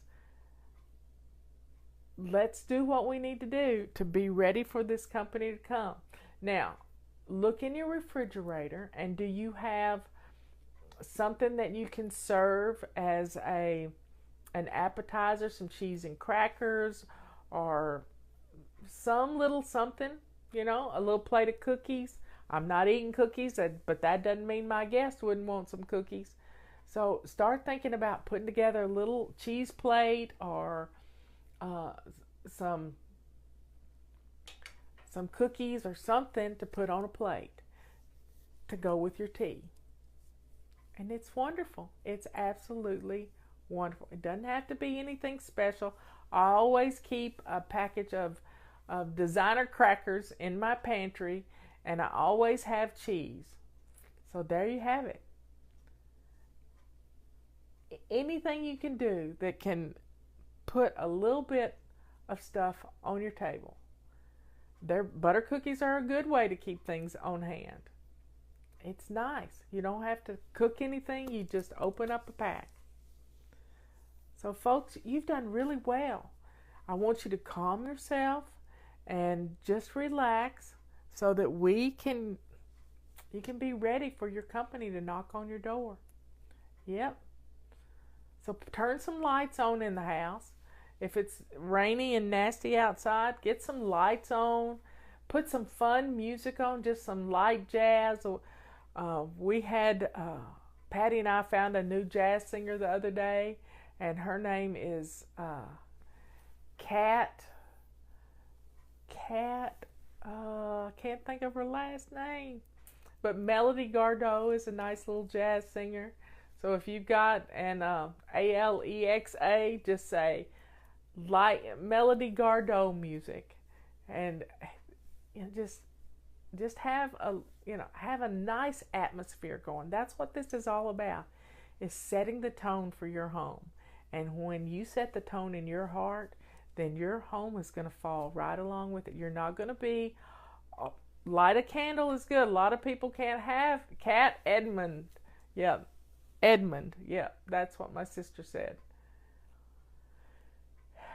But please just slow down and not stay in a hurry, and put on some nice music. Not Cat Stevens, K-A-T Edmonds. Cat Edmonds. I heard her at my beauty shop on Wednesday, and she sounded just like Melody Gardot. And it's just some easy listening, light jazz music, and it's just beautiful background music. To having, I don't say those words out loud, but whatever you're using, just put on some fun music. Yep. So your house is looking good, your kitchen's looking good, your living room's looking good, your bathroom is acceptable, and it smells good, and just Edmonds, not Edmondson, Edmonds. And it's just really beautiful music, and you can relax to that music too. Yep. So I'm not going to say the word, but tell Alexa to play Cat Edmonds music, and she will. She really will. And it's just relaxing. And you're going to be ready for her to knock on the door. You've got your cup of tea. You can get her a cup of tea, and y'all can have a nice visit. See how playing these little games is fun? Now, when you do get that phone call, you know how to do this. And bookmark this video when I get it up on YouTube. Always know where it's going to be. And I'm going to put it up on our Fly Lady Radio page, where you can access it very easily with crisis cleaning. And I'll have it ready for you so that you can do crisis cleaning anytime you want. Anytime. And it makes us feel empowered. It gives us hope that our house can look good in just a few short minutes. It really can. And when you're doing, this may be the last time you ever have to crisis clean, because establishing simple habits these simple habits are going to make your home be on automatic pilot. And your home is going to be absolutely cleaning itself without you even realizing it. So you can do this. We got 4 minutes to go until she comes to the door. 4 minutes to go. And I want you to realize how strong you are. You don't have to be embarrassed by your home anymore. Our routines, our simple little habits, strung into routines, are going to change your life. This can happen. You just have to stay focused on what you're doing right now. You're chilling out right now. You're getting your house, it's sounding good, it's feeling wonderful, and you are going to have a great time visiting with your family. Look around, see if there's anything you missed, like toys in the floor, shoes by the door, coats, too many coats on your entrance. So look around and see if there's anything out of place, and you'll be ready. You'll be ready. Get some napkins out so your guests can have some napkins. I keep some pretty cloth napkins in a drawer, ready for company. So you can do this. You've done it already. You can do it. No more excuses. It just takes an hour. Anybody can do this in an hour. Anybody can do this. Can get their house looking good. No complaining, no whining, no going out to meet her at the coffee shop. She's coming to your house. She's coming to your house. And you're going to love showing off your house. You love your house. You just don't like it when it's messy. And our hot spots make it messy. Anybody can do this. If I can do it, you can do it. Anybody can do this. So please stay focused for the next 2 minutes. The doorbell could be ringing. I want you to, get a seat at your coffee.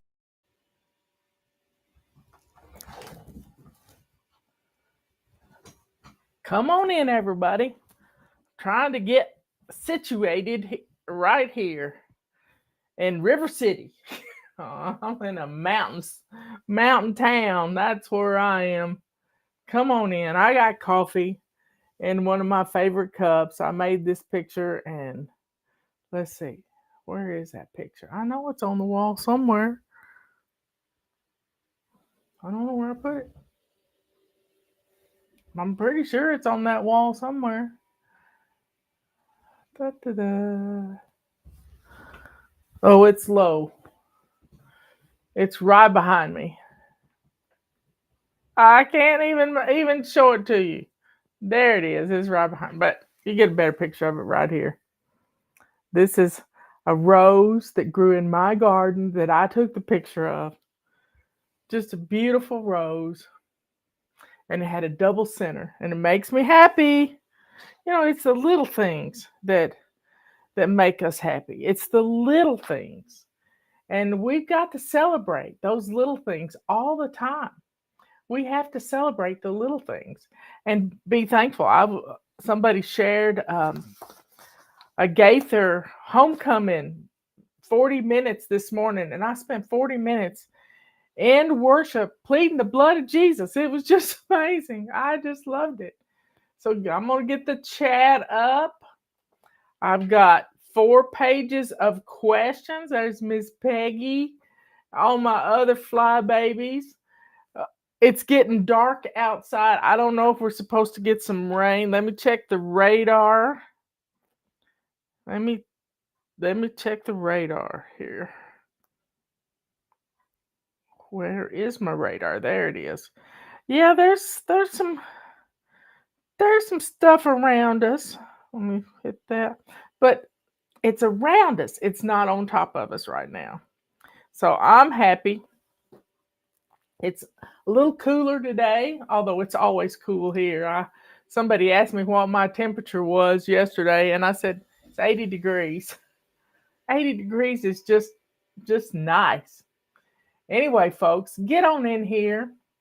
We've got questions. Get your calendars ordered.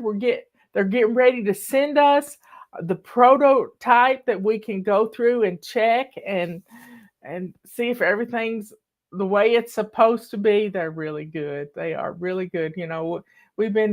This calendar's been printed by these folks forever. Our first book, Body Clutter, our first edition of Body Clutter was printed by them, and someday I'll tell you about that. It was tough. It was tough. Anyway, that's another story. God got us through it. God gets us through everything. This morning I was listening to a young man, and he's got a coffee roasting company down in Alabama, but he had a vision of a ministry, and his name's Ryan, and he had a great testimony of going to Africa on a mission trip when he was 27 years old.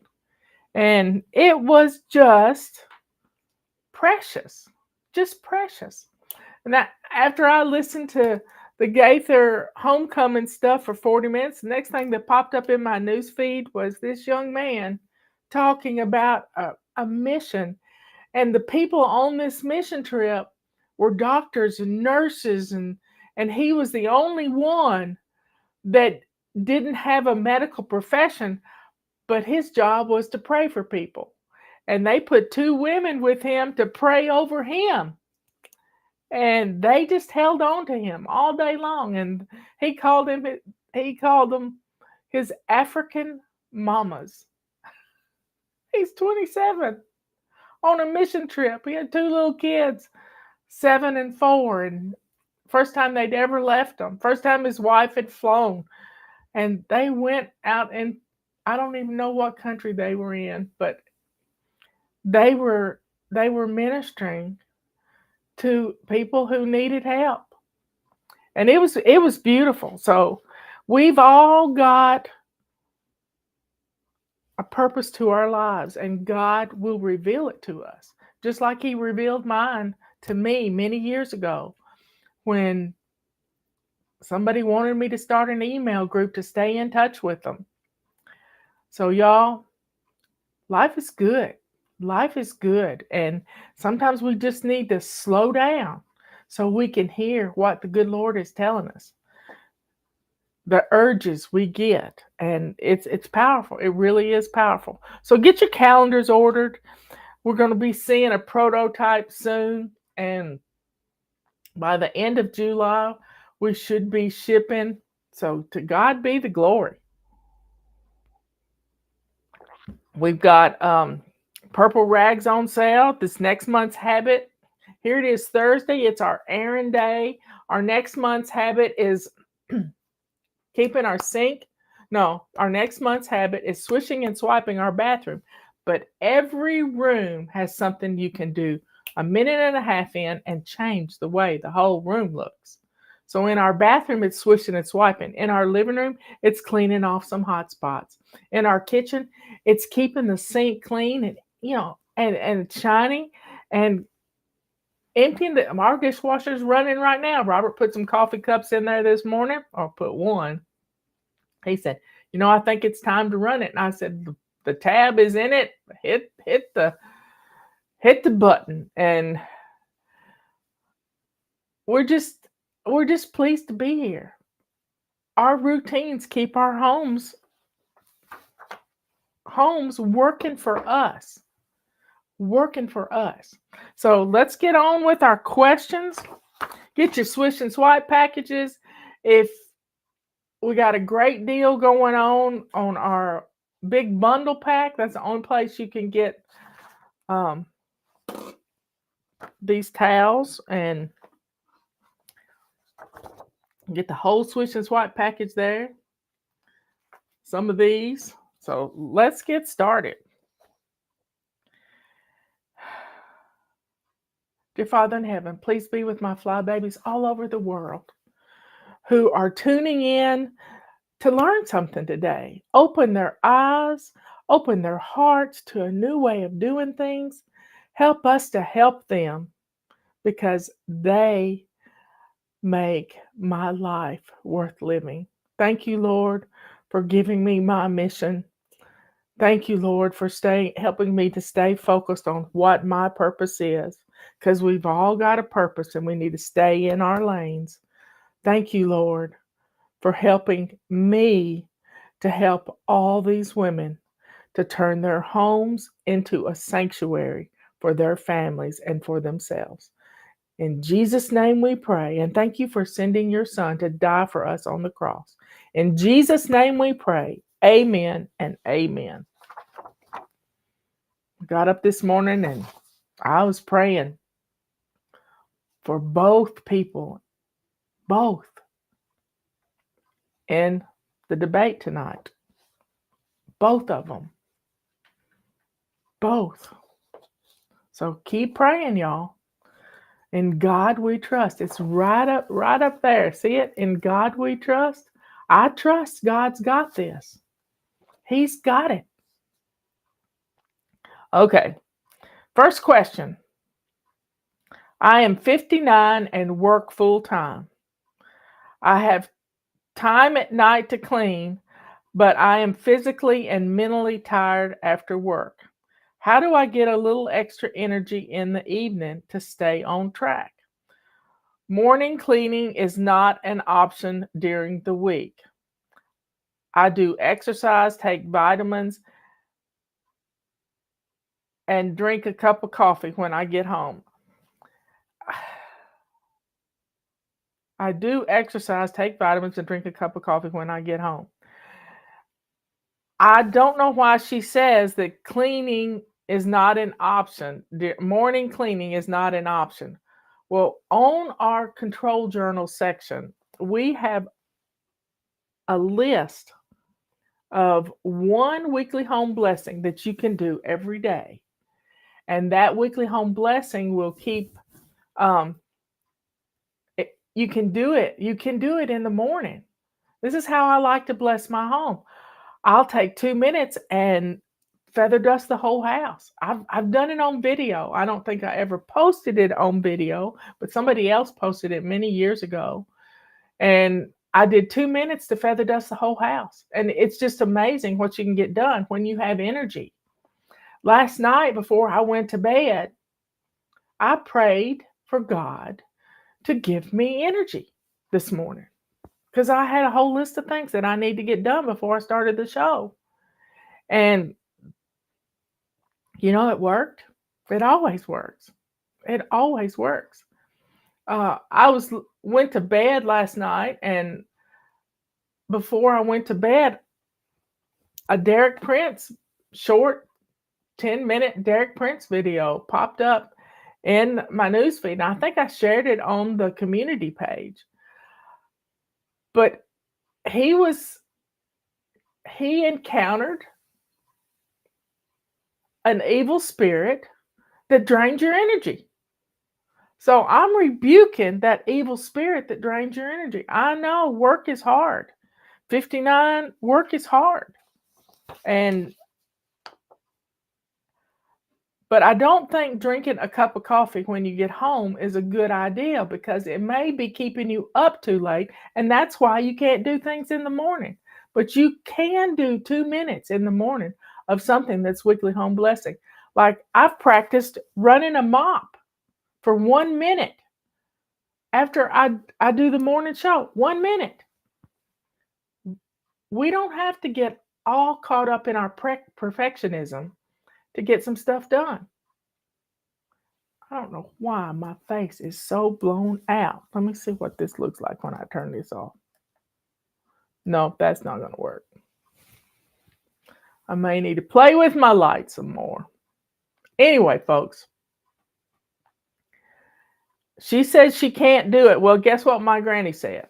My granny said can't never could do anything. And if you don't think you can do it, then you won't. But give it a chance. Do 1 minute. Swish and swipe in your bathroom. Running the mop. One thing every day. Cleaning off a hot spot.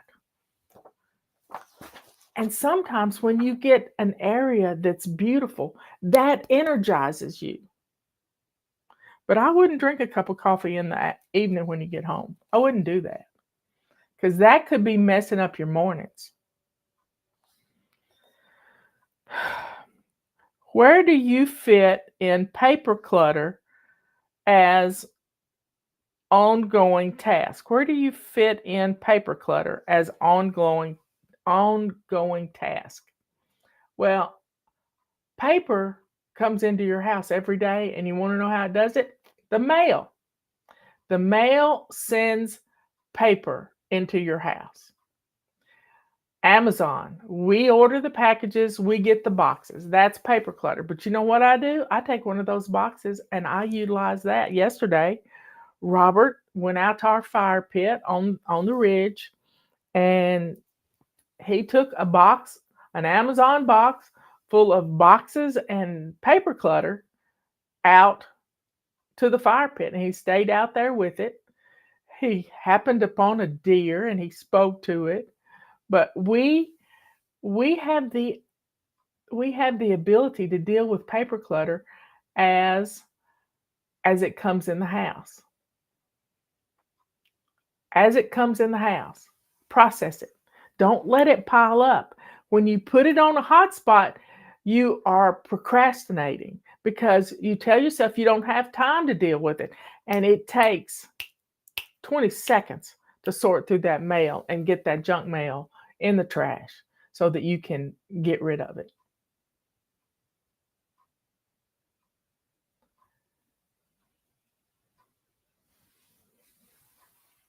Okay, folks. You have to process it as it comes in the house. Now, if in October we deal with paper clutter 6 inches at a time every day, you can start doing that. You can set an alarm on your phone. Every phone has a clock on it, even though you don't know what a regular clock looks like anymore because nobody knows. And kids don't know how to tell time with a regular clock. They don't even know what time is. Set an alarm. Maybe you deal with paper clutter while you're listening to me. You don't have to watch me. Just while you listen to me, you deal with paper clutter. So set an alarm to deal with it. You know, October is, let's see, it's July, August, September. It's 3 months away. In 3 months, you could have dealt with 2 minutes to deal with one stack of paper clutter. But process it. Process it as it comes in the house. And that could be an Amazon box. I break down every box. I don't pile the boxes up. I break them down. That means cutting the bottom out and the top.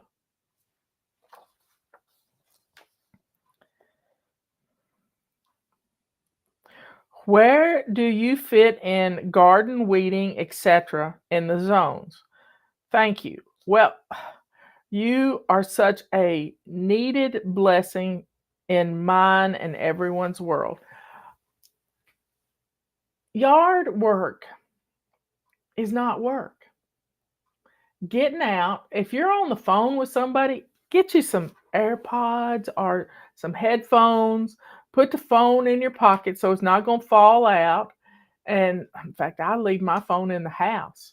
And my AirPods work as I'm working in the yard. I have a little handled long thing that's got a fork on the end of it that I can poke weeds with, or get a hoe, HOE, not HO, HOE, and get that hoe and just chop weeds, poke dandelions. Have fun and do it while you're talking to somebody on the phone or listening to a book. Set a timer on your phone. Do it in the early morning hours. I love to go out on my porch first thing in the morning and survey my flowers, what's blooming. And if you wanted to just walk around for 2 minutes in your garden, stabbing weeds, do it. I don't really have weeds in my garden. I have wildflowers, and I'm not going to stab them. I've got a trillium in my front bed. I didn't plant it. God planted it.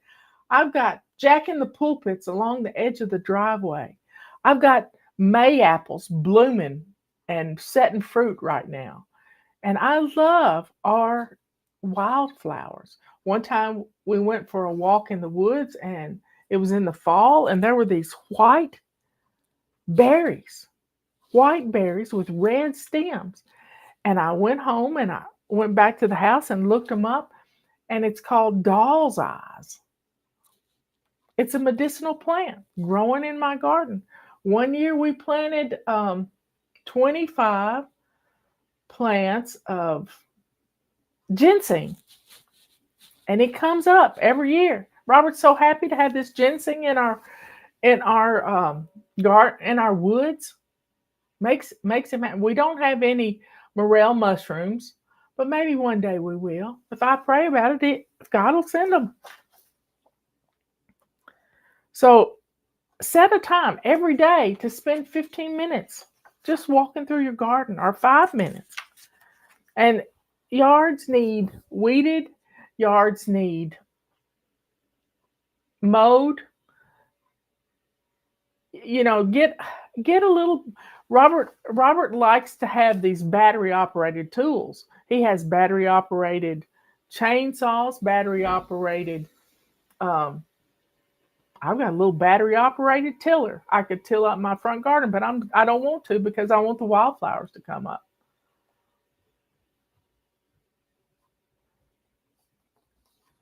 Oh, that's right, Joanne. That's right. My mother-in-law, she broke her hip taking taking the garbage out to the curb. She had to go up one flight. The driveway was on a hill, and the bone broke in her hip, and she drug herself back in the house. But she didn't have a cell phone at the time. She didn't want one.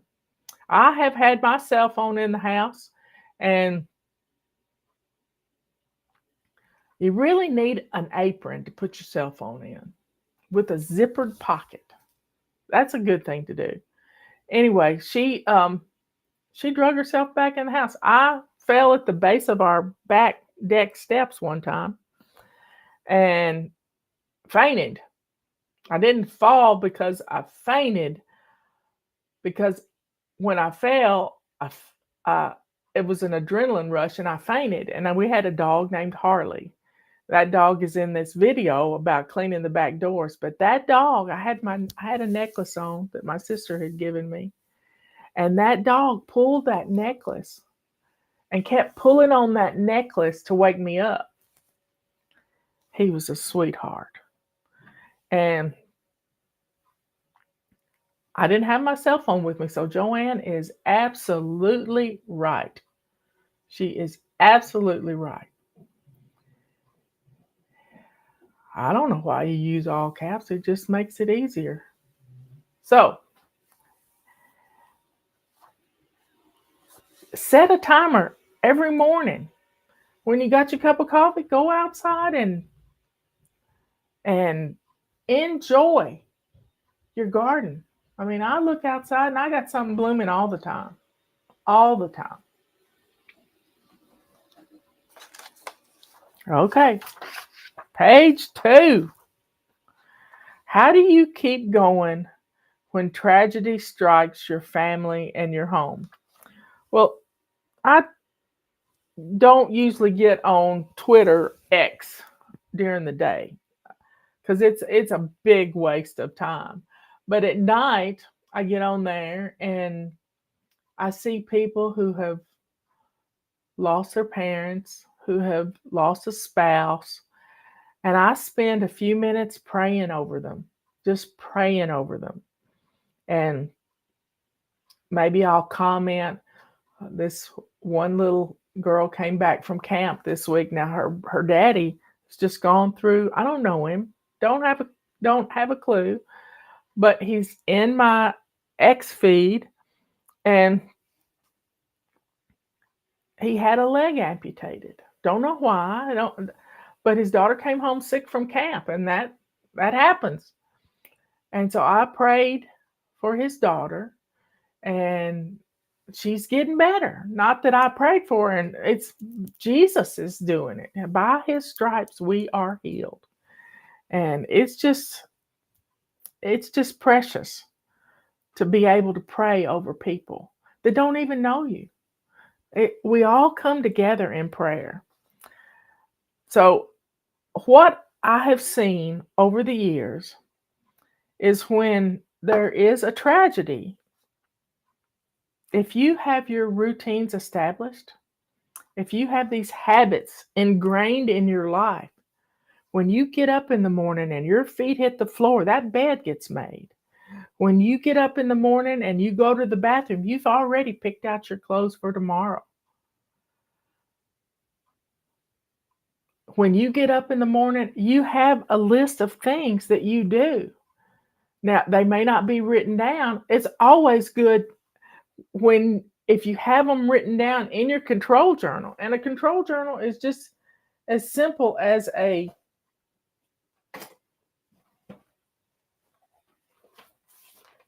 photo album with your morning routine on it. 3 steps. 3 steps. Make the bed. Go to the bathroom. Swish and swipe. Get dressed to shoes. 3 steps. When all else fails, turn your computer off and turn it back on. Somebody's having computer issues. Chrome has had 3 updates in 2 days, y'all. It's just nuts. I don't know why they can't just fix it. But I have to use Chrome to use Restream. I have to use Chrome and I don't want to use Chrome. I want to use Firefox.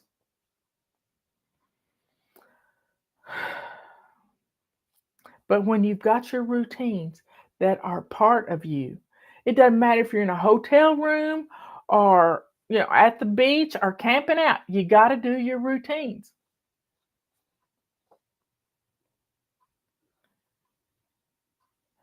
You got to put one foot in front of the other. First thing you got to do is when tragedy strikes, you got to pray. You got to go to the Lord in prayer and give him all the glory. Ask him what you're going to learn from this. He will help you. He will help you. But you got to keep the family going. You can't take to your bed, as we say in the South. You can't just hit the bed. That's not going to work. I had a friend. Every time something bad happened in the family, she'd go to the bed for weeks. I can't, I never could wrap my head around it. I couldn't do that. I had to get up and had to, take care of things. I wash dishes by hand. I've done that. We were without a dishwasher for 6 months last year. Sometimes I have a bowl or a plate used to eat greasy food. I'll scrub the dish, but it always has a greasy film left. Do you have any tips or tricks? Dawn dishwashing liquid. That's the only one I'll use. And they have Dawn Power Wash now. But make sure you've got a sink full of hot soapy water to wash your dishes. It doesn't have to be very deep. It just has to be a sink full of hot soapy water. And yes, Dawn is my best friend. I mean, I love Dawn dishwashing liquid. I buy it by the gallon, y'all. In fact, I just got a new gallon, and Robert was going to take it to the basement. I said, no, that stays underneath the kitchen sink. And yeah, Power Wash is some good stuff. But there's some YouTube videos on how to make your own Power Wash. But use hot water, and these things work miracles. I want to buy a feather duster to clean the blinds. Will that work, or would the blinds rip the feathers out? Feather dusters are great. They're great. You close them up. I mean, blinds, if you close them down where they're all going one direction, they're not going to cut the feathers because you're going to go with the grain. You're not going to go against the grain. You're going to go with the grain of the blinds. Now, one of the best things to use on your blinds is this, because you can use it like a windshield wiper on your blinds. And we can't get feather dusters right now, y'all. It's just, we can't get them because there's a war going on in the Middle East, if you hadn't heard. And our feather dusters come from Lebanon. They've been in the feather duster business for over 200 years. And we just got to be patient. Yes, you should buy the multi one instead. Yeah, but I don't think the blinds are going to aren't going to rip out the feathers. And you just gotta be patient. And if you'll use this once a week, you know, we do weekly home blessing and we do grab a tool day. And on Friday is grab a tool day and going over all your blinds in the house. I don't have any blinds in my house. I have 2 curtains right here, but it's because this room is my studio. Okay, we got 2 pages down. I bought some rags for my sister in turquoise, and now my sister-in-law wants a set. Will you be getting any more? Is there a new color coming out? There's not a new color coming out. Right now, it's hard to get things from China, too. So we have a lot of these, the purple rags. And get them while you can, because since that's the only color we've got, I would love to have a new color. I would love to have red rags, but we don't. The world is in a tizzy right now, and we have to pray, pray, pray.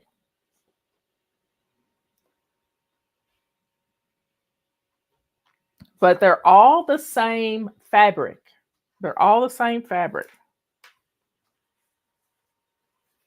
They're all the same fabric. And we've been using this company that makes these rags for 22 years.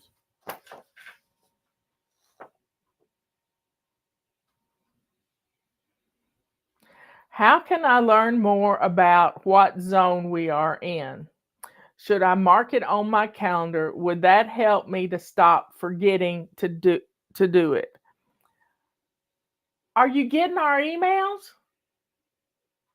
Because every night at 5:30 Eastern Time, you will get a flight plan. And in that flight plan, it tells you what zone we're in.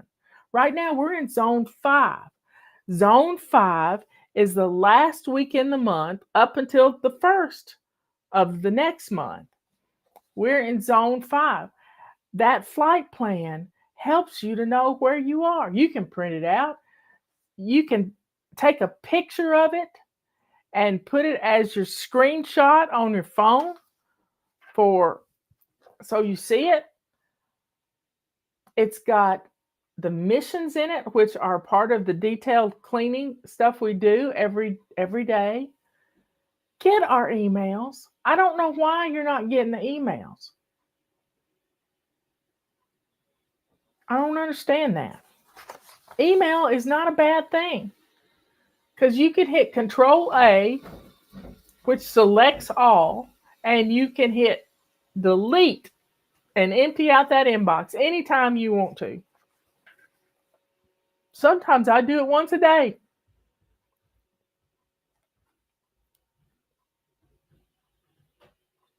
But you can mark on your calendar. Now, we're not selling the sticker kits with the calendars right now. But you can look at a calendar. Here we are. This is July. This is July. This is the first. Let me get here. July. This is zone 1. From here to here, zone 1. This is going to be zone 2. Zone 3 is the 14th through the 20th. Zone 4 is the 21st through the 27th. And zone 5 is the 18th through the 31st. It's just that simple. Put it on your calendar.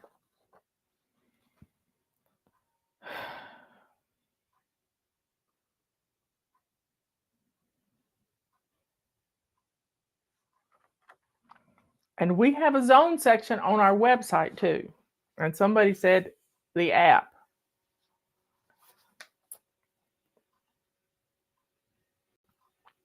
How did you go about writing your first book, and how long did it take? How did you know what to write? Well, Since Fly Lady started, I've been writing.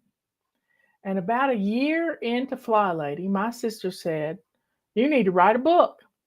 And I said, "Oh, it's all for free on the website. It's all for free in the emails." And she said, "Oh, people want to hold a book." Well, they do. Well, I told somebody to write a book yesterday. I saw the name of the book and everything. And it was,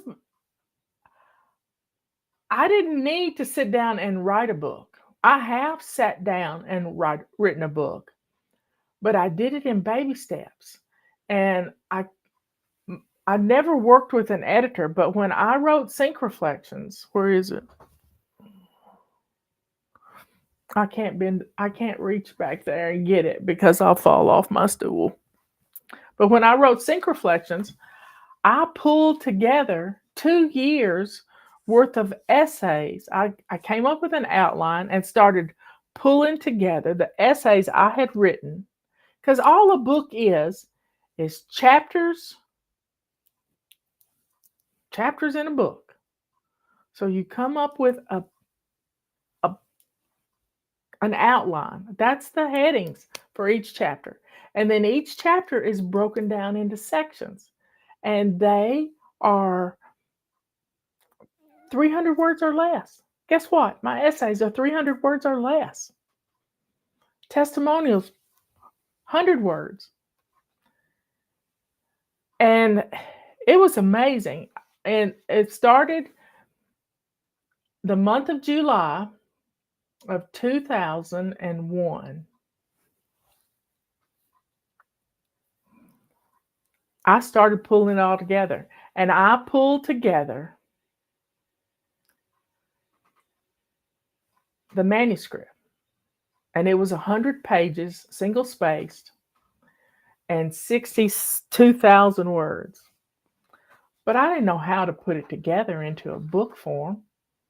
So I hired somebody. But there are people out there that can help you, teach you how to break things down. And my husband gave me a little piece of advice. He said, "Honey, write the last chapter first."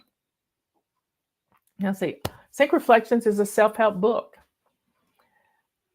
What do you want your fly baby to walk away after reading this book? What do you want them to grasp?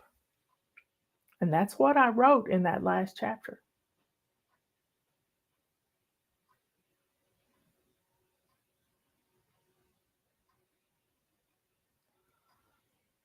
Really, the thing you have to do, Michelle says, "I've wanted to write a book, but I can't write."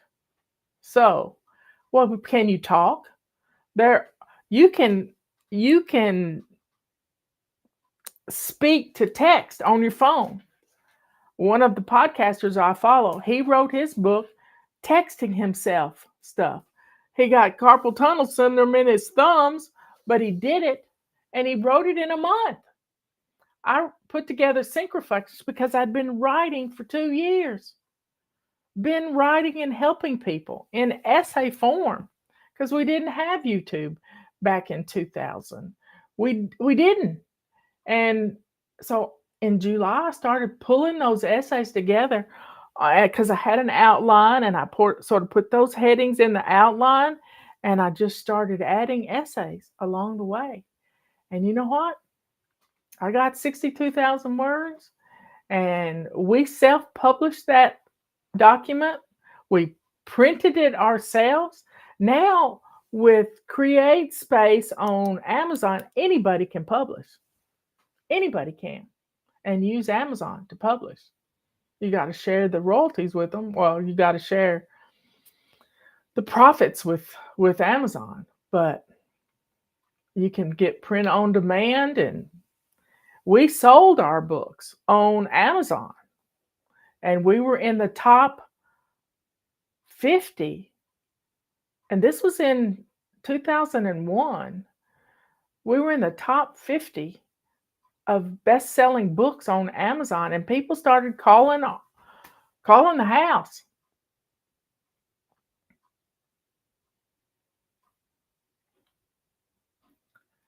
So just start. write that last chapter first, and then and one time I had an editor. I'd never worked with an editor until I wrote The Chaos Cure. And she came up with, we brainstormed a bunch of topics because it's a book that you can open anywhere and read. And I wrote it for the millennials. And she would send me 10 topics. I would put them on a little piece of paper. I would take the printed sheet from the email I got from her, cut it into pieces, put it in a bowl, and every day I had this certain music I listened to, my sleep music.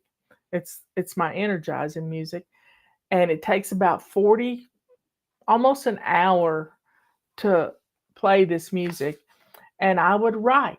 Sometimes I wrote 3 essays in a day from scratch, not cutting and pasting, from scratch to write that book.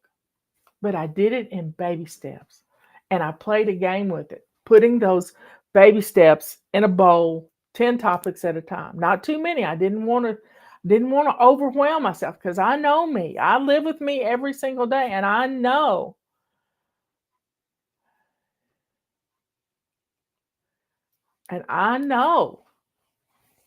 how I am. But I had a rule. This was my rule. For that 2 weeks I was pulling together sync reflections, I would get up in the morning, I'd get dressed to lace up shoes, I'd get some breakfast and some coffee. I would sit down to my computer and I would write for, I think it was 10 pages, or I'd pull together for 10 pages, or let's see till 11 o'clock. So I would get up at 9, get dressed, be ready at my computer. So I had about an hour and a half, and I would do it first thing in the morning. And then I did my other work. I didn't stay stuck on this all day long. When I was writing that book right there, my best writing time was at night.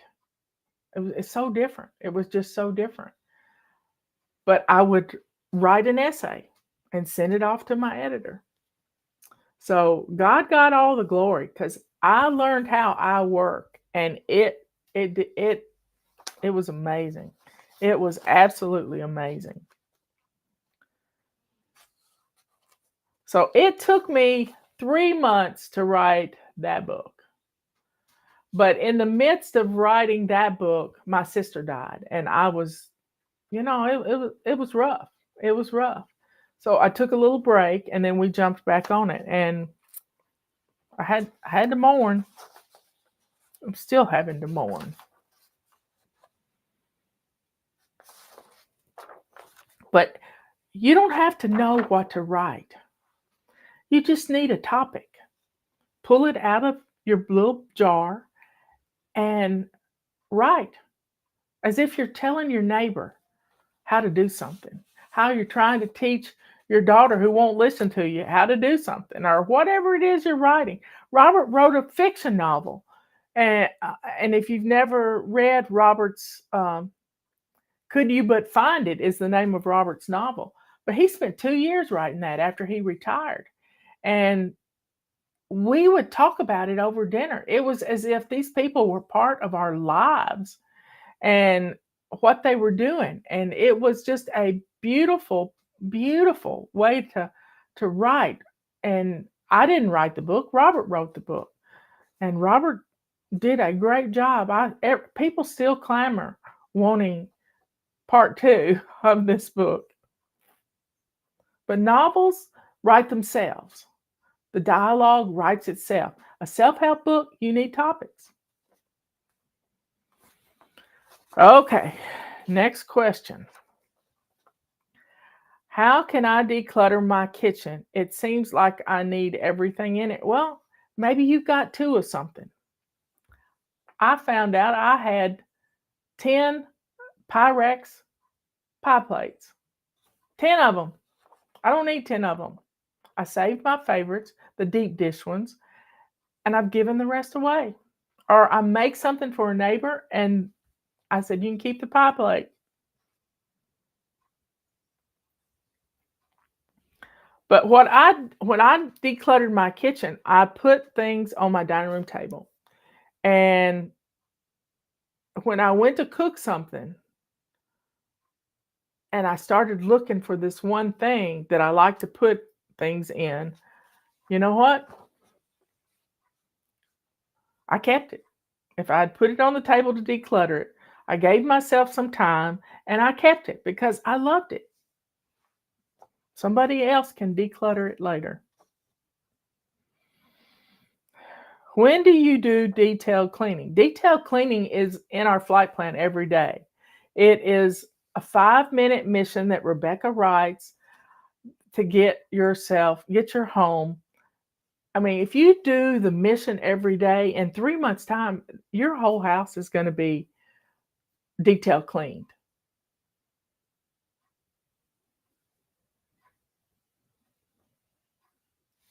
It's going to work.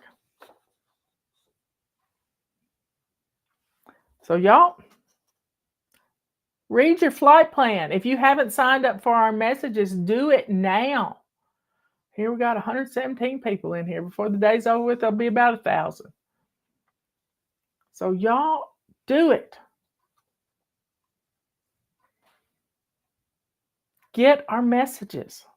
Go to flylady.net, click on Get Our Messages in the upper right-hand corner, upper left-hand corner, and I don't know my left from my right sometimes. So y'all, be good, kind, and sweet. Be good to yourself by reading your flight plan every day, clicking on it, opening it up. If everybody read their flight plan, we would never have to send out a help email.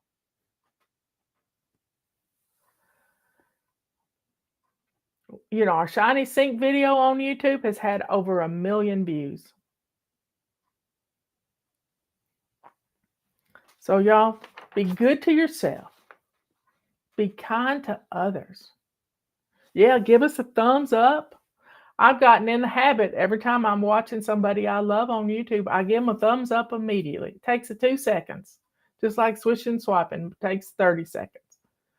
Y'all, be good to yourself, kind to others, and let that joy and that sweetness that is in your heart show everybody who you are. A child of the Most High, the only living God in the universe. And be ready to share your testimony because people are going to need it. Ryan was telling me yesterday that he had a friend that he brought to Christ in a bar when he was younger. And now this guy wants to be baptized and he wants Ryan to baptize him. So y'all check out Ryan the Roaster. He's a good fella. Anyway, y'all, I love you all. I will see you at 3 o'clock this afternoon. I was late yesterday because Ryan was, it's just a blessing. I'm telling you, he blessed me and I blessed him. And when you're mutually blessing each other, time flies when you're having fun. Anyway, I love you all.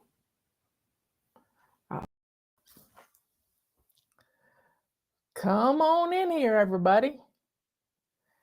It's Tuesday. That means it's plan and play day.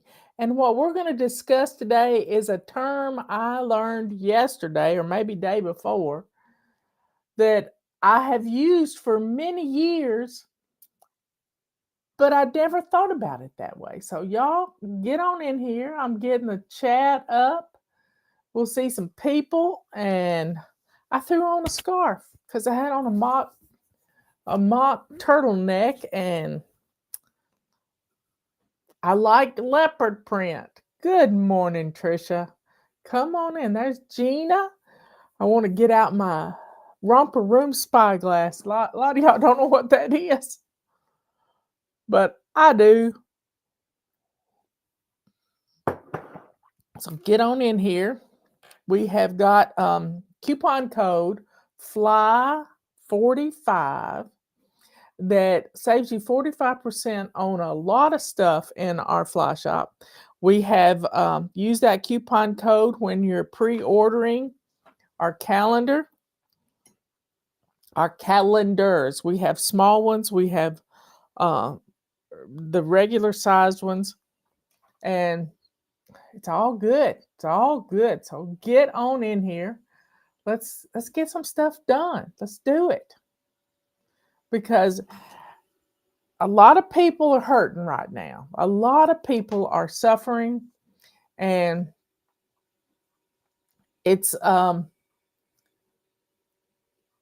best way we can save some money is learn to cook. Is to learn to cook. And you just start with one dish. Just one dish. One of the things that one of the first things I ever learned to cook was spaghetti. Just a simple pasta meal. And spaghetti comes in lots of different sizes and just lots of different ways you can cook pasta. And some of the easiest ways are just to take some tomatoes and slice them up and make a pasta sauce out of those. Especially if you've got tomatoes starting to come in your garden. For us, when I was a young mom, Granddaddy would plant 200 tomato plants, and we'd come back from a vacation and there'd be 25 gallons of tomatoes waiting for me to put up. And our tomatoes didn't come in until after the 4th of July. So we were dealing with tomatoes. There's the Roomba knocking at the door. But having fresh vegetables, I saw a picture from Just Dig It Farms this morning, and she was having lunch. It was yesterday's post. She made a tomato cucumber salad. That just sounds so good, so refreshing. So what can you eat out of your garden that could have you one meal out of the way? Some people like tomato sandwiches. Well, I never really had a tomato sandwich. It had to be a BLT. It had to have bacon on it for me to like it. But we want to talk about the meals that you know how to cook, that don't take a whole lot of, you always have it in your pantry to be able to cook these things. And what are they? Could you make some black bean quesadillas? A can of black beans and having cheese always available is a great way to put a simple little dinner on the table. Being able to make a pot of rice. Well, you can turn a pot of rice, leftover rice, into a Spanish rice. You can turn it into stir fry. There's a lot of things you can do. But menu rotation. This is what I want to discuss today. I want you to make a list, get a note card out, and just start writing down the things that you can cook. That's easy. A beef stroganoff. I've taught you how to take a large amount of hamburger meat, ground beef, and pre-cook it in your crock pot, and then bag it up into 2-cup portions, 2 cups. And then you have a ready-made supply of hamburger helper. All you got to do is put some seasonings with it and turn it into a stroganoff, a pasta, some sort of spaghetti with a meat sauce, or you can turn it into a pot of soup. There's just lots of things you can do. So write down your menu rotation. We have pizza every Friday night. Friday night is our pizza night, and that takes care of one day. What is another rotation that you get? Quesadillas, Mexican of some kind. Quesadillas. We had quesadillas last night. They're easy to make. They're super easy to make, especially if you have ground beef in your refrigerator or leftover chicken that you've frozen that you can turn into like a rotisserie chicken that you turn into chicken pieces that you can put on a quesadilla with some cheese and some black beans, and you got a meal. So what are some of those menu rotations that you can clear out 2 or 3 meals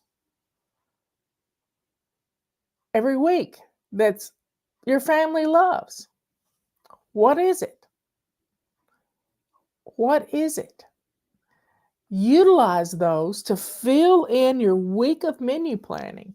And most of the time, you've already got the stuff in the pantry. You just need to add those things to your grocery list for this week.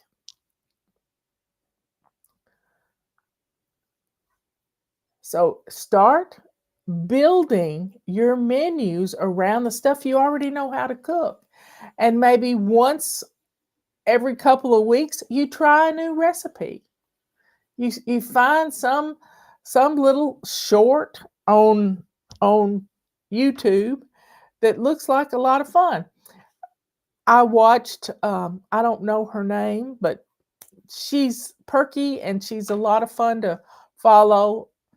But she was making guacamole with a friend of hers who taught her how to make guacamole.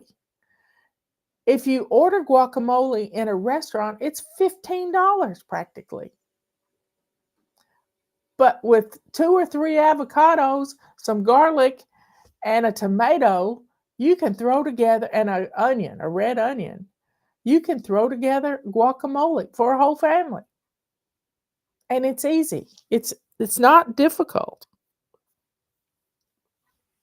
So start thinking of some of the ways that you can put things into rotation for your family.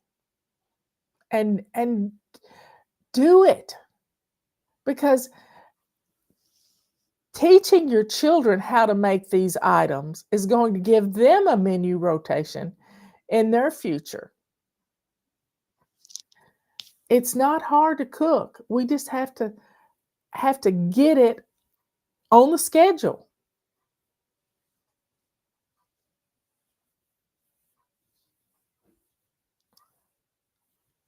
Well, yesterday evening, the 3:00 show yesterday afternoon really got the demons going, y'all. I'm telling you. Somebody complained about, why did Fly Lady have to become religious? We're not religious. We've always focused on God, and that's what I told this woman. Evidently, she deleted her comment because I said I would pray for her. But we have always focused on God. God wants us to create an atmosphere of love in our homes, day in and day out. This is why we have to watch our mouths. Be careful, little mouths, what you say. We have to watch our hands. Be careful, little hands, what you do. We learn this stuff in Sunday school class and vacation Bible school.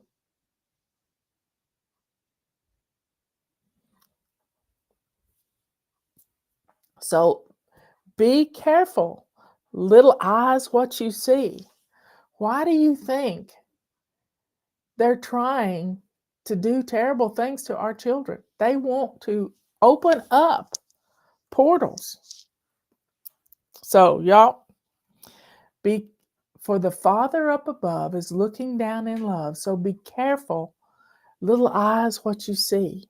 Be careful, little ears, what you hear. All of this is what we've always done. We've been doing Fly Lady almost 25 years, y'all. In December, it will be 25 years. And have we changed? Nope. Not a whole lot. We have not changed.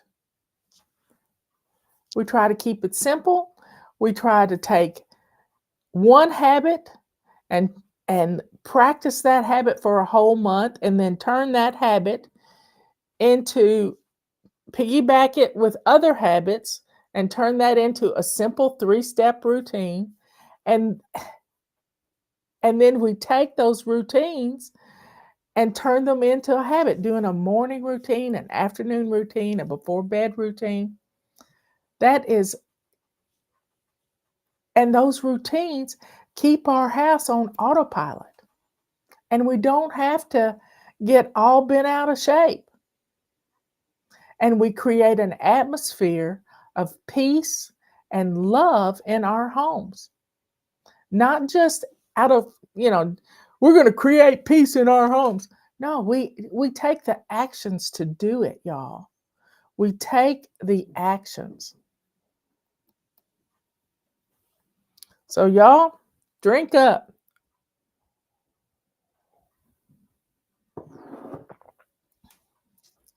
Take some time today.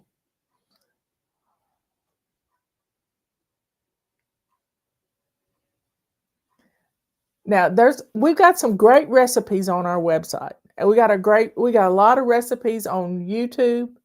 Justin teaches you how to make fajitas, how to marinate.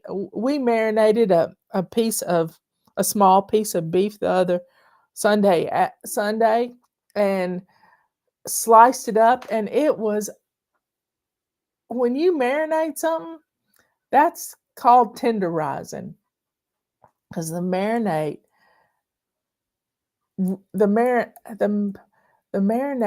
tenderizes a cheap, it was a skirt steak. It was just a small little skirt steak. And it was just enough.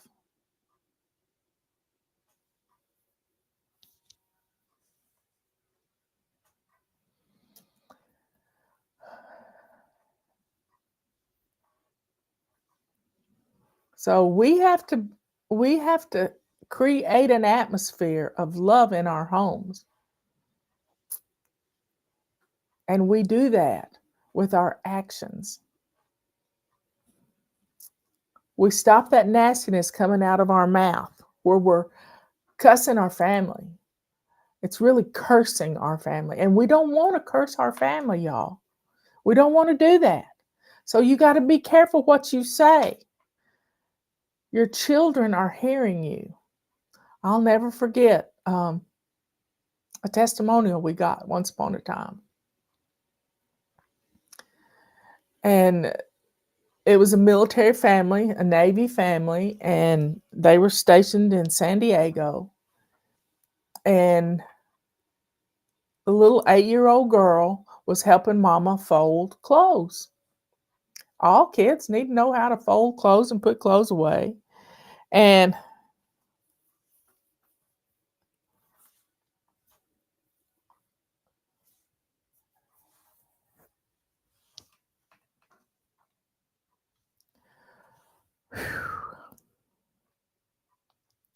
this little girl was getting ready to fold her daddy's underwear.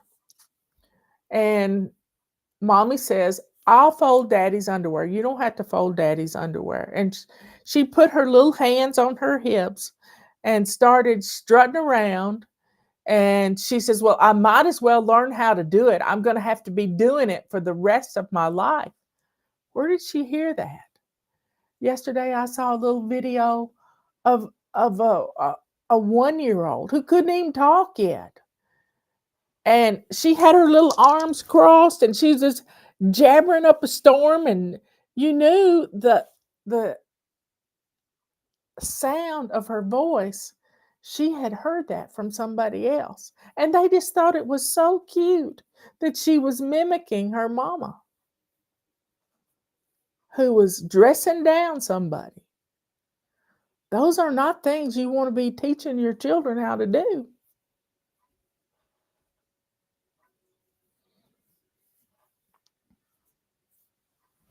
So be careful what comes out of your mouth. You may be setting an example for your child, and it may not be what you really want them to learn.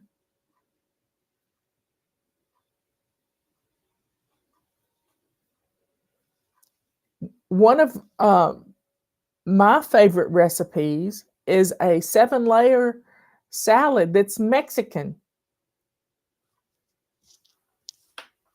It's wonderful. Kathy used to take that she would make it for parties. And I think her recipe's on our website.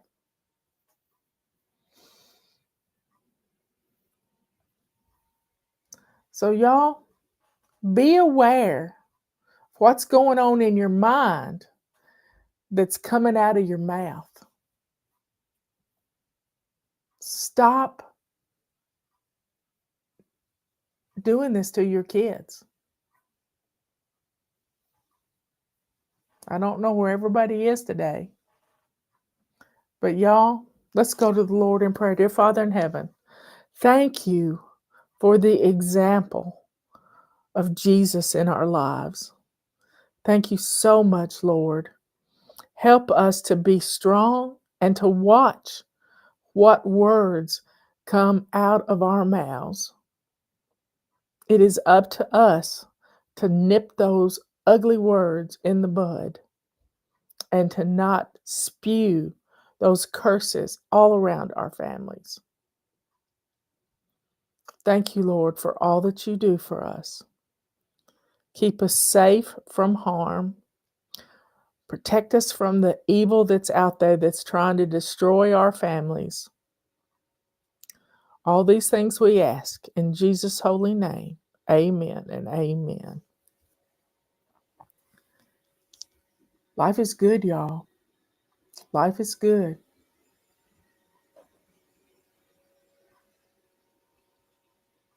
Oh.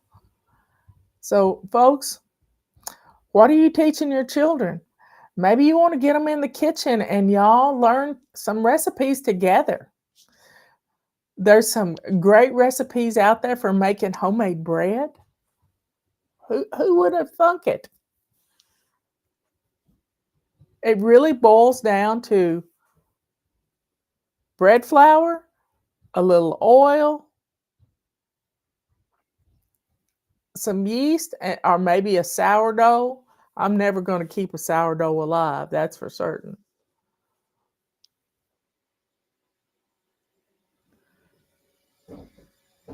So y'all try something new, but do it. Make sure your kitchen's clean. Start with a sink full of hot soapy water. Empty your dishwasher so that you can have a place to put the dirty dishes. Clean as you go. Get out all of the things you're going to need for the recipe and just start in. Maybe you're going to make, a pasta sauce can be one of the greatest pasta sauces I've seen is a pasta bake. And they take a Alfredo sauce and put over the pasta, and then they make a tomato meat sauce on top of that and cover it in cheese and put it in the oven or in the crock pot even.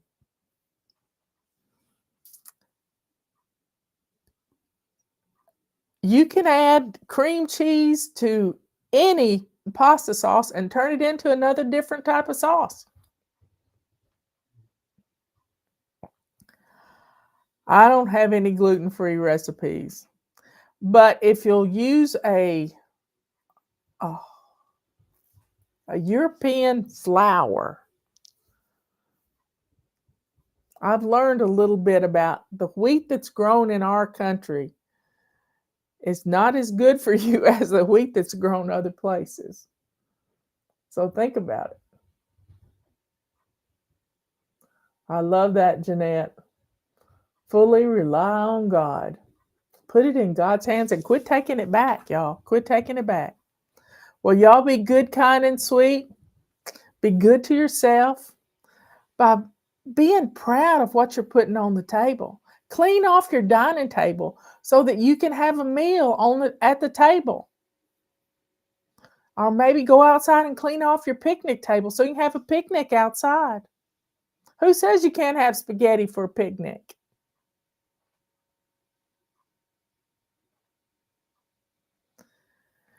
Anyway, I love you all so much. Put some new recipes in your menu rotation. Just try a new one. But don't be stressed out about it. Have some fun looking for some stuff. Get the kids involved. I love you all. Be good, kind, and sweet. Be good to yourself by menu planning. Be kind to others by getting them involved in the kitchen. Don't raise up children that don't know how to make pancakes. Get them involved. YouTube University's out there to teach you anything you need to know about cooking. I love you all. Let that joy that's in your heart that comes from God above show the world who you are, a child of the Most High, the only living God in the universe. Please share our videos. Give us a thumbs up. Subscribe. Y'all, we got to hang together. We got to teach the younger people how to do things. I'll see you at 3 o'clock. We'll see what's for dinner then. Love you all. Bye. Come on in, everybody. We're going to take it slow and steady. You got that?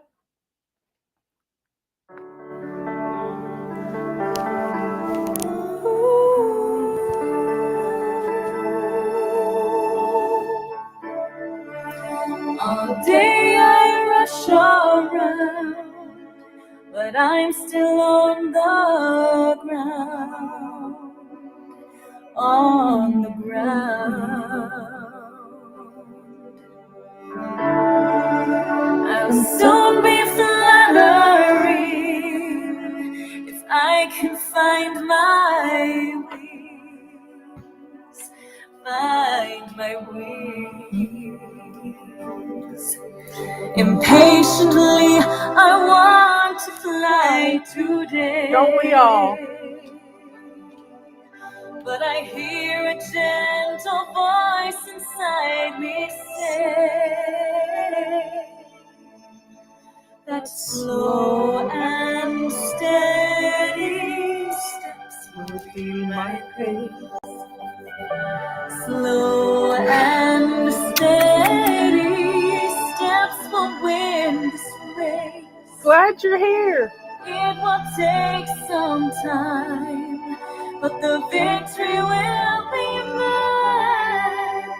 Slow and steady, I'm gonna learn to fly. I'm starting to believe I only race with me, only me. I can't Come on in. I know a lot of people are out having family fun. It's okay. They'll catch it on the replay. It's for myself. Since my best is all I have, it is enough. I can see a ray of hope. I've got to trust that slow and steady. Okay. Come on in, everybody. I know there's not many people here, but that's okay because you're here. Let's just enjoy some time together. We got stories to tell and things to discuss about menu planning. But first, but first, let's start out with chapter 31 in the Passion Translation of the of Psalms. How great is your goodness! For the pure and shining one, a song of poetic praise by King David. I trust you, Lord, to be my hiding place. Don't let me down. Don't let my enemies bring me to shame. Come and rescue me, for you are the only God who always does that what is right.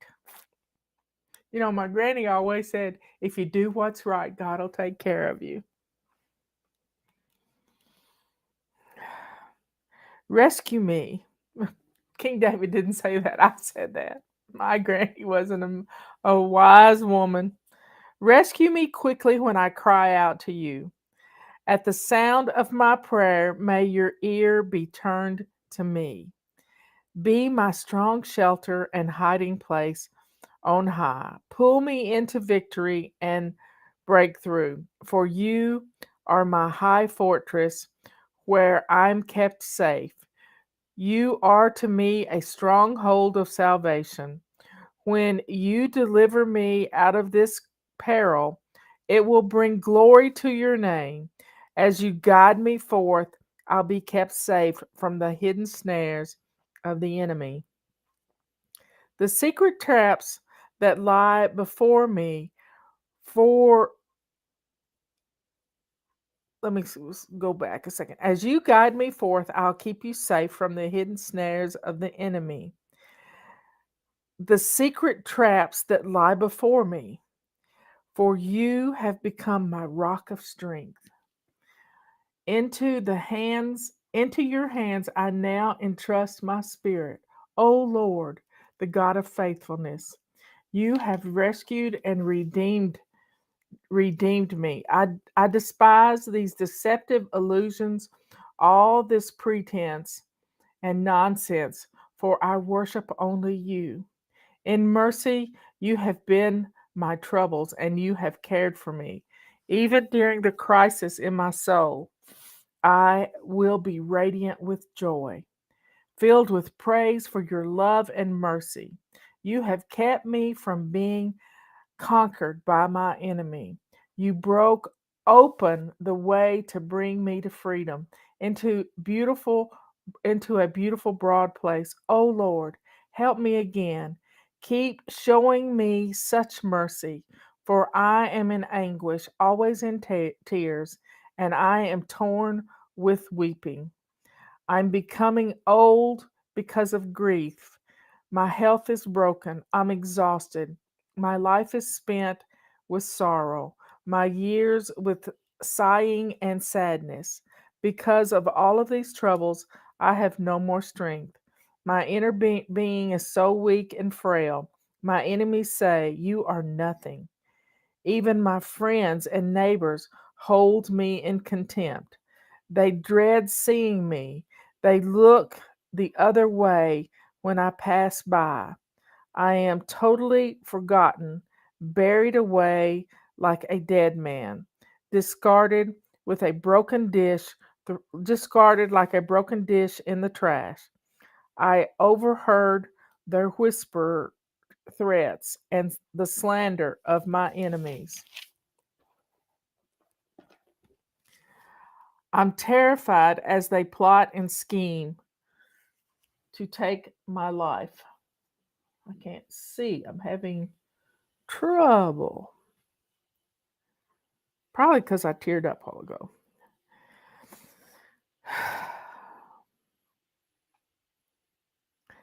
I'm desperate, Lord. I throw myself upon you, for you alone are my God. My life, my every moment, my destiny, it's all in your hands. So I know you will deliver me from those who persecute me relentlessly. Smile on me, your servant. Let your undying love and glorious grace save me from all this gloom. As I call upon you, let my shame and disgrace be replaced by your favor once again. But let shame and disgrace fall upon the wicked, those going to their own doom, drifting down in silence to the dust of death. At last their lying lips will be muted in their graves, for they are arrogant, filled with contempt and conceit as they speak against the godly. Lord, how wonderful are you! You have stored up so many good things for us, like a treasure chest heaped up with spilling over with blessings, all for those who honor and worship you.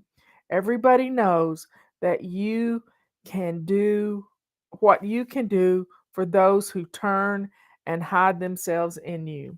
So hide all your beloved ones in the sheltered secret place before your face. Overshadow them with your glory presence. Keep them from the accusations and brutal insults of evil men. Tuck them safely away in the tabernacle where you dwell. The name of the Lord is blessed and lifted high, for his marvelous miracle of mercy protected me when I was overwhelmed by my enemies. I spoke hastily when I said, the Lord has deserted me. For the truth, you did hear my prayer and you came to rescue me. Listen to me, all you godly ones. Love the Lord with passion. The Lord protects and preserves all those who are loyal to him, but he pays back in full all those who reject him in their pride. So cheer up, take courage, all you who love him. Wait for him to break through for you, all who trust in him. And that was the 31st chapter of Psalms. Now, I told you we were going to talk about some menu planning and preparation, being prepared. Many years ago, some of you probably aren't even old enough to remember the problem when we went from 1999 to 2000. They called it the Y2K. They had, everybody was preparing for the computers not to work, and computers weren't. They were young items, and we got prepared. Well, I got prepared too. I went to a restaurant supply place over in Hendersonville, and I had a long list of things to buy, and I bought them. And then I came home and I made some bags to put them in, and I put most things in the freezer. I had a big chest type freezer that my friend gave me who moved here. I've mentioned her before. Her nickname was Mad Cow because her initials were MAD, and Robert nicknamed her Mad Cow when we would get an email from her. And she gave me this freezer when she moved to the mountains, and it was a good freezer. It was a big freezer. But I put everything in this freezer, and especially the beans. I got red beans and black beans and pinto beans and rice, and I bagged it all up and I put it all in the freezer. Not that you have to do that with dried stuff, but I wanted to kill off anything that was in there. Well, I didn't put the oats in there, and I got a case of oatmeal. I like oatmeal. If you're hungry, you'll eat oatmeal. I like oatmeal cookies. I like to make apple crisp that uses oatmeal. I mean, with dried apples and oatmeal and some brown sugar, you can do just about anything. And so I had this case of Quaker oats. I mean, it was like 12 canisters, the big ones, that I put on a shelf. They were still in the box. I mean, in the box they came in. They'd never been opened. But all of a sudden, I started noticing that there were these little bitty worms, larvae, climbing up my bathroom wall. And I'm trying to figure out what in the world, where did these things come from? And Robert called me one day. He said, come downstairs and look at this. And there was this nest of spider webs over the shelf that had the oats in it.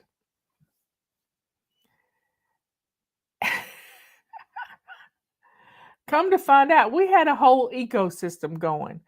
In the oats were some little bitty midges, little moths type things, and they would fly up and get caught in the spider webs, and the spiders would eat them. But the larvae could eat their way out of the little boxes and out of the box it was in, and they would climb up the wall into my bathroom.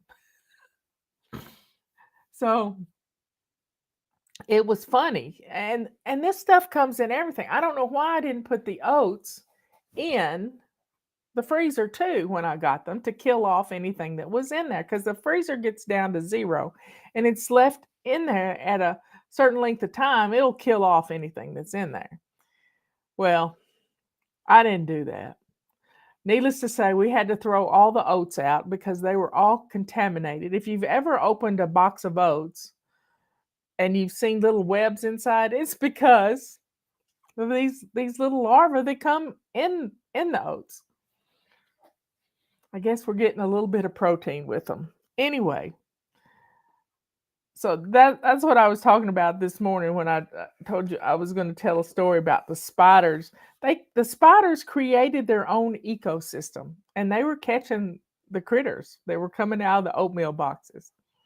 So be careful what you store. You need to put it into heavy-duty containers. I got a bunch of, at that time, I went to the hardware store and got some lard cans. There were like 5-gallon lard cans. Now, you can get 5-gallon buckets now. They're plastic. But I got 5-gallon lard cans, and I put a lot of stuff in those 5-gallon lard cans. This time, I have purchased flour, and I can make tortillas. I can make pasta. I can make biscuits. I can make rolls. I can make all kinds of things. And I'm ready.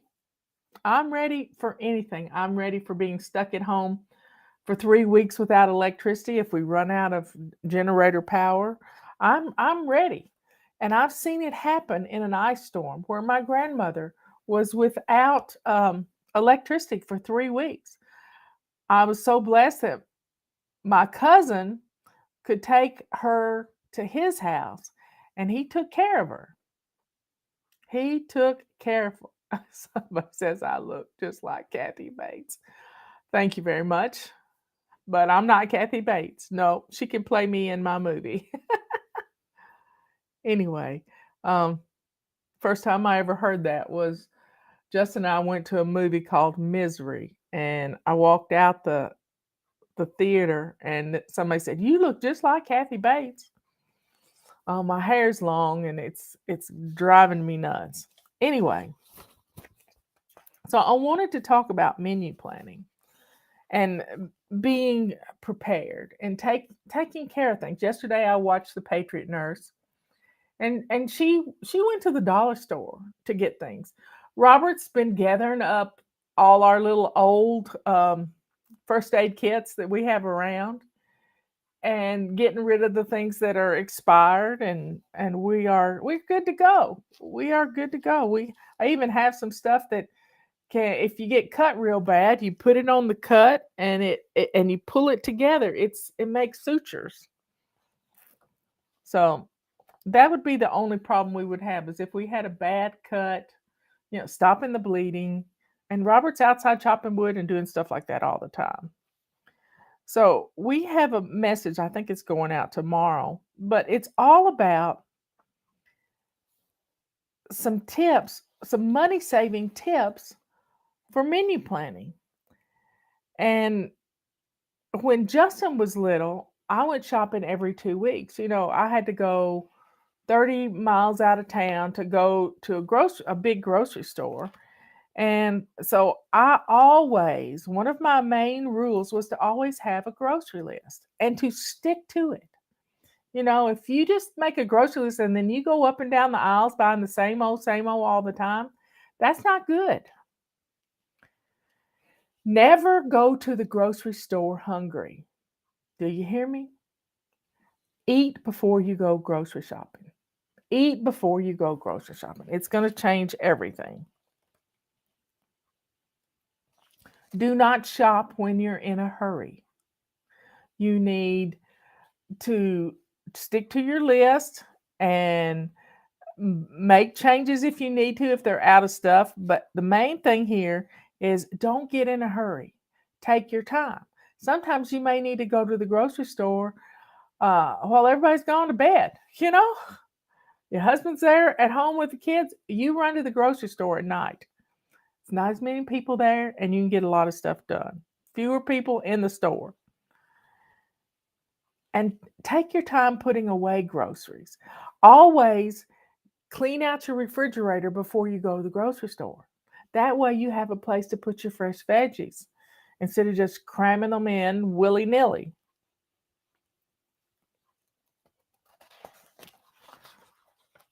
Let's see, what else?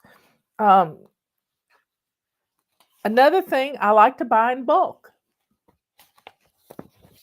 You buy chicken pieces, but you don't cook all those chicken pieces at one time.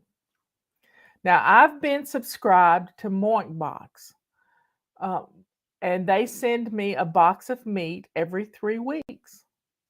And so I have a good supply of meat that has been vacuum sealed and will keep a while in your freezer.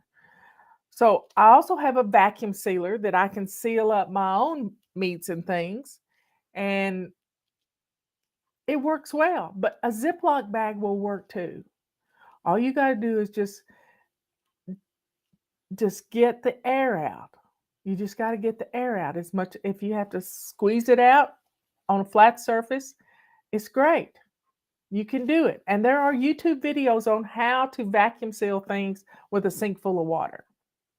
I believe it. I've seen it. So look up YouTube. I like freezer paper too. You can buy a roll of freezer paper at the grocery store, and you can wrap things in freezer paper. And I love freezer bags, Ziploc bags. It's a brand name, not a type. And masking tape for the freezer.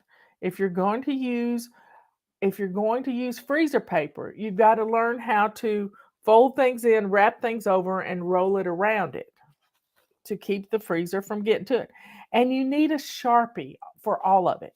You need to have a Sharpie so that you can write what's in the package and a date on the package. So going to the grocery store with a purpose. Now, I've also taught you how to brown hamburger meat. Just take your hamburger meat, put it in the crock pot with a little water, and you can throw 2 or 3 onions in with it and stir it every 15 minutes. And in 3 hours, you've got cooked hamburger meat and onions that you can put 2 cups in a Ziploc bag and have pre-cooked hamburger meat for your meals. Now, some of the people I watch on YouTube, they can their hamburger meat. I'm not going to do that.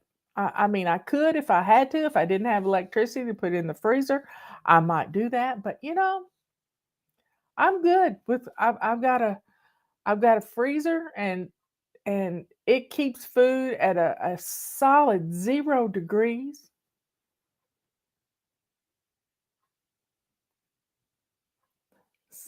Lisa's in the process of menu planning for my mom. Making her freezer meals is one of her Christmas gifts. How beautiful. You know what I gave for Christmas last year? I gave meat boxes.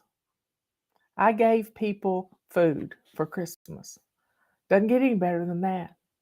I gave my sister, I think it started out at Butcher Box, but I gave her a subscription. So there are some good clutter-free gifts out there. And use your calendar to plan these meals. Yeah, I got a video on how to cook the hamburger meat in the crock pot. I've done it. I do it all the time. Patty says I gave her toilet paper. Yep. She gets a supply of toilet paper every month, and she's stocked up. No, we're not hoarding.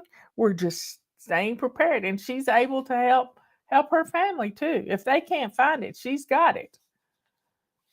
So, good clutter-free gifts are a powerful tool to get through this winter and all kinds of things like this.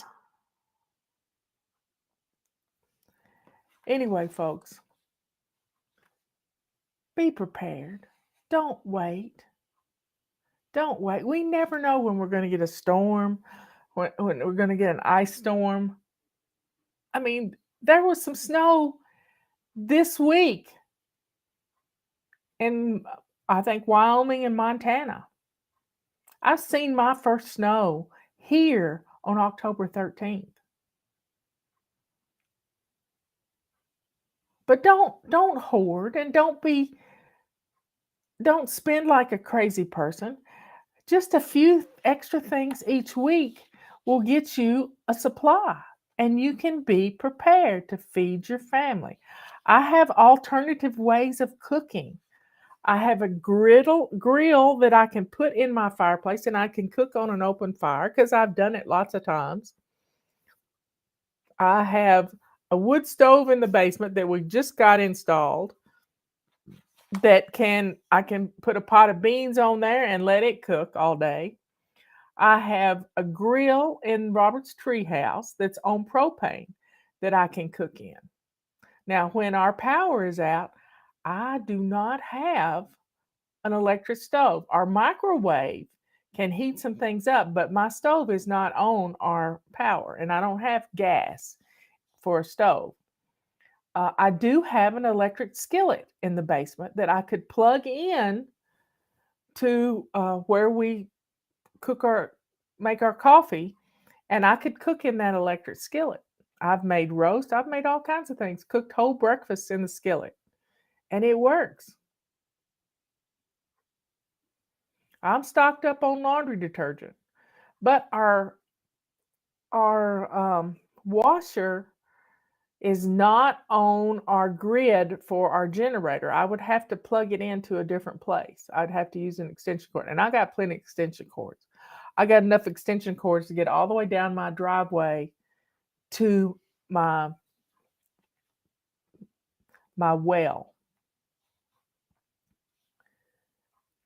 So, folks, there's no sense in just sticking your head in the sand and not thinking anything's going to happen, because one day something will happen. It will. And you're going to want to be prepared. And being prepared gives you peace, like you wouldn't believe it gives you peace. So quit procrastinating and do what you can.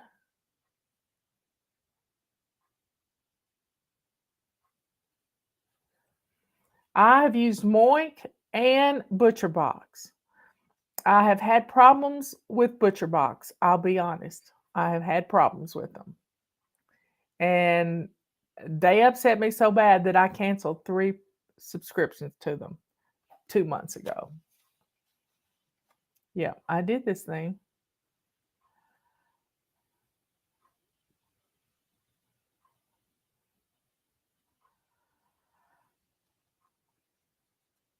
Somebody's asking a question about angeled eggs. She did her angeled eggs for the first time. All the yellows had a dark color around the outside. What did I do wrong? Well, it's nothing wrong. You didn't do anything wrong. Your oven may be just a tad bit hotter than my oven, and I don't put my eggs in there in a hot oven. I don't preheat my oven. So you may have preheated your oven.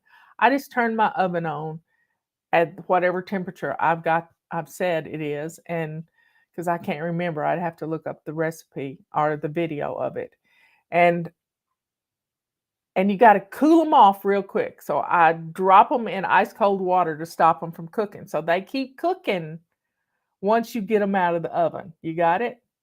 So cool them off quick and you'll be fine.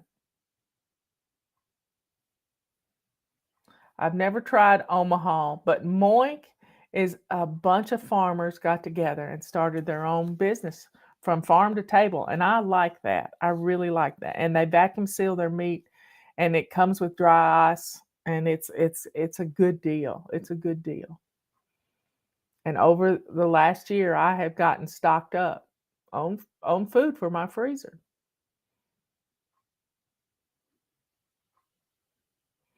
Anyway, y'all take care of yourself. Be kind. I love the idea of making freezer meals for your mom. That's just wonderful. You can get a bunch of bento boxes. I thought I had one here handy. I don't know where it went to. The Roomba must have run off with it. But you can get these boxes. Maybe you can on Amazon, and you can make your own freezer meals. Or you can bag things up in Ziploc bags for them and put them all in one bag. And then she can heat everything up, put it on a plate, and be ready to go.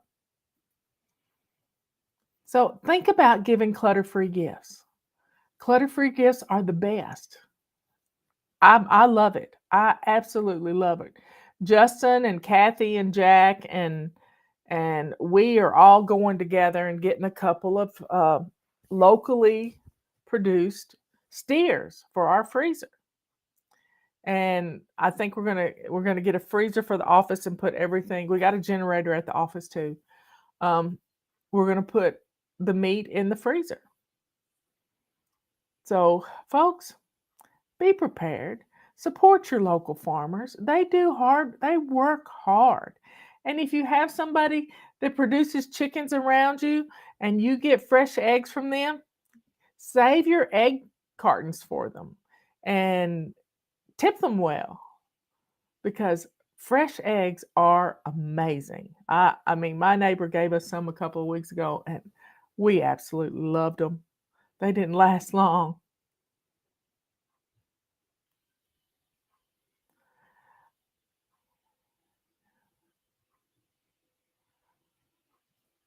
Anyway, folks, y'all be good, kind, and sweet.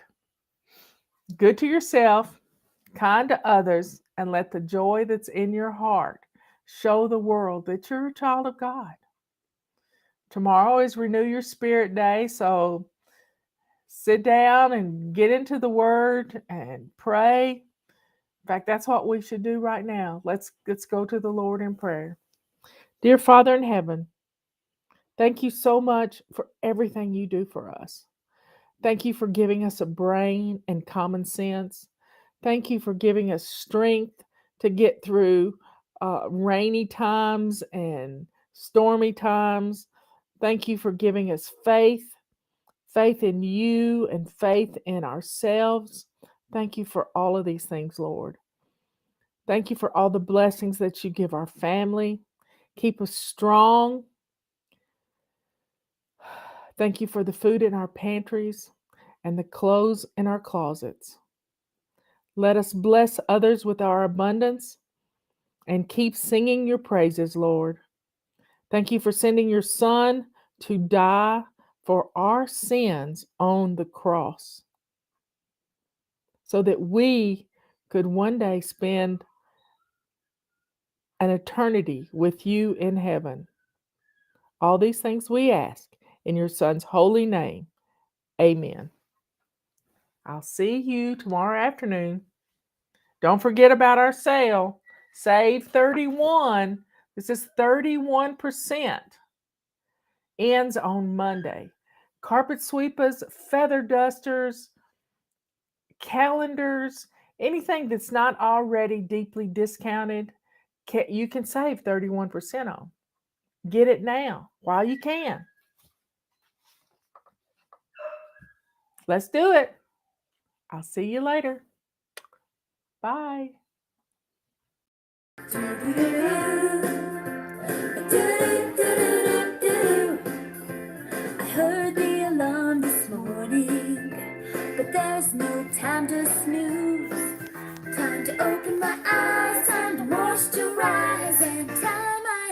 lace-up shoes. A friend dropped by to see me. She said, "You're some cleaning whiz.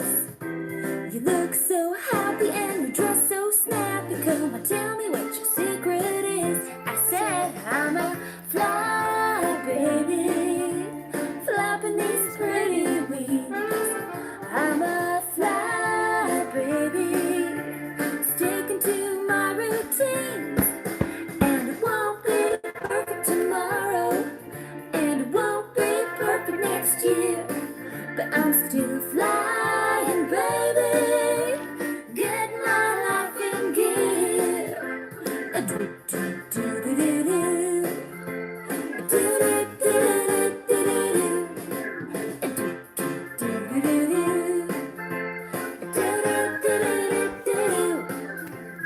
kick back after working, 'cause things are looking fine.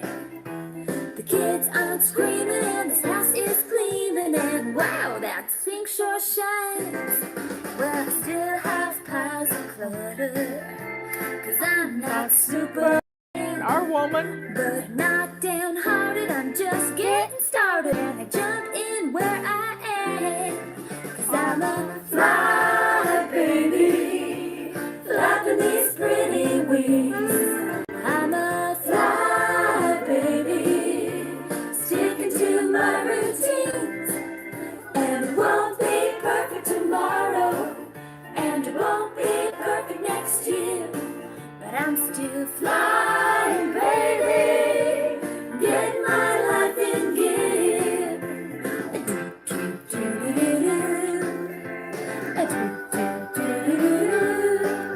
I'm a fly baby, flapping these pretty wings. I'm a fly baby, sticking to my routines.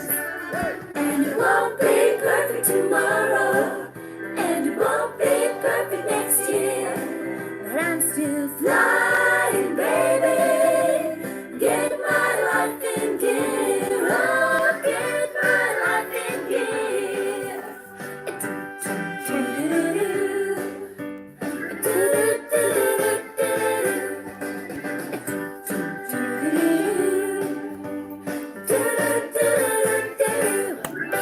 You go, girl. That's our Fly Baby chorus. Anyway, welcome. Today is Plan and Play Day, but some of you are new here. And I just want to reinforce the fact that we're going to have some fun, that we're going to get things done. Our motto this year is excuses be gone. Be gone. Excuses be gone. Let's have some fun to get things done in 2021. No more excuses. No more whining that you don't have time. But we're here to help you. I know we've all been through a bad year. You know? In relative speaking, we're still here. And that's all that matters. We're still here. Things may have changed a little bit, but we got to get back to basics. And with Fly Lady, we're gonna hold your hand all along the way. We're gonna hold your hand. So if you're new here, people ask, where do I start? Well, the first thing you're to do is to get dressed to lace up shoes. Yeah. Get dressed to lace up shoes. And while you're listening to this getting started message, I want you to go get dressed to lace up shoes, unless it's way in the wee hours of the morning like it is in Australia. It's the wee hours of the morning. You need to be in the bed watching this and then get ready to close your eyes and go to sleep. But the main thing here is we're going to help you to let go of those excuses. And those excuses come from your perfectionism. And to take a few minutes, 2 minutes, that's all it takes sometimes, just 2 minutes to get some things done. So get dressed to lace up shoes is the first thing you got to do. Even if you have to pick dirty clothes out of the dirty clothes hamper. Yeah, I know who you are, because you don't have any clean clothes in the house. put on something that's not quite as fresh as it needs to be. You can always throw it in the dryer and run it for like 5 minutes and it'll get freshened up. But put on your lace-up shoes. Fix your hair. You always feel better when your hair is not looking nasty. Fix your hair. Put on some lipstick. Sometimes that's all you need. Lipstick and earrings. You know, put on lipstick and earrings. I always have to have my necklace on. Necklace on, my watch. And I'm good to go. Yeah, dirty clothes. We're going to get dressed because you're going to do a load of laundry today. And you're going to put a couple of outfits in the wash machine so you'll have some clean ones tomorrow. But I know you. I know what's hiding under your sink. I know you've got vases and mayonnaise jars and all kinds of good stuff. Lots of cleaning products. Oh my goodness. You have more cleaning products than Carter's got little liver pills. But you got them. And we're going to get some things done today. We are. Because I'm going to teach you how to get started. Now, the first thing we tell you to do is to go shine your sink. And people say, why do I have to do that? This whining has got to stop, y'all. Why do I have to do that? Well, it's where I started. It's real simple. It's where I started. And it was just a simple thing my husband asked me to do when we first got married. He said, honey, if you'll just keep one side of the sink empty, I'll make you coffee. And you know, for 24 years, he's made me coffee every morning. Spoils me rotten. But my sink is shining because it's empty. I go to bed with it shining. My grandmother always took her dirty dish towel, the one she used to dry dishes because she never had a dishwasher, and she would dry her dishes and then she would dry her sink out because she didn't want any spots in her sink. She didn't want spots in her sink. So she had this wonderful, wonderful habit of shining her sink every night when she turned off the kitchen light. And turning off that kitchen light and knowing your kitchen is clean, that is just an amazing feeling. An amazing feeling. So, go shine your sink. Let me tell you how to do that. Get some baking soda, barkeeper's friend, comment. I don't care what you use cleanser-wise. Even if it's just a 3M scrubber. And just buff your sink really well. Now, if it's really nasty, you might have to take the edge of a knife and scrape around the edges of your sink because you could have built up residue of some kind. If you're on a city system, a city sewer system, and you don't have to worry about messing with your septic tank bacteria that makes everything go away, you could add, rinse your sink really well after you've used comment, and then you could fill it full of hot water and put, half a cup of bleach in there. Let it sit for 30 minutes. And then rinse it down, and there you have it. Your sink is going to be shining. Now, rinse it really well, and you could now, this is going to sound weird, but if you go out in the garage and find some car wax, just a little bit of car wax, you can wax your sink, and stuff won't stain it as much. Yeah, it'll work. It'll work. So, taking care of that sink and making it clean. I spent 2 hours when I first started making that sink. It was a 25-year-old sink. And Robert had built the house in the mid-70s, and it had never been changed. I have a new sink now.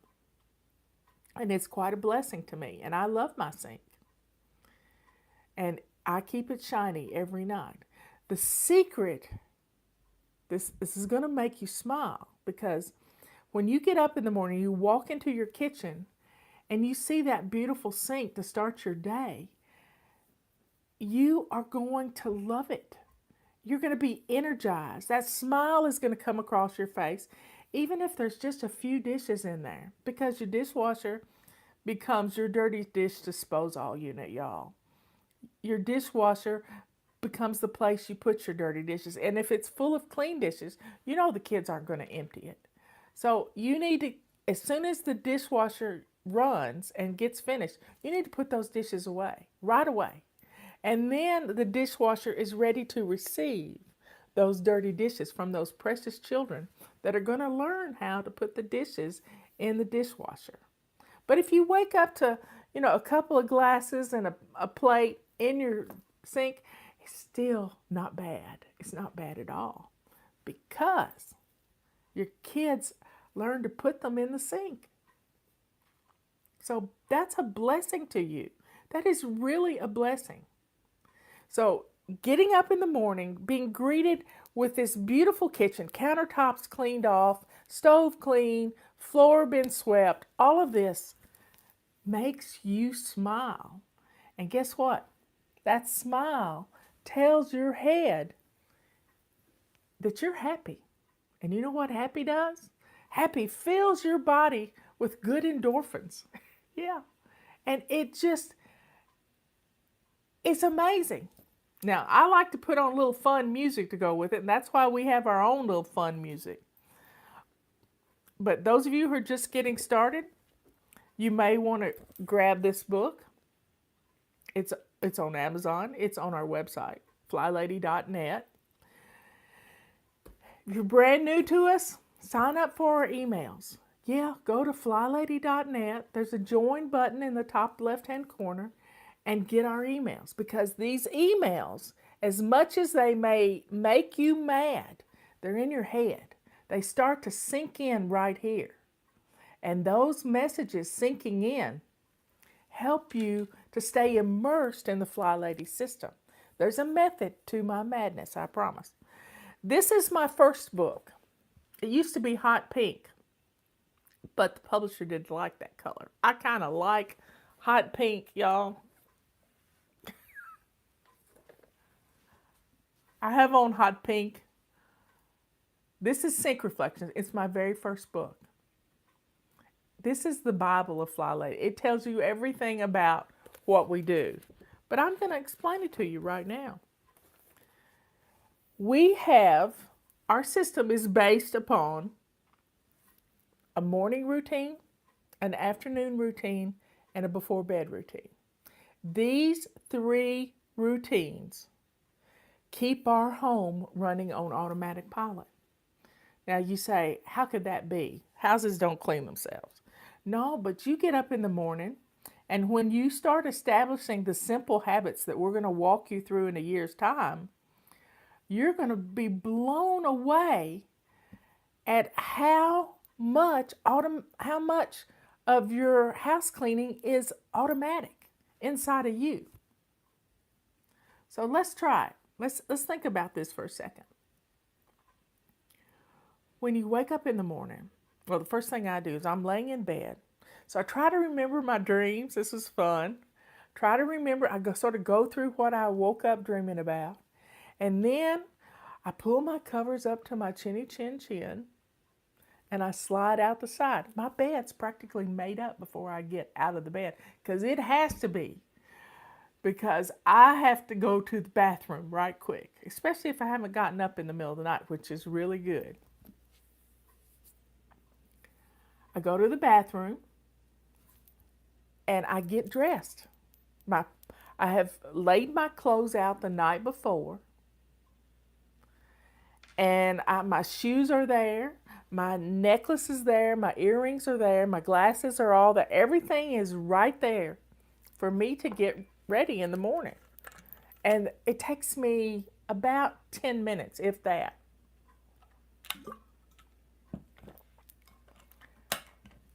Wow. I'm dressed. And while I'm in the bathroom, I do something we call swish and swipe. I take my purple rag. I wipe down my mirror, because I'm a good girl. I floss every night, looking at myself in the mirror, and you know those dental floss home runs can really fly high. And so I wipe down my mirror. I put my makeup and stuff away. I don't have much. I have lipstick and a little dry concealer, little powder It's about all I use anymore. And I put everything away that I've gotten out. I take my morning meds because they're sitting right there. I check my calendar because it's right there. And I'm ready to start my day. I grab a load of laundry, head to the washing machine because it's in the basement. And it's a small load. It doesn't have to be a big load. It's a small load of laundry.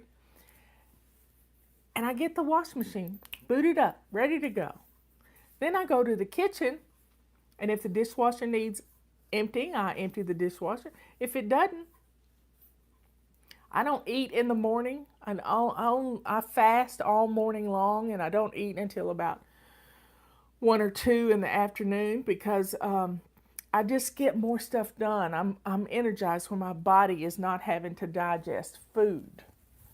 And so I've learned about fasting, and that's the one thing in mine and Leanne's book, Body Clutter, that we didn't include in this book. But intermittent fasting is good. So I've written 4 books.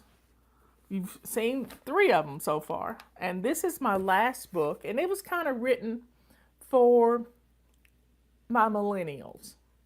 People that have like to read little bits of things. You can open this book anywhere and get something good out of it. And it was a fun book to write because I wrote it in baby steps. I really did. So that's kind of your morning routine. You don't want to make it so big that you can't get things done because you're just overwhelmed. But it's one step after another. It's the dance to your day. And while the coffee's brewing, I've grabbed my mop or my feather duster, and I'm running around the house for the 2 or 3 minutes that it takes for the coffee to brew. And you never have to see dirt again, y'all. You never have to see dirt again because you're going to stay on top of it. You're going to stay right on top of it. So my afternoon routine,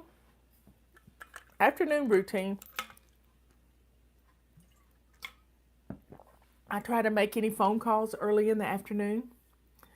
I've got an 11 o'clock appointment with you every day, except for Sundays. And I have videos to get posted on on different platforms everywhere. I have all this stuff that I do to take care of you, to help you to find us. Because we're on YouTube, we're on Facebook, we're on brighteon.com, we're on Podbeam, we're on Apple Podcast, but the videos are on the other platforms. Apple doesn't allow video podcasts, or if they have, I haven't seen it yet.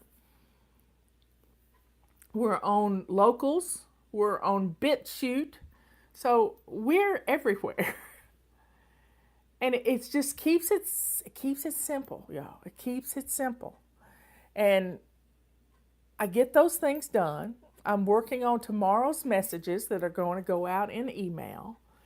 And every afternoon at 5:30, you get a flight plan for tomorrow, 5:30 Eastern Time. You get a flight plan for tomorrow. And it tells you what we're doing. So today is plan and play day. Tuesday is always plan and play day. So with the Fly Lady system, then it rolls down, get something started for dinner as part of your morning routine. Afternoon routine, make sure everything's going like it needs to go. You can do all your chopping and everything in the morning. You can put it in your Instapot in the afternoon late, and in no time you got a meal. So you're baby stepping your way to feeding your family. You're baby stepping your way to taking care of you. And then here's the key to keeping your kitchen clean, and that's sink shining. Always, when you're in the kitchen, start with a sink full of hot, soapy water. That is a way to clean as you go. Clean as you go. And your kitchen is going to look good. Always start with an empty dishwasher. Even if you're just going in there to bake cookies with the kids, Always have an empty dishwasher first because everything goes in the dish. You're cleaning as you go. That keeps you from having a major explosion in your kitchen because you're in a hurry. That's where the explosions happen. You cook on high and you're in a hurry. Don't do it. Yesterday, I cooked hamburger meat and Italian sausage together and made this beautiful mixture with onions and lots of herbs and spices and garlic. The house was smelling like some fancy restaurant somewhere. Robert said, "What is that aroma?" He loved it. And I made a pasta sauce last night that I'd never made before. It was kind of like a vodka sauce, but it didn't have vodka in it. And he loved it. So nothing says I love you like dinner cooking. And I cooked on low all day long in my iron skillet. And I was so happy because it made him happy. Blessing others. That clean kitchen can do that. So get dinner started. And then while you're cooking, have your sink full of hot soapy water. Don't drop knives down into that hot soapy water. Leave them beside the sink. And you can wash them as you need them. And then put the trash away as you make the trash. I keep an old Ziploc bag handy to put onion skins and all kinds, onion peels, potatoes, all kinds of different things in that bag. And then I zip it up and I throw it away. Yeah, I don't like wet trash at all in my trash can. Nope.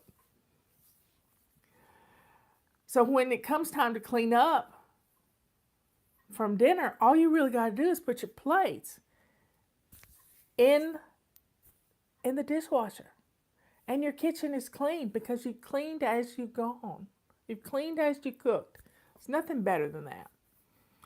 And then you can start your before bed routine right after dinner.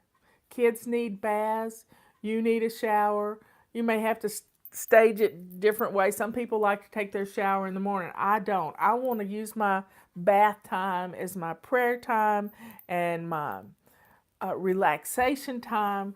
That's what I want to do, y'all. That's what I want to do. And I pick my clothes out, but I kind of pick my clothes out as I've done the laundry. I put the outfits together and they're just kind of stacked.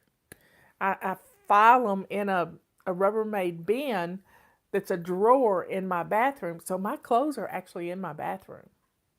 And I pick out a pair of slacks and a shirt, and I try to mix the colors up as much as possible. If I can remember what I wore yesterday, sometimes I have to look in the dirty clothes. And I've got my clothes picked out. I look at my calendar to see what's on for tomorrow. If I have a doctor's appointment, which I'm not having any doctor's appointments right now because I haven't been sick in almost 2 years. And I've been staying safe from this COVID mess.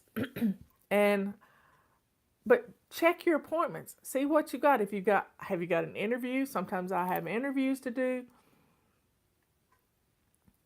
I check my calendar. If you're going to be out and about, you need to check your weather too. And if you've got an early morning appointment, you may have to take a dry erase marker and write on your bathroom mirror to remind you that you have an appointment in the morning, because Swish and Swipe is going to take it right off. So you've got your morning, your afternoon, and your before bed routine. And then your before bed routine should include this one thing. Go to bed at a decent hour. I was in bed by midnight last night, y'all. I looked at Robert. No, that was night before last. I looked at Robert and I said, the pod people have not invaded, I promise, honey. He said, who are you coming to bed at midnight? But, midnight's a good time for me. Good time. Okay, so I have a little routine for my face. I have eye saline that I put in because my eyes get stressed. I spend 15 hours on the computer. Intermittent, I'm up and doing things all during the day. I have earplugs I have to put in. I have some nose spray I have to do because I like to keep my sinuses moist. And I have chapstick to put on. Take my earrings off. I take my watch off and put it on the charge. That charger is in the bathroom. I can actually see the time when I get up in the morning or get up in the middle of the night because it wiggles for some reason, and I walk in the room and it knows I'm there. So that's our daily stuff. And you can put it on Post-it notes. You can put it in a simple control journal. I don't have one up here. But just a little photo album with 4x6, no cards in it. Morning routine, afternoon routine, before bed routine. I had Post-it notes on my bathroom mirror for years. And it worked. It worked.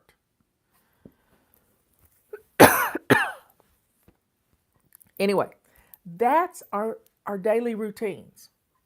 Now, the other part of our system that works is we have a basic weekly plan. So here it is. Got your pen and paper?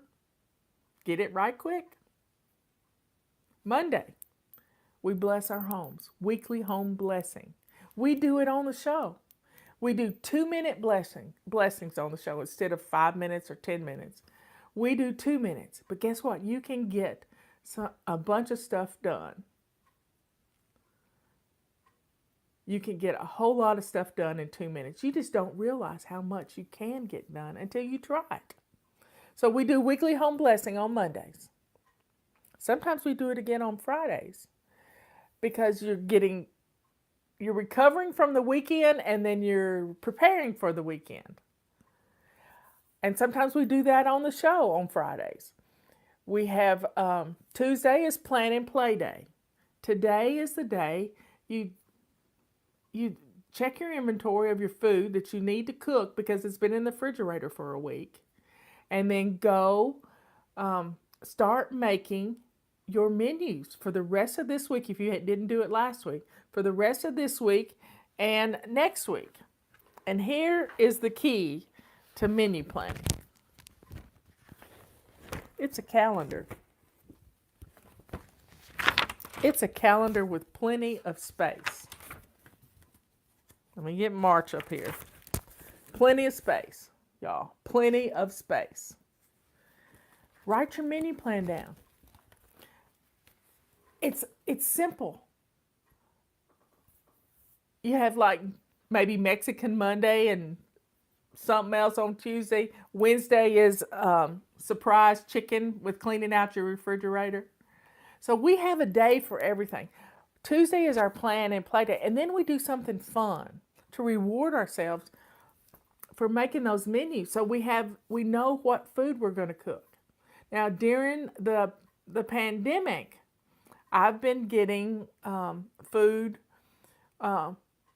meats and things from Butcher Box and Moink.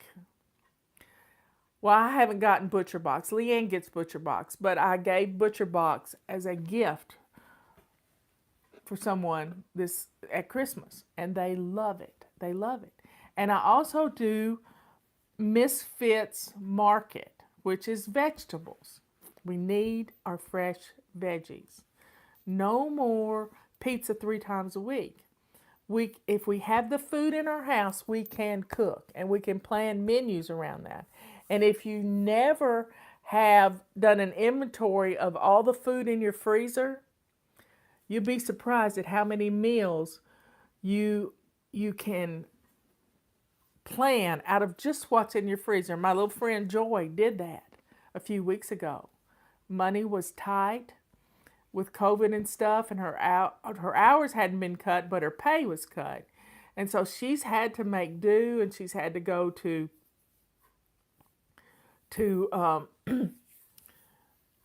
places that give food away, and she's had to plan menus around that. So folks, plan menus around what you've got in your freezer. She took inventory of her freezer, and she came up with 13 or 14 meals she could cook out of that freezer. Imagine that. You've probably got that too. That's money you can save by not just going to the store, because every time you walk in the store, you're going to spend $50. But if you don't have to go to the store, you're good. You're good. So plan your menus around that. It's a good thing. That's what Tuesday does. Wednesday is always anti-procrastination day. Do you want to know why you procrastinate? You procrastinate because of your perfectionism. You tell yourself you don't have time to do it right now, but you don't finish the sentence. You don't have time to do it like your mama did it, or you don't have time to get it right. You don't have 8 hours. Well, you think it's going to take 8 hours when you can spend 2 minutes. So anytime you hear yourself say, I don't have time, set your timer. 2 minutes. You can do anything for 15 minutes, but you can really do anything for 2 minutes. So if your child comes up to you and you hear these words come out of your mouth and they say, Mommy, will you read me a Dr. Seuss book? Yeah, you knew I'd go there. You sit down and you hear yourself say, honey, I don't have time right now. You need to sit down with that Dr. Seuss book and read that book to your baby. It won't take long. And you will enjoy it, and they will enjoy it. So, whenever those words cross your lips or come across your mind, you need to do exactly what you said you didn't have time for. You got that? That's your cue to do what you said you didn't have time to do, because your perfectionism, which perfectionism is from the devil, it's to keep you separated from your family. It really is. It's to make things crazy in your house. You've been there. You're trying to get out of the crazy right now. You're really trying to get uncrazed. We're trying to do things in a systematic order that is going to make you happy. You can be happy. You really can. These routines do this. So Wednesday's always anti-procrastination night. What's the one thing you procrastinate about? Cleaning out your refrigerator. So clean out your refrigerator, folks. Do it. And then when you've got your grocery list and payday rolls around and you can go buy groceries, then you are good to go. Your refrigerator is ready to receive those groceries. Your freezer is ready. Right now, I need to reorganize my freezer upstairs. And Robert's been taking some things downstairs, and I'm going to get a bin for just burger meat and meatloaf and stuff, and a bin for chicken, and a bin for vegetables. I have side by side. So that's on my list to do today, to take inventory of my freezer. Thursday is our errand day. If you've got some errands to run, don't wait till the weekend. Run them on your way home from work, or let the kids stay with their dad for a little while and go run an errand. You know, what is that errand? Do you need to go to the drugstore? Go do it. Get it done. And then it's going to save your weekends for fun. Friday is always our day to clean out our car, clean out our purse, and plan something for date night. And do it. You know, date night can be as simple as sitting on the back porch watching the sun go down, especially if it's getting warmer in your area. Date night can be movie night. Pick a movie out. We watched a dud of a movie last night. I mean, it was a dud. I told Robert he didn't get any points for that movie. None. The night before last, we watched a good movie. I picked it out. But get a playlist going of fun movies to watch. Maybe one's a chick flick one week and one's a one of those car crash movies, the racing movies, or some fun that you don't particularly like, but your husband might. And it makes date night special. Saturday is always family fun day. Family fun day. Plan something. Get out in the world. Go for a hike. Right now, today, my daughter-in-law got her little niece. Her little niece, Sophie, is staying the week with her. A week. she doesn't get to stay by herself much with her Aunt Emily. But they went to Memphis and picked her up and brought her back home. And they're going on a hike today. They're planning this hike already. Just to get out into the world and have some fun in a sunbeam. Plan something on Saturday. Plan something on Saturday to do with your family. Get out into the world. You can be safe and be out in the world. You can.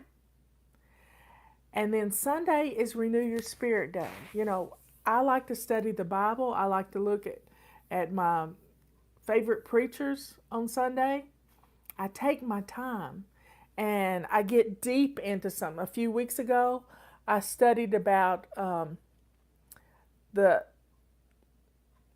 Lewis Isle Revival. If you've never studied that, look it up on YouTube. There's an account of it from a pastor that was recorded, that was there. And I mentioned it to my niece Brooke yesterday. It's amazing. Two little old ladies in their 80s, and one of them was blind,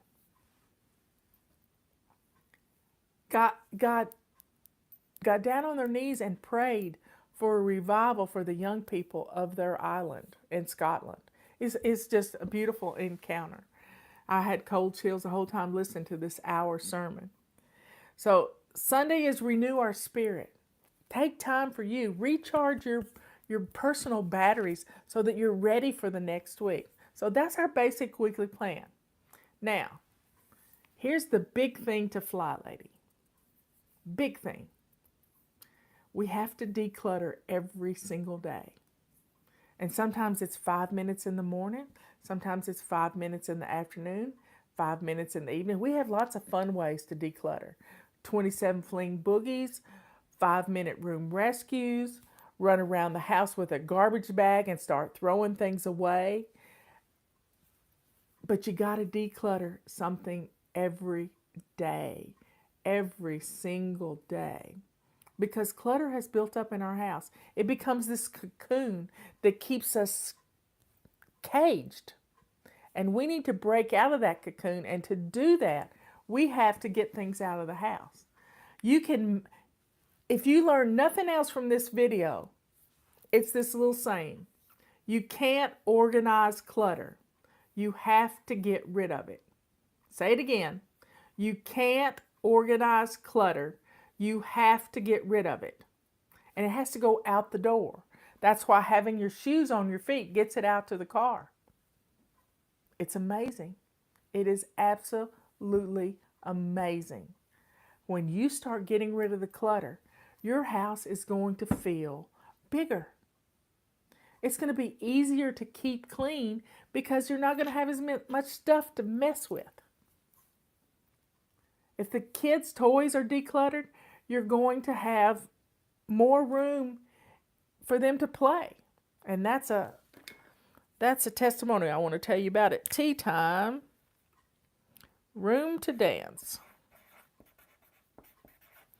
Writing that down so I can remember it today. Room to dance.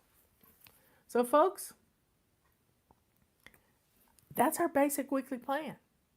Now, each week, if you look at a calendar, let me pull up a calendar, August.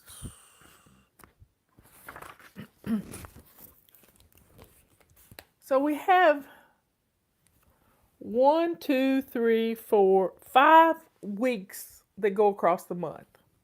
5 of them. This week, we are in zone 2. This week was zone 1. And a little bit, when the month falls at the first of the week, it's kind of weird. But zone 2 is a full week, zone 3 is a full week, zone 4 is a full week, and zone 5 is a few days, and then we have the rest of the week is zone 1. Zone 1, got your pencil and paper? Get it out. Be ready to take notes if you like to take notes. I don't, but let's take some notes. Zone 1 is your front porch. It's what people see when they walk up to your house. Your front porch. your dining room, and the entrance of your home. 3 little areas. Front porch, entrance, and dining room. Bam! Zone 1. Zone 2 is always your kitchen. That means we declutter, we reorganize drawers, we get rid of cookbooks we haven't used in a long time because we can get all the recipes we want online.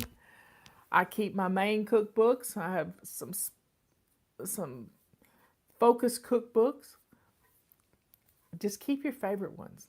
And one time I almost decluttered Robert's favorite one. Oh my, that would not have been good. His cookie cookbook, but that's another story. I'll have to put this down on the list. Cookie cookbook. I'm coming up with lots of tea time things. Zone 3 is your main bathroom. And people say, well, I got more rooms than that in the house. Well, you've all got a main bathroom that company would use. You also got your bathroom in your master bedroom that nobody sees because it's nasty.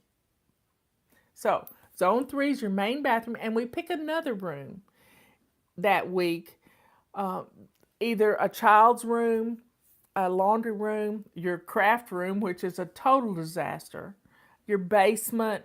We just pick another room, or you can pick another room to do some simple things like decluttering and clearing out some stuff.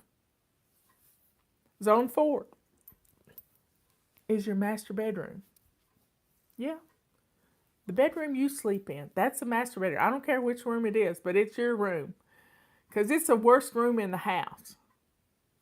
So we do some detailed cleaning in there, like cleaning some windowsills, getting some cobwebs, doing some things in there that you don't do every day. You make your bed every day.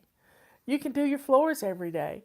But you don't clean out the windowsills, and mine have gotten pretty bad this winter. So I'm going to be cleaning out windowsills in a couple of weeks.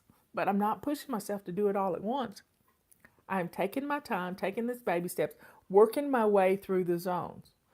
Zone 4 is your master bedroom closet. Yeah, your walk-in closet, which is a total disaster. And your master bedroom bathroom, which nobody can get in. And you lock the door behind you if you've got company. Zone 5, that's your living room. And usually Zone 5 and Zone 1 occur in the same week. You got it? Zone 5 and Zone 1, same week. And that's your zones. Now, we don't try to do our whole detailed cleaning list all week long. We just do 5-minute missions, and I'll give them to you in the flight plan every day for what to do. And I'll give you a kid mission in the flight plan if you've got children, because they need to learn responsibility for their own rooms. And at the first of every month, you need to declutter toys and rotate them in and out, because toys become a major source of problems in your home. Toys, papers, and dirty clothes. That is the problem areas. Now, each month we've done zones. Now, each month we practice a new habit. Psychologists tell us it takes 21 days to create a new habit, to establish this habit. Oh my goodness. They are so wrong. They're wrong. Because if you're a perfectionist, if you miss a day, you throw the baby out with the bathwater and say, Fly Lady's not for me. No, she's not for me. But if you have a little grace in your life, because you know the good Lord has some grace. If you have a little grace for yourself, then if you miss a day, you just jump back in like you never missed a day. Quit beating yourself up, because we are our own worst enemy. Our own worst enemy. So, January, we practice shining our sinks, and we all need a refresher course on that from time to time. You can start it right now. February, is decluttering 15 minutes every day. That's all you got to do. 15 minutes every day. 5 in the morning, 5 in the afternoon, 5 in the evening. Bam. And sometimes it's in your closet. You're going to declutter 5 items. Keep it simple. We don't do the Marie stuff because you don't pull everything out of your closet and try it all on. That's just crazy. You know what fits you and what doesn't. Yeah, I said it. That woman is not for my fly babies because she makes them nuts. They already have a hard time. And then to have them pull everything out of their closet and their bedroom floor, this just isn't right. Now, March is getting dressed to lace up shoes. You got it?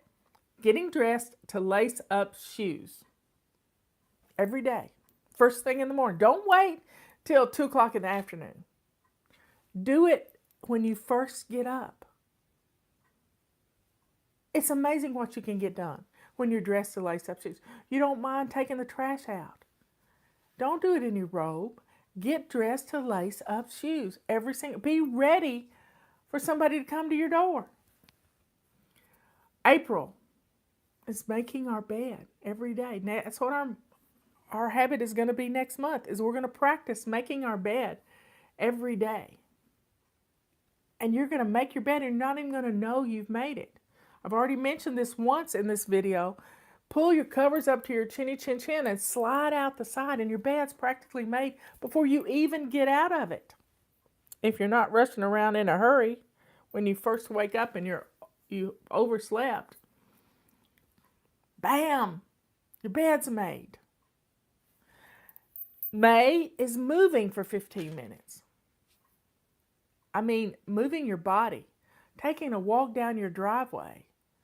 One lady told me yesterday, condo, she says, I'm going to walk down to this. She has this window that she puts history stuff in. And she says, it's 6 minutes from my house. I'm going to walk down there. I'm going to rearrange the window, even if I just clean the window on the storefront and make it pretty. And then I'll walk back. 15 minutes of moving every day. Getting in the habit of getting up and moving. My watch tells me how much I'm moving. If I set my timer every 15 minutes to get up and do something in the house, I have completed my circles by 6 o'clock at night. If I do that. Yes, everybody loves Conda. I love Conda. She's precious. She is so precious. Conda is a fly lady. She works for my nephew, Alexander, and she mentors people who need a little hand-holding on FlyLadyPremium.com. He also has built an app called Fly Lady Plus, and we have the Messenger app, which is for people who don't want to get emails. Go figure. But you have to pay for it. Yeah, it's something I spend a lot of time every day working on that. So, here we go.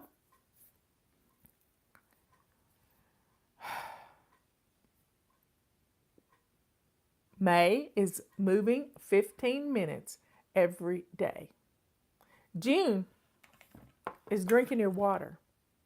Our water bottle sale is ending on March the 17th. So get it now. It's $14.95. Keeps your water cold. It keeps your tea hot. But be careful. Pour your tea into a cup instead of drinking it out of the bottle. July is Swish and Swipe. We have our Swish and Swipe pack. Let me get it right here. Well, this is our Swish and Vase pack that's on sale right now for $10.95. You need one of these in every bathroom of your home. And soap is soap, so I pour old shampoos or Dawn dishwashing liquid in my vase. Yep, that's what I do. The Swish and Swipe pack has purple rags with it. Right now, all our purple rags are on a BOGO, except for the pink ones. They went off a month ago. So you see, those habits for each month. August, our habit is doing a load of laundry every day. You can start that right now. doing a load of laundry every day.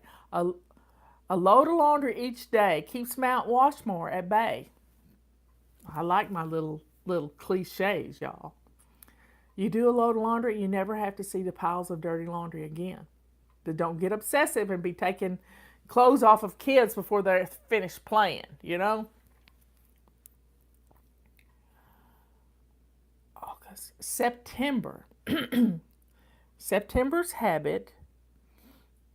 What is September's habit? Okay, somebody. September's habit is our before bed routine. It's practicing our before bed routine. Now, just write down 3 things you need to do. Check your calendar. Check the weather. Brush your teeth. That's 3 things. And then you add to them as you get them. I have a little habit that I do for my before bed routine. Before I start walking to the bedroom, I go eyes, ears, nose, mouth. Did I get those things done? Mouth is nighttime medications, supplements. I don't really take a lot of medication. But yeah, there you go. Bam. Before bed routine, practice for a whole month of September. That's to get ready for going to school. Because we set up our launch pad, we do lots of things as part of our before bed routine. Get ready for the next day. That's what the routine is. It's the most important routine of the whole day. October is our paper clutter. We have paper everywhere. So let's clear out our paper clutter. Let's get the things done that we need to do to clear off those hot spots, because every hot spot has paper growing like rabbits, y'all. Rabbits. So let's get rid of the rabbits. Let's clear it off. Put something beautiful on your hot spot. Or put a sign that says put it away, don't put it here. The reason you hold on to your paper clutter, you want to know the key to getting rid of your paper clutter is a fireplace. A fireplace or a fire pit. And it's getting to be pretty weather outside now. We're kind of dry right here right now, so we wouldn't be burning anything outside in a fire pit because we have one over on the ridge. But we can burn things in the fireplace. That's where you get rid of that paper clutter. Or get somebody to buy you, or you go buy yourself an industrial shredder. They run around $100. Yep, go get a shredder and just start shredding the papers. Because most of them are trash. 95% of it is trash. And you're holding on to it because you don't know what's in the pile. So start going through it 6 inches at a time. Clearing off one hot spot at a time. Dealing with one room at a time, because each room has several hot spots in it. So one flat surface. You know, we all need architect's desks that are at a 45-degree angle. Some people love their shredders. Yes, they do. So, we're dealing with paper clutter in October. November, menu planning. Take inventory of what's in your freezer. Eat out of your freezer as much as you can in November to save money so that Christmas isn't going to cost you a fortune and you're not going to jack up your credit cards. Eat out of your freezer. Do it. And then December is pampering yourself. Pampering yourself every day. Doing something. It's my gift to you. You know, do your fingernails. Do the hand thing that Mary Kay taught us. Was scrub your hand with Epsom salt or some kind of facial scrub on your hands. And then lather them down in coconut oil and good stuff, and then put some gloves on, and you'll have the softest hands ever. Now, I don't like to put too much lotion on my hands. At night when I'm doing my chapstick, I usually run my chapstick across my cuticles. Makes it great. So you see, we've got 12 months of practicing different habits. November is menu planning. Somebody asked, what is it? November is menu planning. And 12 months of practicing these habits. then you can start piggybacking things onto those to become routines. So as Liz put this one time, and I just thought it was brilliant. Habits, string them into routines, and then your routines become your habits. That's Fly Lady in a nutshell. Practicing these simple routines, morning, afternoon, evening, a basic weekly plan, a zone for each week, and bam, you're flying. January is keeping your sink clean and shiny.